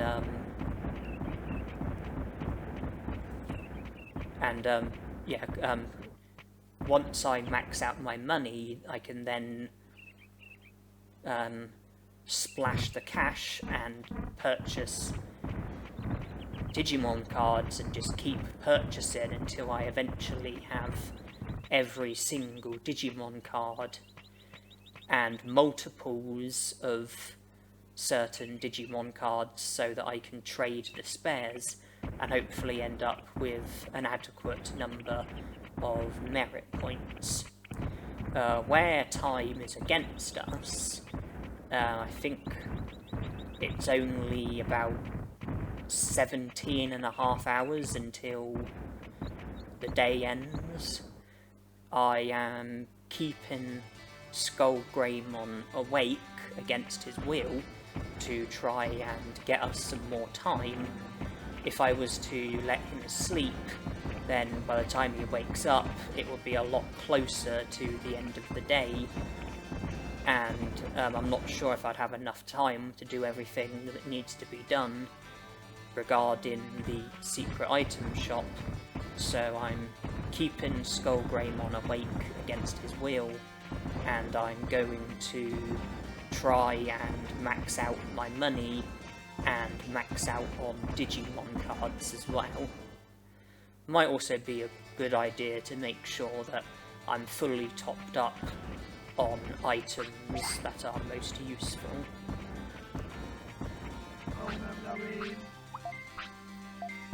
Wait, I don't want a recycled item, regular item.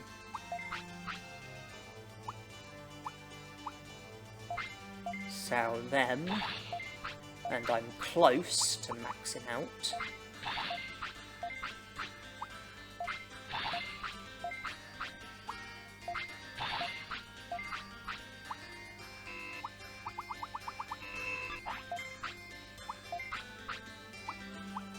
I need to buy another 97 medium recoveries, bringing myself up to 99. And it looks like the individual cards that you can buy hasn't changed, so that's also been affected, as well as Tainomon not giving me any meat.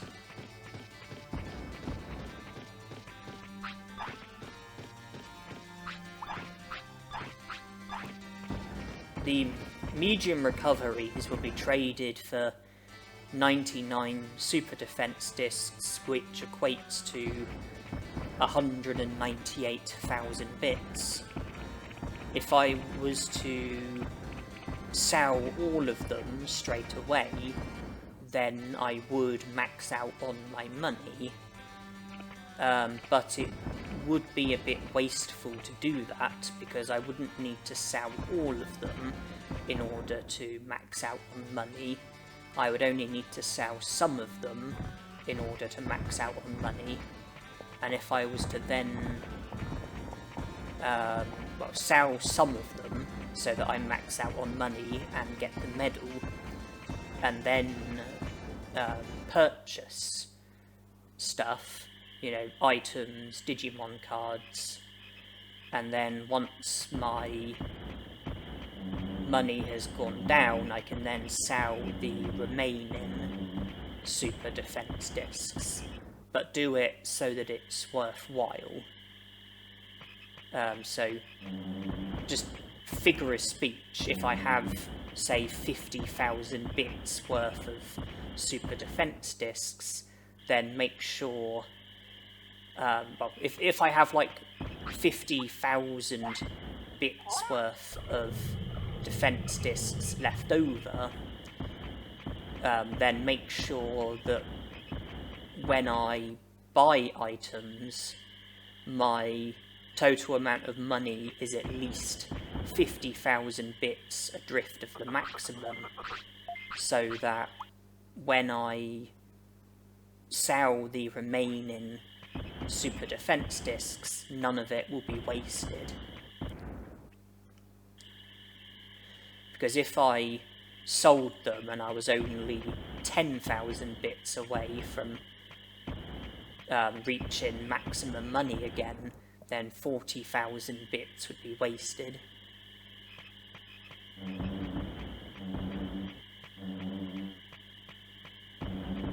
So sell what needs to be sold to max out the money and get the medal, then spend money and don't sell the remaining super defense discs until my money is low enough in order for it to be wholly worthwhile to sell the remaining super defense discs.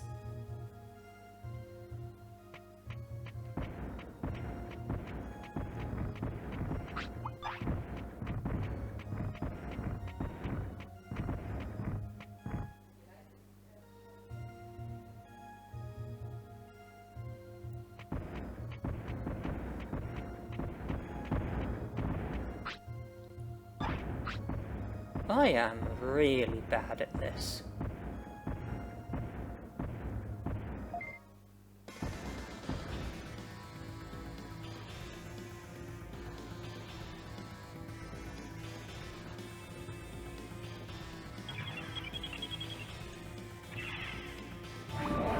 But not this time, I can't be bothered.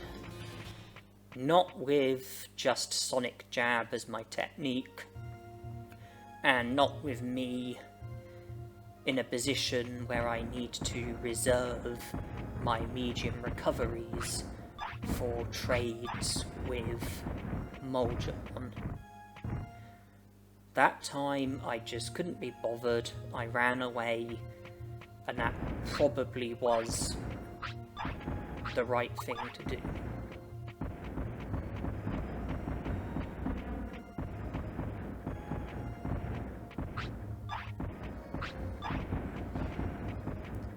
Hey, everyone give me a sarcastic round of applause, because that time I just about made it through.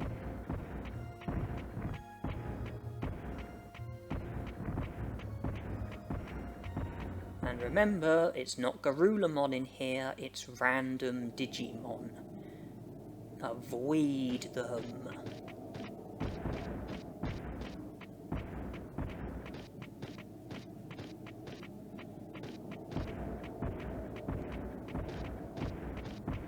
And there's going to continue to be random Digimon. Avoid them. But nighttime, it's Ice Devimons in here. And personally, I think the Ice Devimons are harder to avoid than the Snow Goborimons. But that doesn't mean that there's zero chance of me, accidentally getting into a battle with a Snow Goborimon.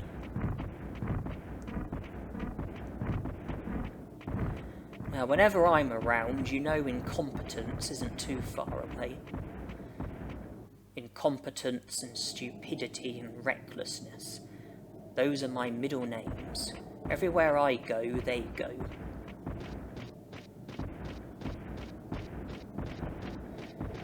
And I get to treat myself to another happy mushroom, it seems. Yeah, if I'm around, then you know incompetence is around. If incompetence is around, you know I'm around.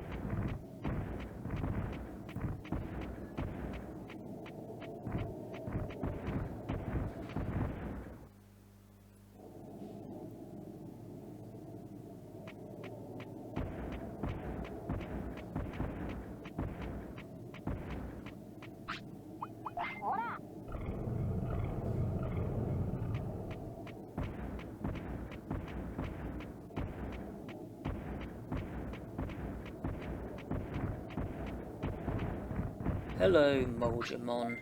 Give me super defense discs.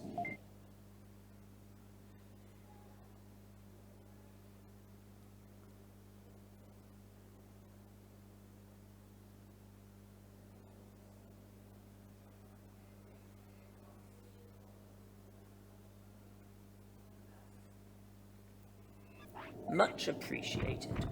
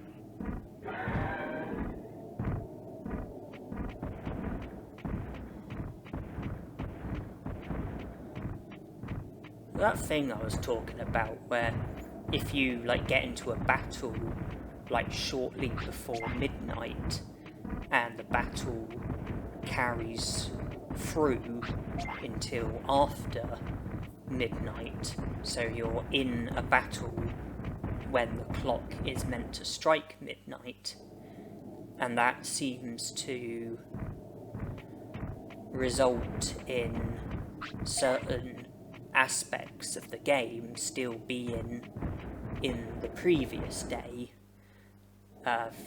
For example, I think your Digimon's age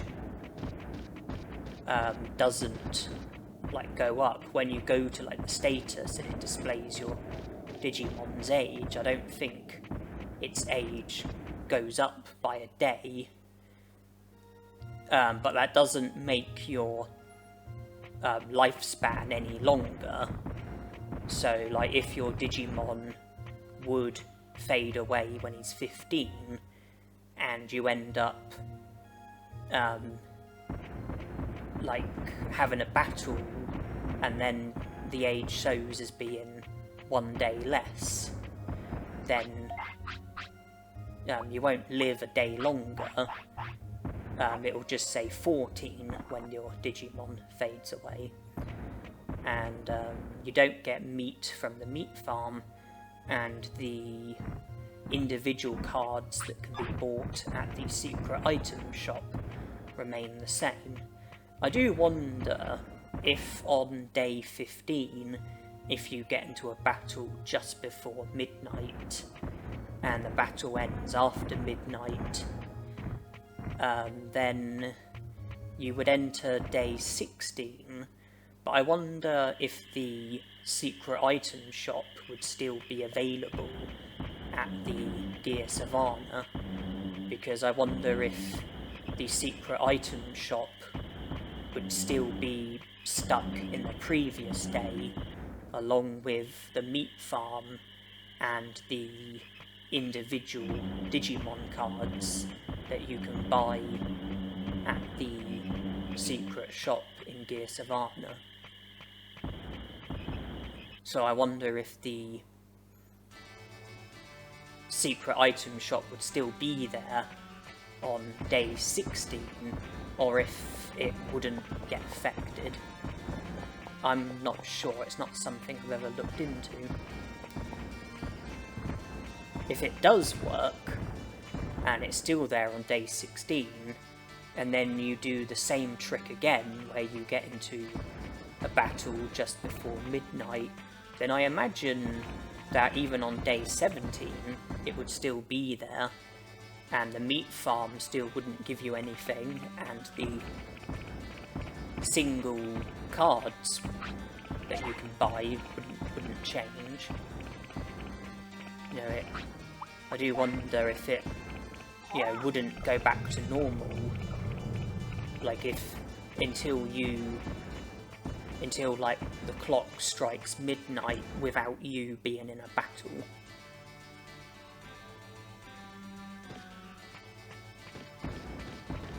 I'm not sure, it's just a thought.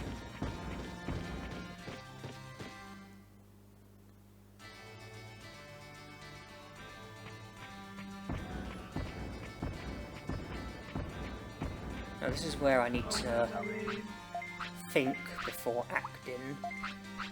I'm 126,200 away, am I?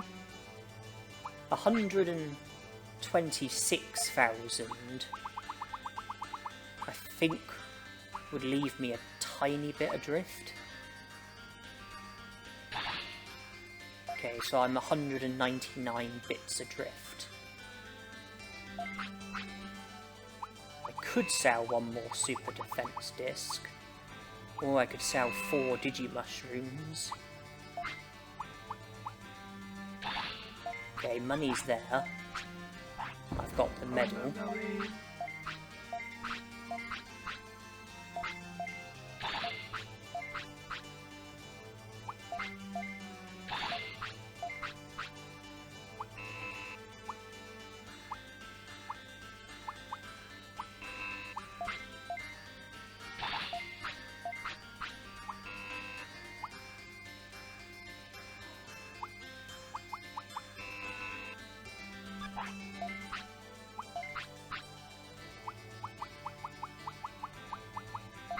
These can go.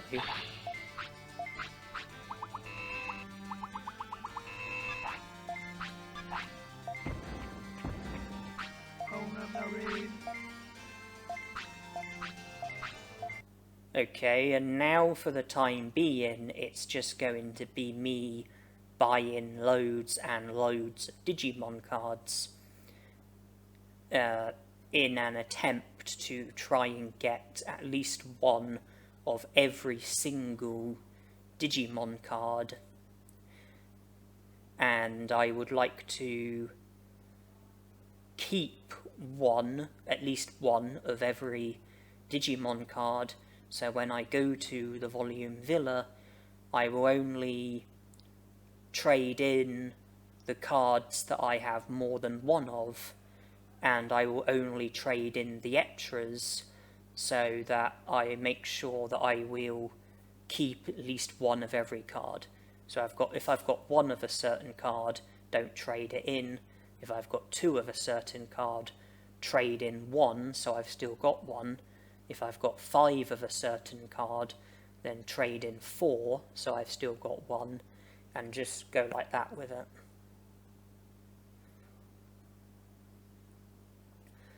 This is having an expensive drain on my money, but I've already received the medal for maximum money. That's safe. And I'm just pause just to check how many cards away I am. 3, 4, 5, 6.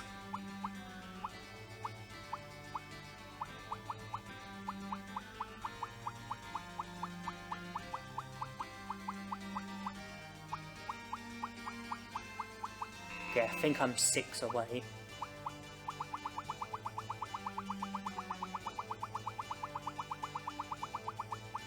One, 2, 3, 4, 5, 6. Yeah, 6 away.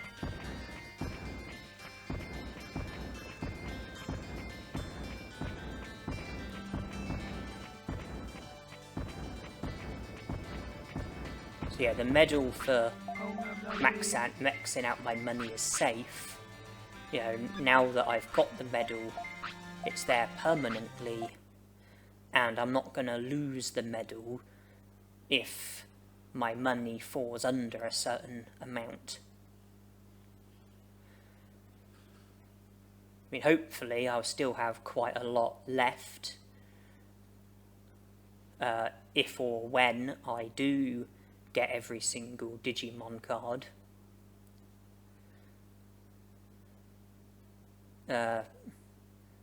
Failing that, I do have ways of making money. The most obvious way is the Moldramon money trick. But I do need to be careful because after today, the shop here isn't going to be available until next year. I've got 99 medium recoveries, which could be exchanged for super defense discs, but I'm not going to be able to sell them without this shop being available. So 1 card, 2 cards,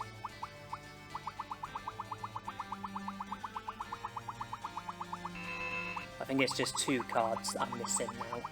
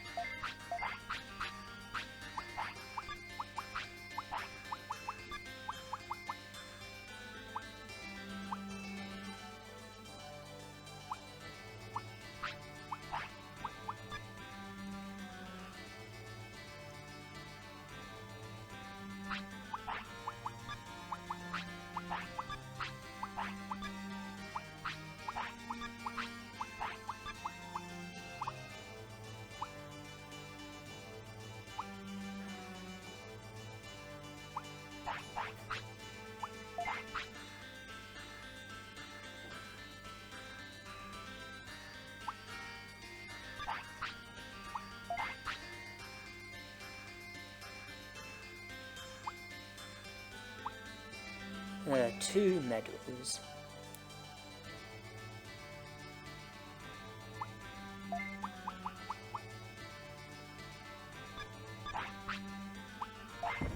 I think I am now willing to let Skullgreymon sleep.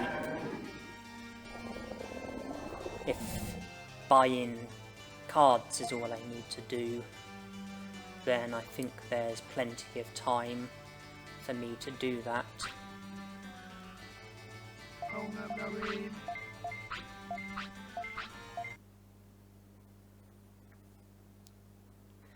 So now it's just more of this.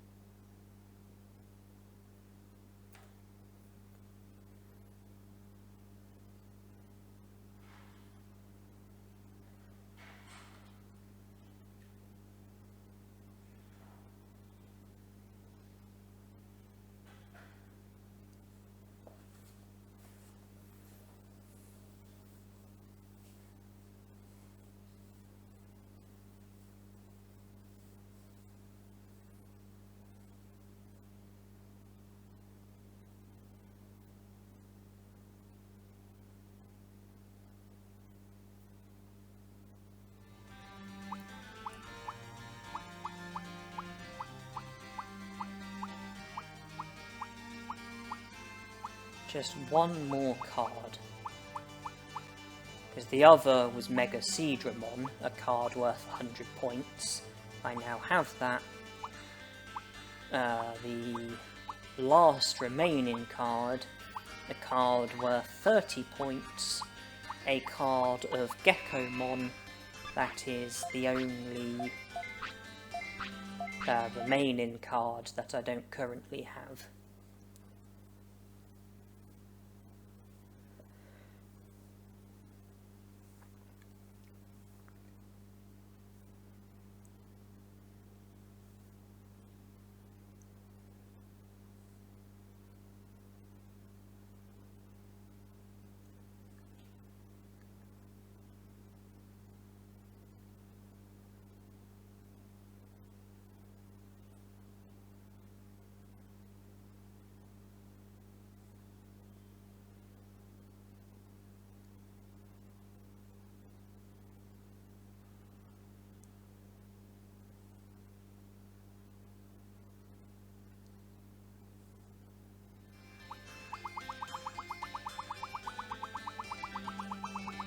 The Agumon card is now there, along with every other Digimon card. These cards that are worth 1 point are so useless, I'm going to sell all but one of them.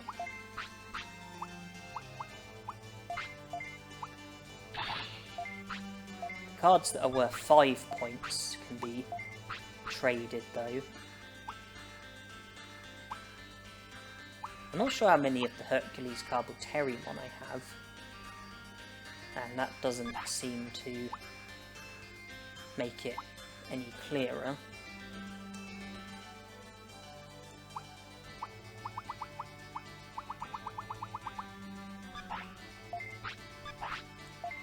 And look, no medal.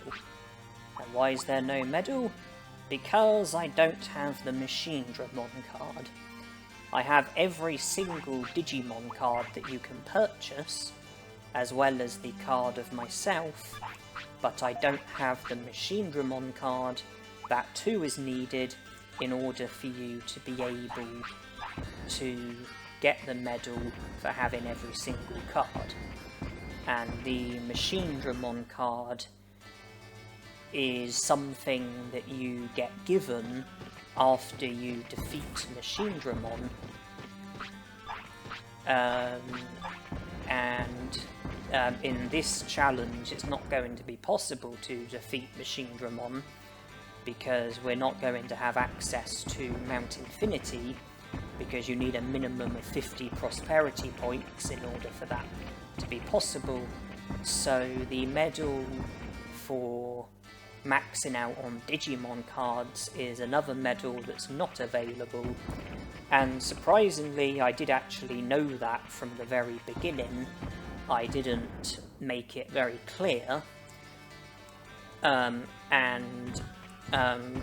one reason was because I didn't want to immediately spoil it for everyone, and also, even though it wasn't possible to get the medal for having every Digimon card, I still wanted to try and work towards it, and try and make progress towards it, and try to put myself so that I was close to being able to have the medal. I wanted to try and get as close as possible to having the medal, so I wanted to try and get as close as possible to having every Digimon card, so I did the absolute best that I could have done, and that was put myself in a position where I'm just one Digimon card away, and the card being an unobtainable card under the restrictions that I'm going by. I mentioned previously about 7 other medals that are not going to be obtainable. That combined with the card medal not being available, that's 8 medals that are not going to be obtainable. You can see I am trading in my cards, but I am keeping one of every card just so that I remain really close to being able to have the medal. And a couple of times I did go to the menu to check how many of a certain card I had, because there were some cards where the name was too long that I couldn't see the quantity of cards, but the quantity of that individual card. So I went to the menu just to check so that I wouldn't end up selling more than I was able to sell, because I wanted to keep at least one of every card. And I'm continuing to go in, and I've got ample merit points already. And I think now is a good time to mention there is a 9th medal that's not going to be obtainable, and that's the medal that you earn if you get 10 points in curling. There's only one game of curling that can be played under these restrictions, and that is the match that you play against Penguinmon in Friesland, and if you win against him, then he joins the city afterwards, and that would be a recruitment. So you would fail the challenge by recruiting Penguinmon, so you can't play against Penguinmon in Friesland and win against him, because he would join the city and that would be a challenge failed. And there's no other way of playing curling, because in order to play it in the city you would have to recruit Greymon, and then either Penguinmon or Metal Mummemon, and that would require recruitments, and it looks like I don't have enough room in the inventory for all 3 of the Digivolution items that I wanted, so this is going to take more than one visit.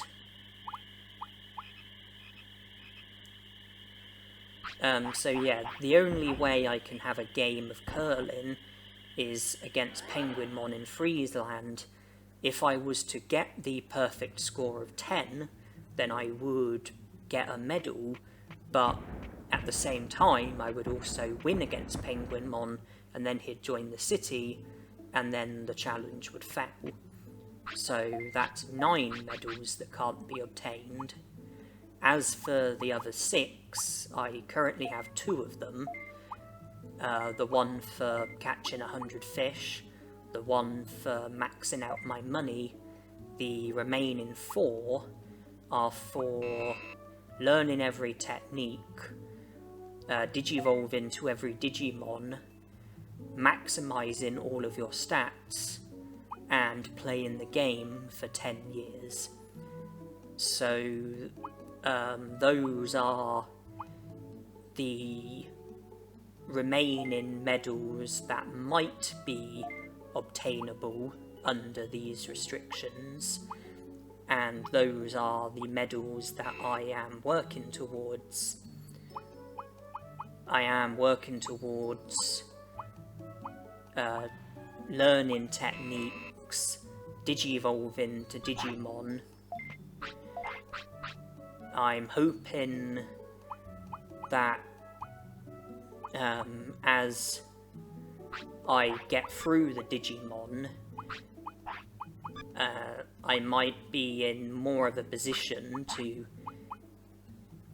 be able to max out on stats, and in the meantime I'm forever making progress towards the 10-year medal. Every day that goes by is a step closer. So, you know, I am slowly but surely getting closer to 10 years completion, although I am a very long way adrift at the moment. Just like I'm a long way adrift with getting every Digimon, getting every technique, and maximising my stats. It's early days yet, and I'm a long way adrift, but I am doing my best to try and get those medals, or some of those medals. I'm hoping that they will be obtainable, or at least some of them will be obtainable, but at this current moment in time I don't want to say any more than that.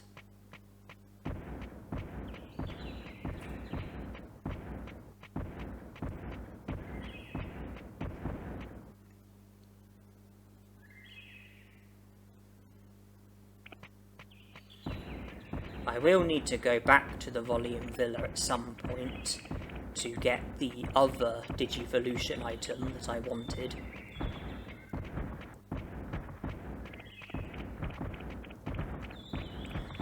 And then the remaining merit points can either be spent on super recoveries or super restores, or a bit of both. But that's on the back burner for now, and I'm currently heading back to the Great Canyon in the hope that I will have better luck with learning Buster Dive from battling the Gotsumons. They won't appear until the next hour, which is about 45 minutes away.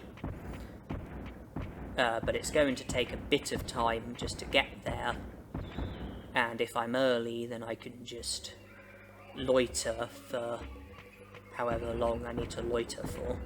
It'll probably be less than half an hour.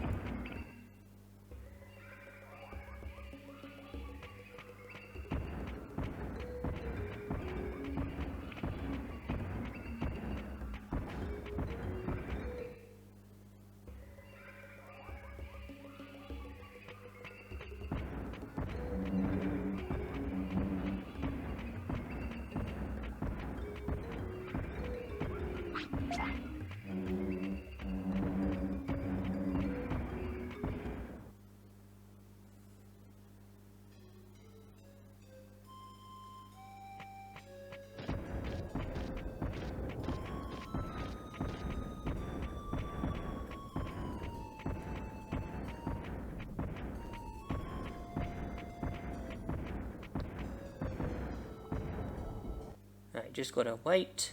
Okay, it's the next hour, and Skullgreymon has decided that now is the best time to inform us that he needs the toilet. Wonderful.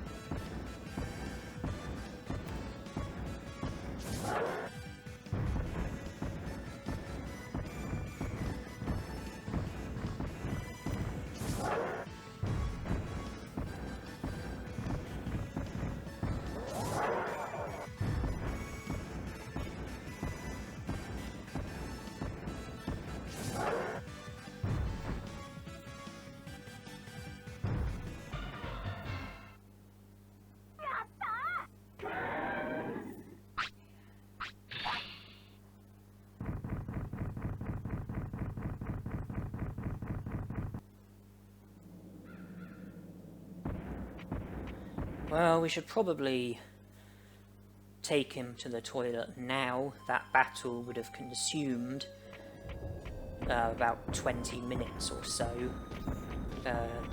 Our discipline's not at the maximum, so Skullgreymon's not going to hold on for as long as he would if his discipline was full.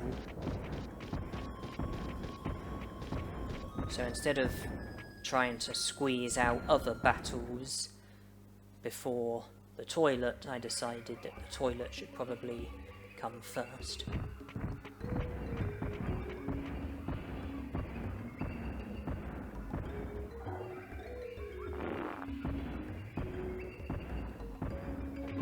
Right, let's hope that nothing else is going to halt us.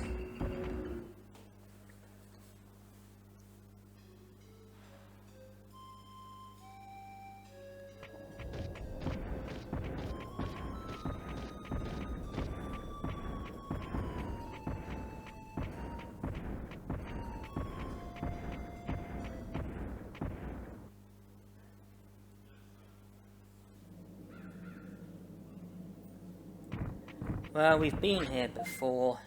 You know the drill. You know what's going to happen. We're going to get Blastoise to use Surf to defeat the Rock Pokemon, and hopefully learn Buster Dive in the process. But this is Geodude that we're up against. Just get Blastoise to use Surf, and all that will be left of Geodude is a small pile of sand. And maybe we might learn Buster Dive in the process.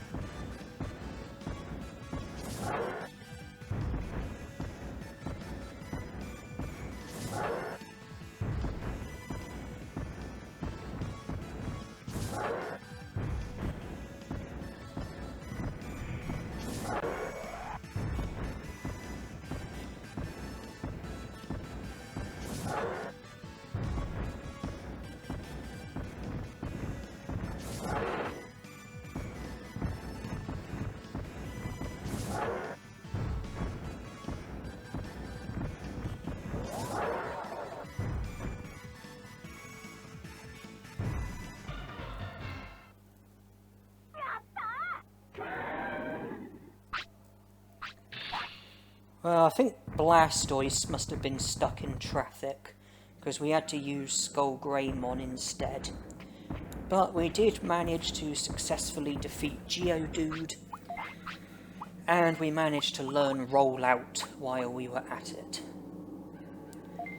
I was using Sonic Jab, which must be a fighting move and not a normal move, because it was super effective instead of being weak. Next up is these blue Patamon things, because I think they can use Warcry and Dynamite Kick, both battle techniques that Skullgreymon can learn.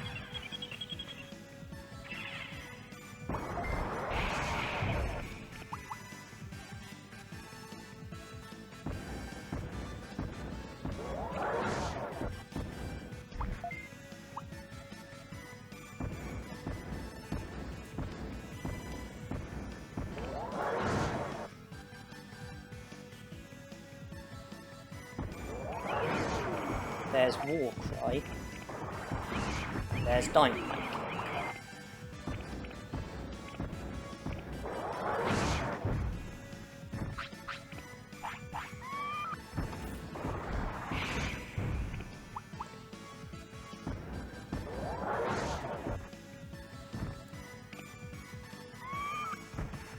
Well, we've won, but is there any further good news waiting for us? A meat being dropped isn't good enough news. The learning of Warcry or Dynamite Kick would have been nice.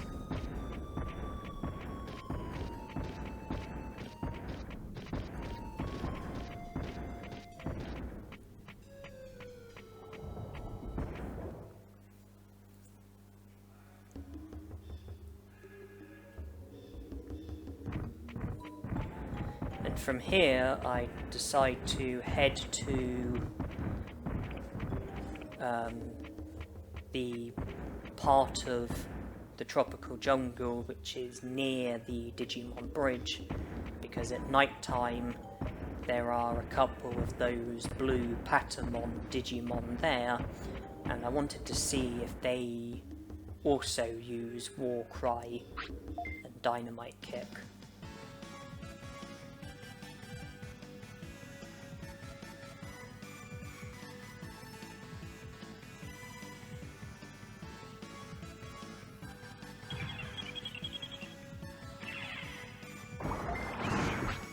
Dynamite Kick, yes.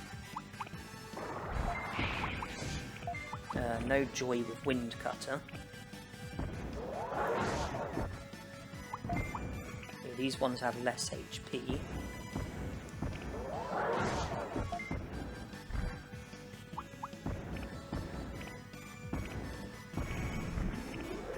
Spinning Shock's no good.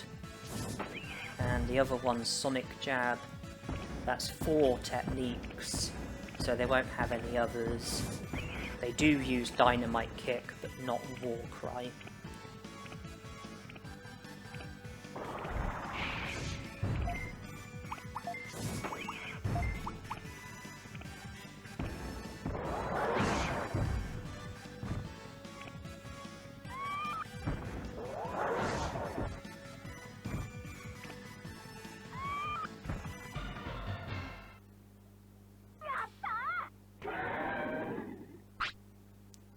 Skullgreymon is injured. Well, we didn't get a tremendous amount of sleep when Skullgreymon last slept, because we kept him awake for many hours before we let him sleep. So, tiredness might be relatively high due to the lack of sleep and the battles that we're having, so I think some resting is in order, and that will also recover HP and MP as well. Having low HP is not going to help with preventing injury. Well, those blue Patamon Digimon are nighttime Digimon, so they will be there at the moment, but they will get replaced at 7 AM.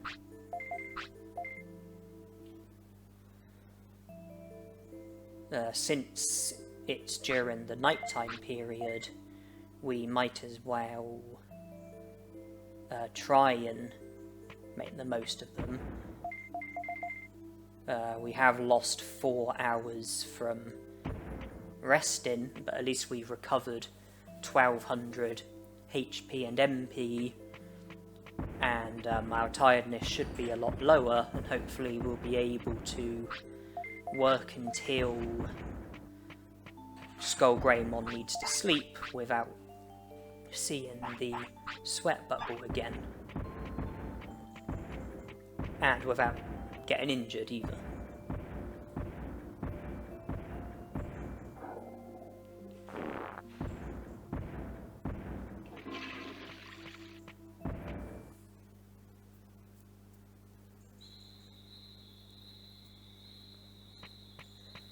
There are other Digimon that I plan on fighting, and so there are other places that I plan to go to. One of those places is Gear Savannah and the surrounding areas, so it might make the most sense to tie the volume villa in with that. So the purchasing of the other Digivolution item with merit points, and any other items that we can spend our merit points on, we might as well do that when we go to Gear Savannah in pursuit of battles.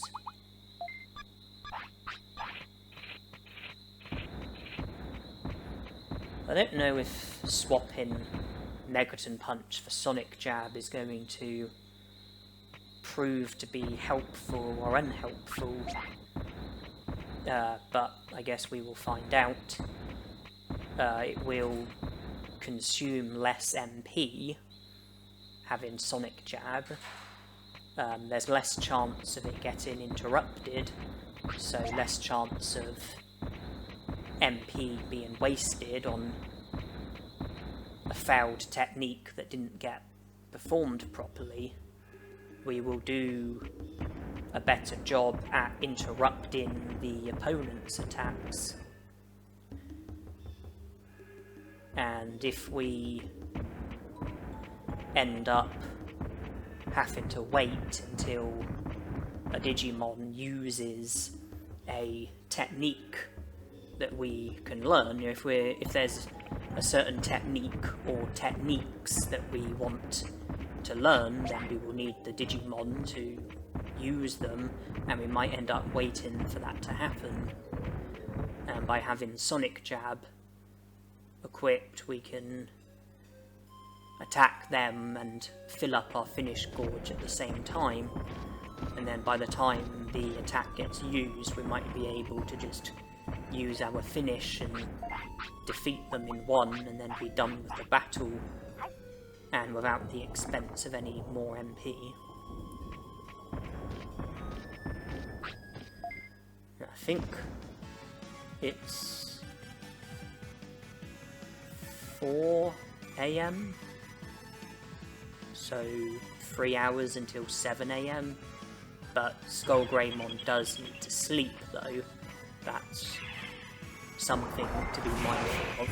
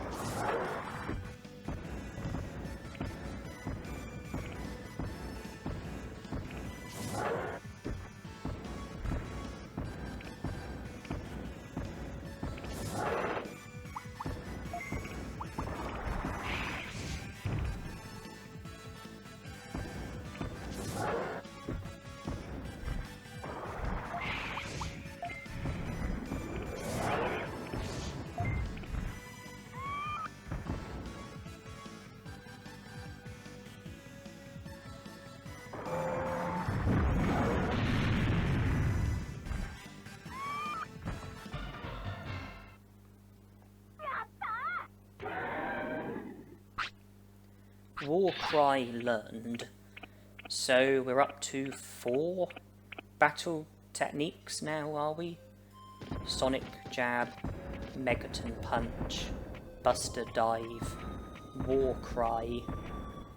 That leaves Dynamite Kick, Counter, Muscle Charge, and Tremor.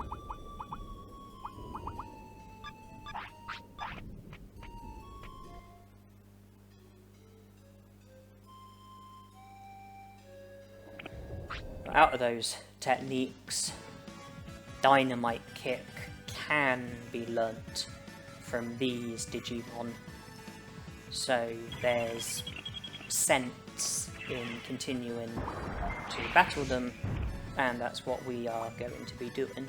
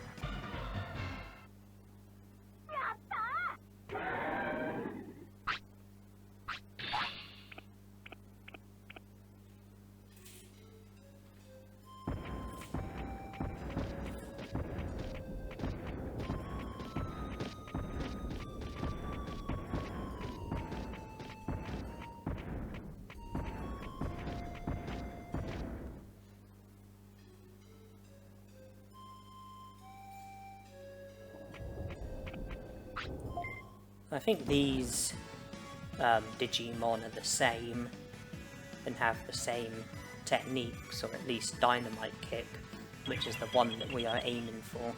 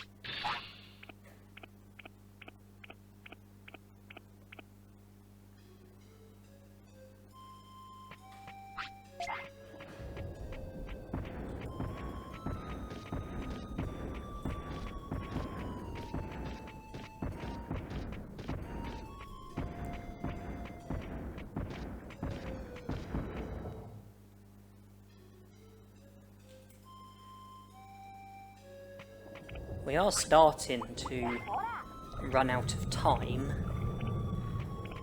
It's only about half an hour until 7 AM.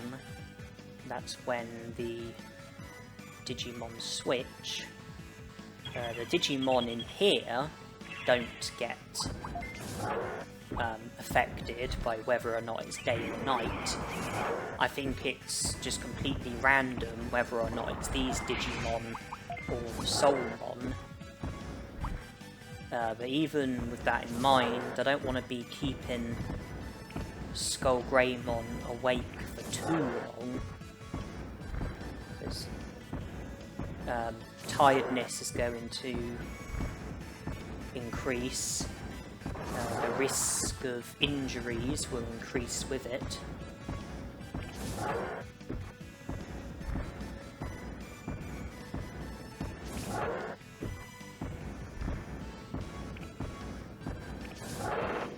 And if I'm too late with letting Skull Greymon sleep, then tiredness will carry through until he wakes up, and then when I'm having more battles, there's going to be a greater risk of the sweat bubble and injuries and all stuff like that.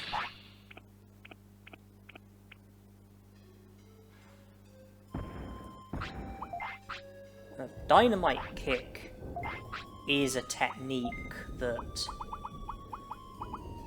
a lot of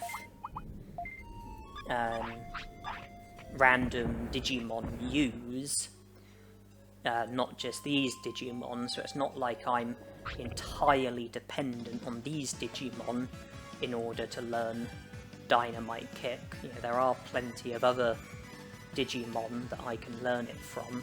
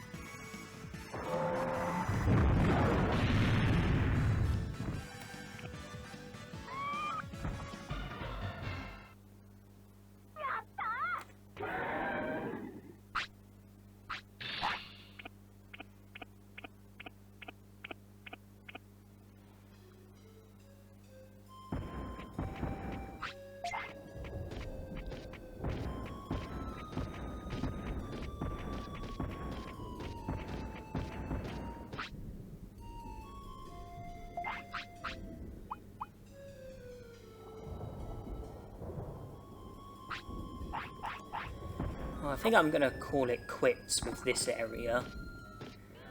And I am surprised by how badly things are going with trying to learn the battle techniques. If I remember rightly, I think I tend to do better than this. I think I tend to have better luck, tend to learn techniques more easily. I guess we've got until Skull Greymon fades away, which is still, a few days yet. But I can't deny being puzzled and frustrated by how badly this is going. It's not usually... I don't recall it usually being this difficult. Now, I've given up on Overdell for now. I said that there are other Digimon who I can learn Dynamite Kick from. There are other Digimon who I can learn other techniques from. There are other Digimon who I can learn Dynamite Kick from and other techniques from. And Mount Panorama is the place that I currently want to be at. And the riddle of the day, what do you get if you add a bucket of snow to a bucket of mud? The answer, you get Mud Frigimon. And why is that riddle significant? Because Mudfrigimon is the Digimon I'm going to be battling next. Why am I going to be battling him next? Because you can learn Muscle Charge from him.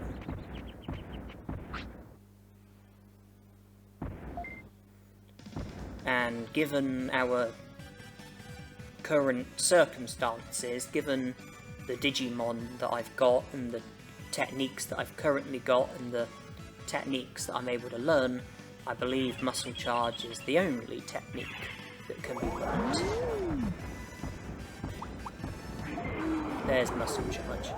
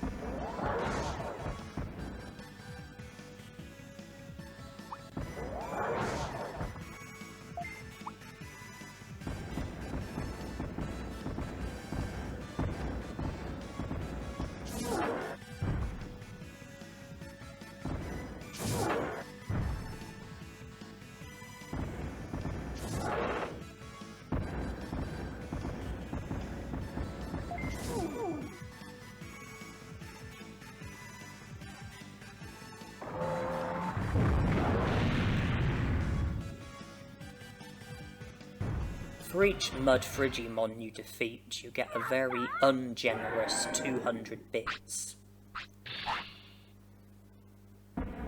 Do 2 of them over at once, and it rises to a very ungenerous 400 bits. And Skullgreymon, do you have to keep needing the toilet at inconvenient times?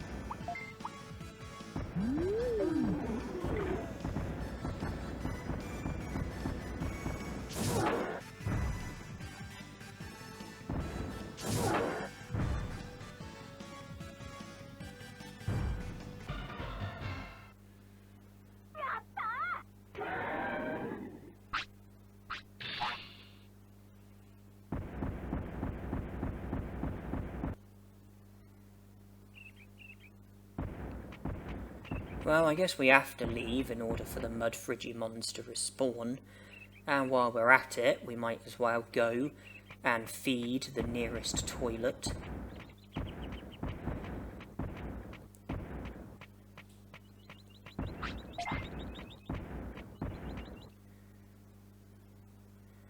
Feed the toilet a giant turd from a bone dinosaur sort of creature.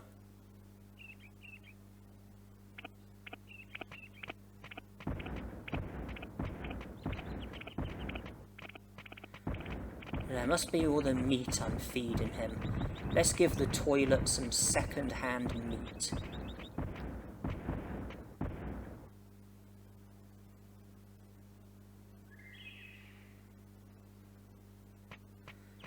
Or is it some recycled meat?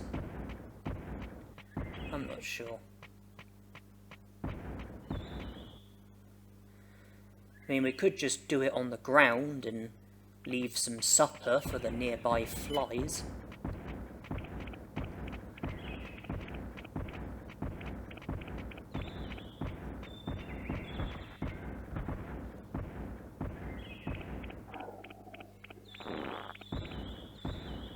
But no, we'll give the sewer rats something to munch on.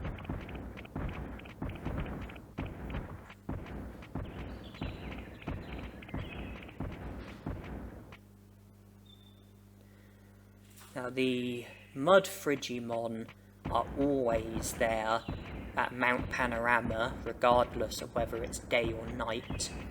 So it doesn't matter that 7 PM is the next hour. You know, time won't have any impact on what Digimon are at Mount Panorama. The only way the Mud Frigimon won't be there is if Mumemon is there. That's a low likelihood, probably about 1 in 20, and if it does happen, then we just have to leave and re-enter, and then it should be Mud Frigimon. I mean, it's rare to get, you know, Mumemon to show up once, let alone twice in a row. I mean, if it's 20 to 1, then the chances of it happening twice in a row, I believe, are 400 to 1. 3 times in a row would be 8,000 to 1. Regardless of which way you look at it, it's Mud Frigimon who are here at the moment. And we're just going to keep battling them until we learn Muscle Charge, if we are successful at learning Muscle Charge. If we're not successful, then I'll probably reset and try again.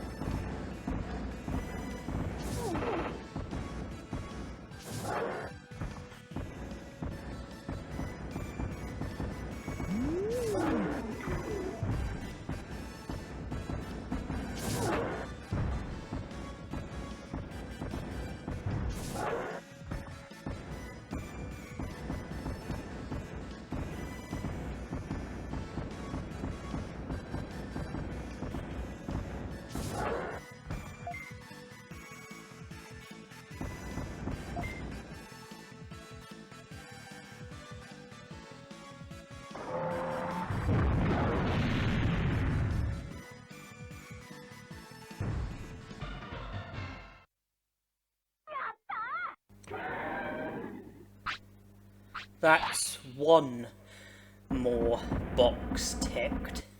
Now that we've got muscle charge, we're now up to 5 out of 8 techniques, battle techniques. What's remaining is dynamite kick, tremor, and counter.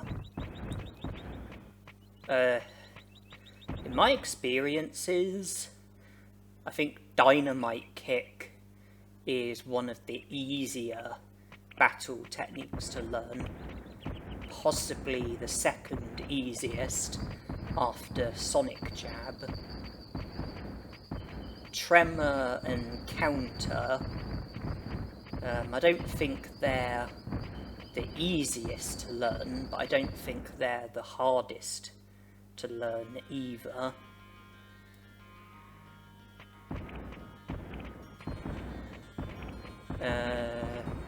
Well, here in Gear Savannah and the Trash Mountain, we've got Digimon who, between them, use all of those techniques.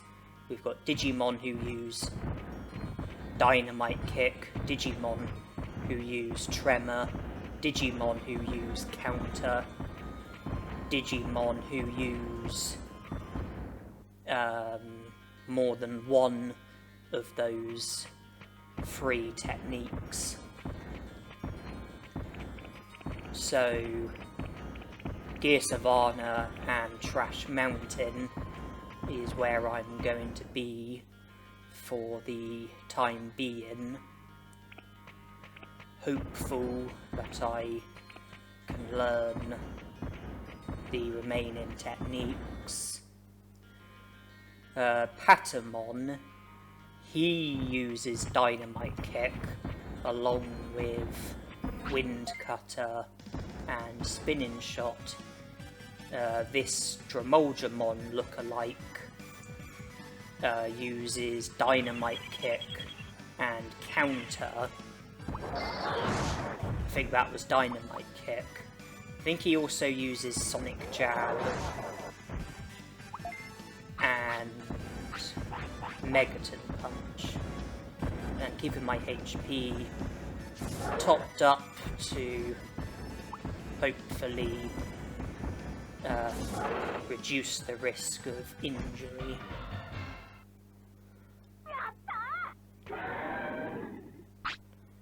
Okay, nothing learnt that time.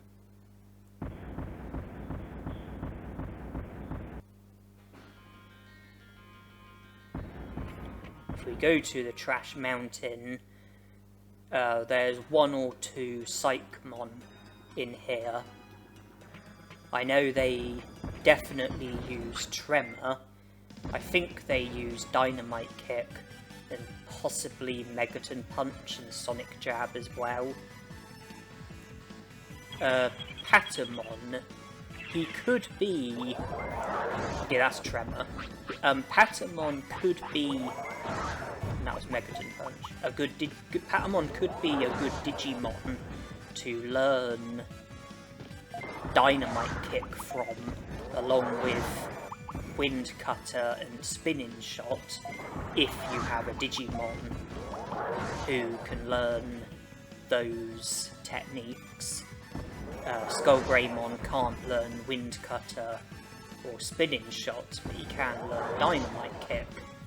And I know that if you defeat Patamon 3 times in a row, he joins the city, and that would be a challenge failed because of the rules that we are going by.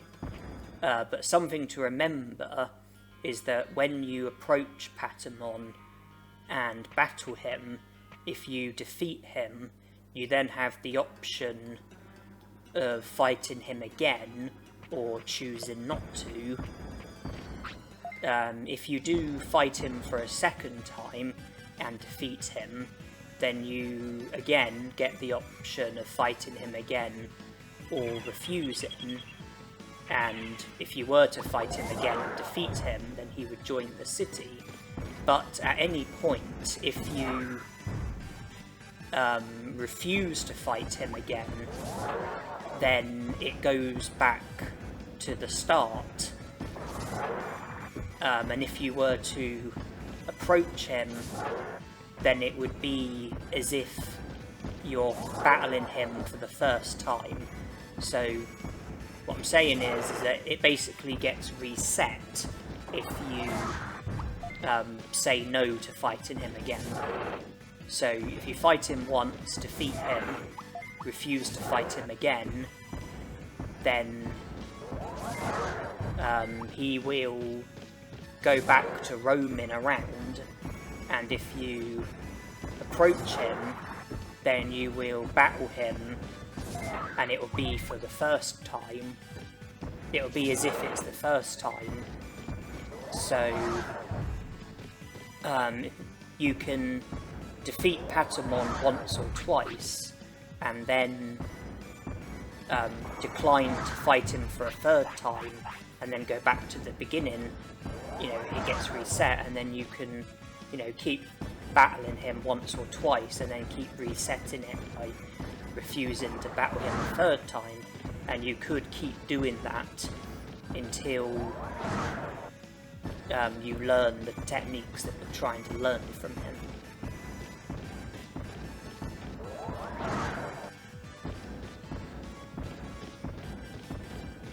But for the time being, I'm focused on the Psychmon here in Trash Mountain. I'm hoping to learn Tremor from him, because I don't think any of the Digimon in the Gear Savannah use Tremor, with the possibility of other Psychmon who roam around the Gear Savannah. And I would like to learn Dynamite Kick as well. It would be a bonus if I was to learn it from this Psychmon. But the Digivolving lookalikes who roam around Gear Savannah at night time, and the Unimon lookalikes who roam around Gear Savannah at daytime, both use Dynamite Kick, and they both use Counter as well. So I could learn Dynamite Kick from them. I could learn Dynamite Kick from Psychmon. I can learn Tremor from Psychmon, but I don't think I can learn it from the Digivolving lookalikes or the Unimon lookalikes. I can learn Counter from the Digivolving lookalikes or the Unimon lookalikes, but not Psychmon. All three Digimon combined, I can learn Tremor, Dynamite Kick, and Counter. So for the time being, I'm going to be battling Psychmon in Trash Mountain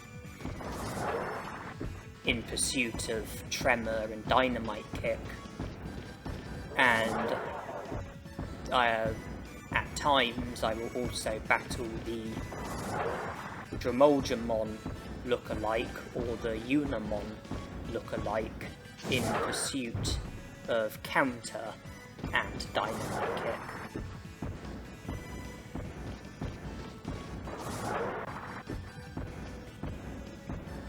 So probably a case of either learn 2 techniques from Psychmon and 1 technique from one of the other 2 Digimon, or learn 1 technique from Psychmon and 2 techniques from the other two Digimon. Maybe learn one from one and one from the other, or maybe learn both from one, I'm not sure. But this is what the video is going to be like for the time being. It's going to be me having battles, trying to learn the remaining battle techniques, and I'm currently focused on Psychomon and Tremor and Dynamite Kick.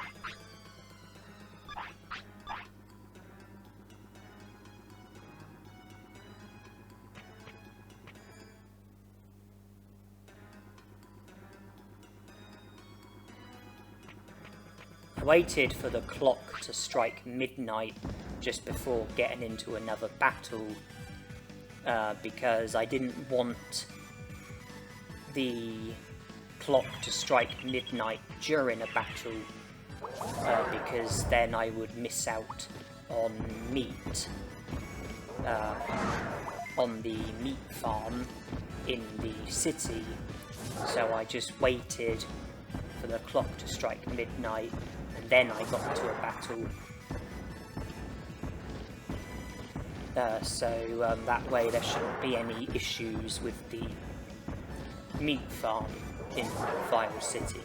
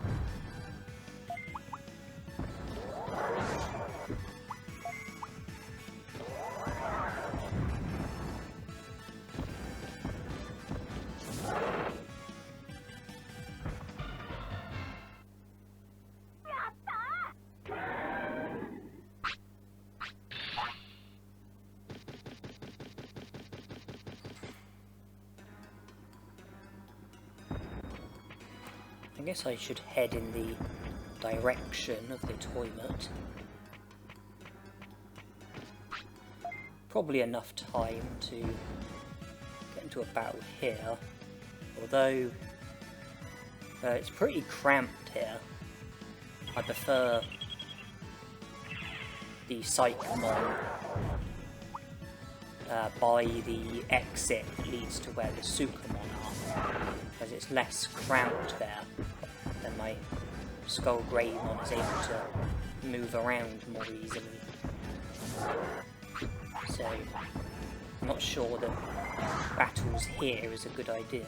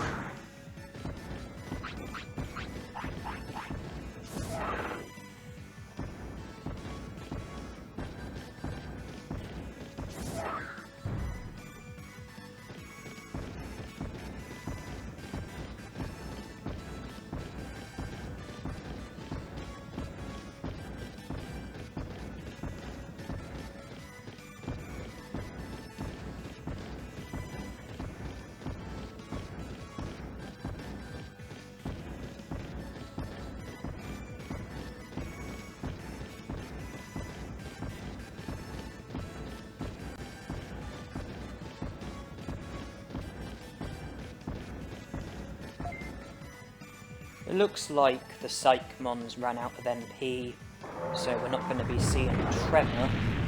So we're definitely not going to learn Tremor from this battle. There is still a chance of Dynamite Kick. but not this time. My rotten luck seems to continue.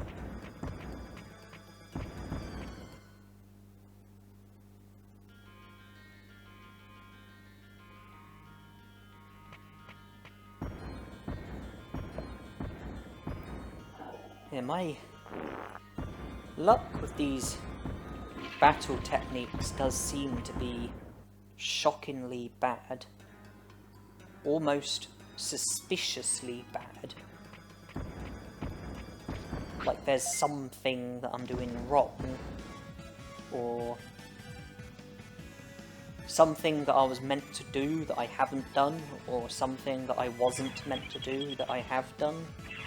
It's like there's something that's like reducing my chances of being successful.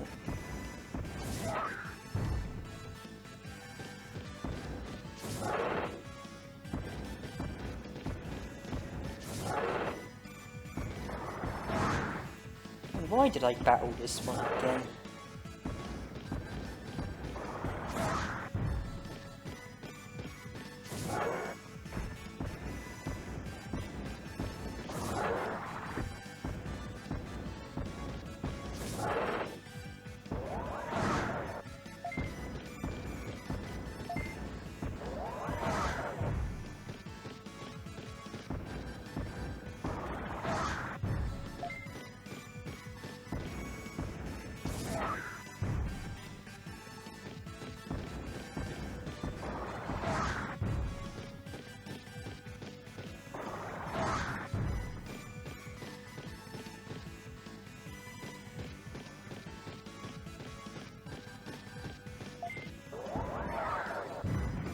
And that's annoying. We're pretty much just both stuck on the spot.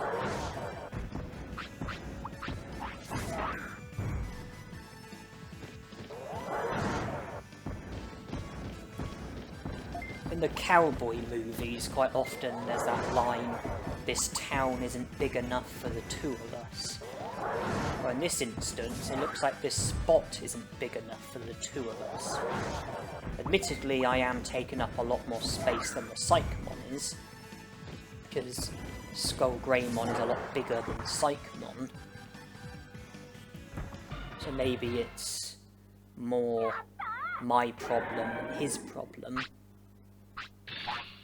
Yeah, maybe it's a problem that I'm causing more than the Psychmon is.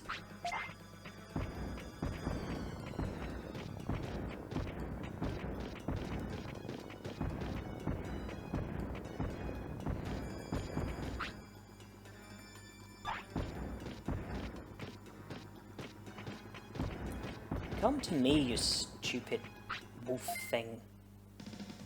That's better. Let's fight here, where there's more room, more space.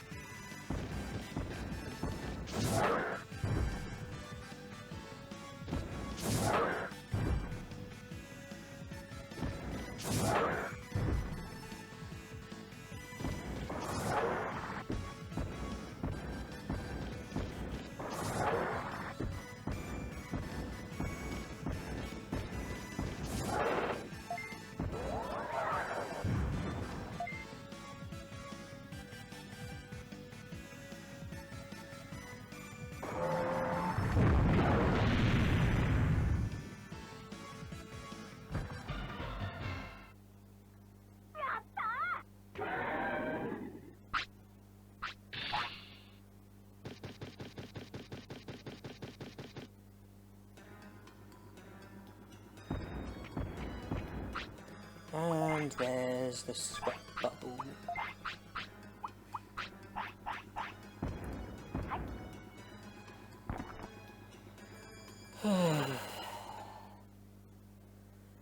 Figures.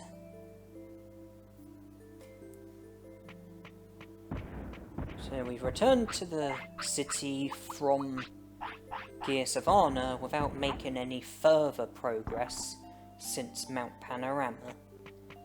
And how is it a massive Digimon like Skull Greymon consistently gets filled up with just one single meat?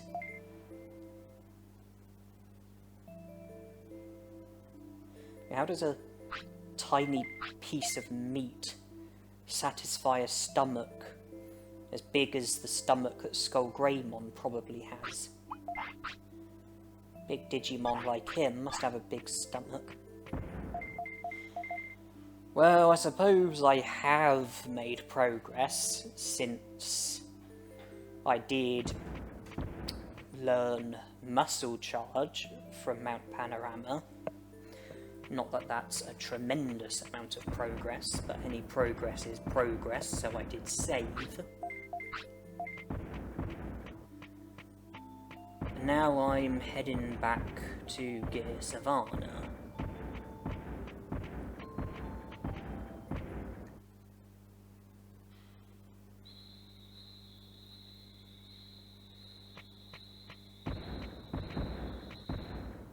And I don't particularly want to let Skull Greymon sleep until I do actually accomplish something. It would be nice to have another technique under my belt before letting Skull Greymon sleep.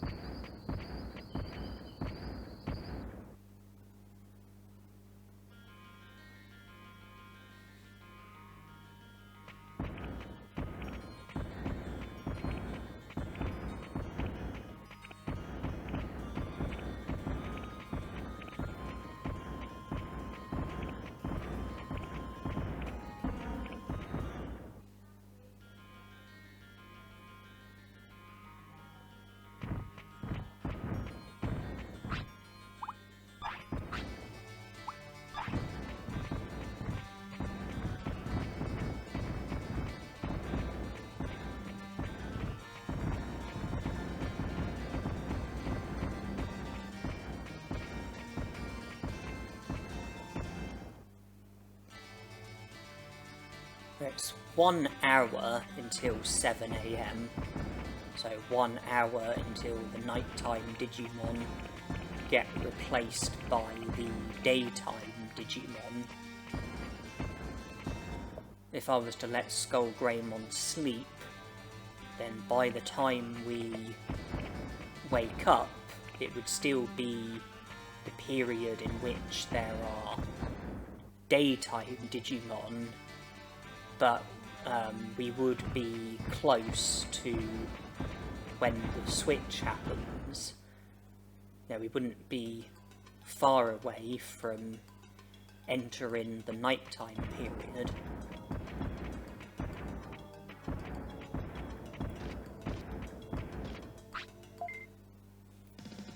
And, oh, okay.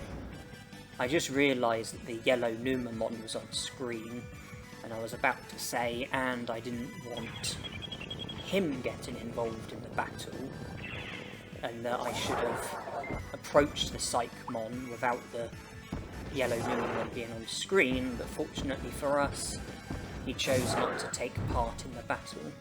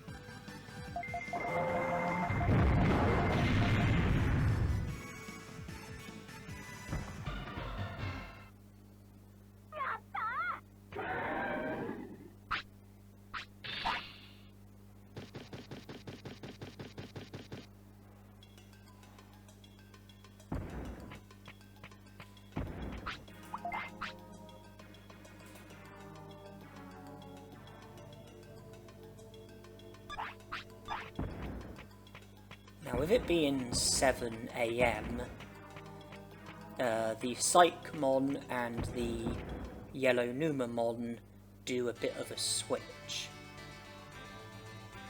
Because during the nighttime period, it goes Psychmon, yellow Numamon, Psychmon. So you've got a Psychmon by the exit that leads to where the Sukamon are, and a Psychmon by the exit that leads to where the Gear Savannah is, and then there's the yellow Numamon in the middle. But the daytime period, it's the other way around. It goes yellow Numamon, Psychmon, yellow Numamon. You've got, you know, a yellow Numamon by one exit, a yellow Numamon by the other exit, and then Psychmon is the piggy in the middle.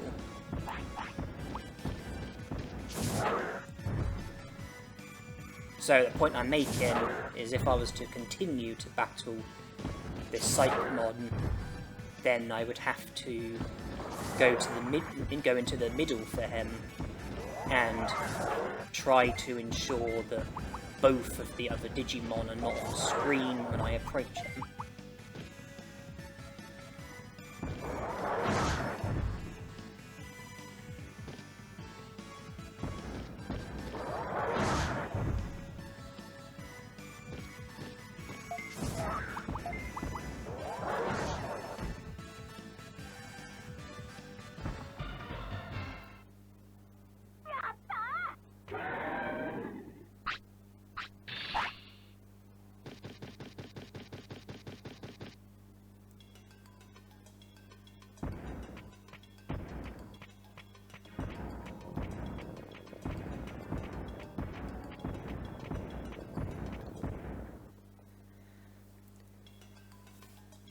At the moment, Skullgreymon's tiredness is only going in one direction. So I thought, okay, let's just sleep, sort out our tiredness, sort out our HP and MP,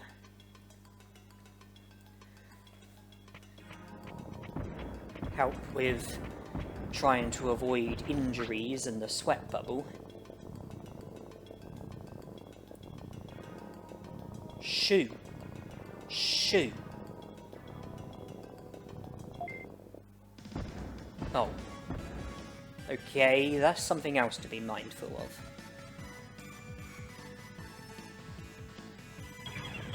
We got lucky once again.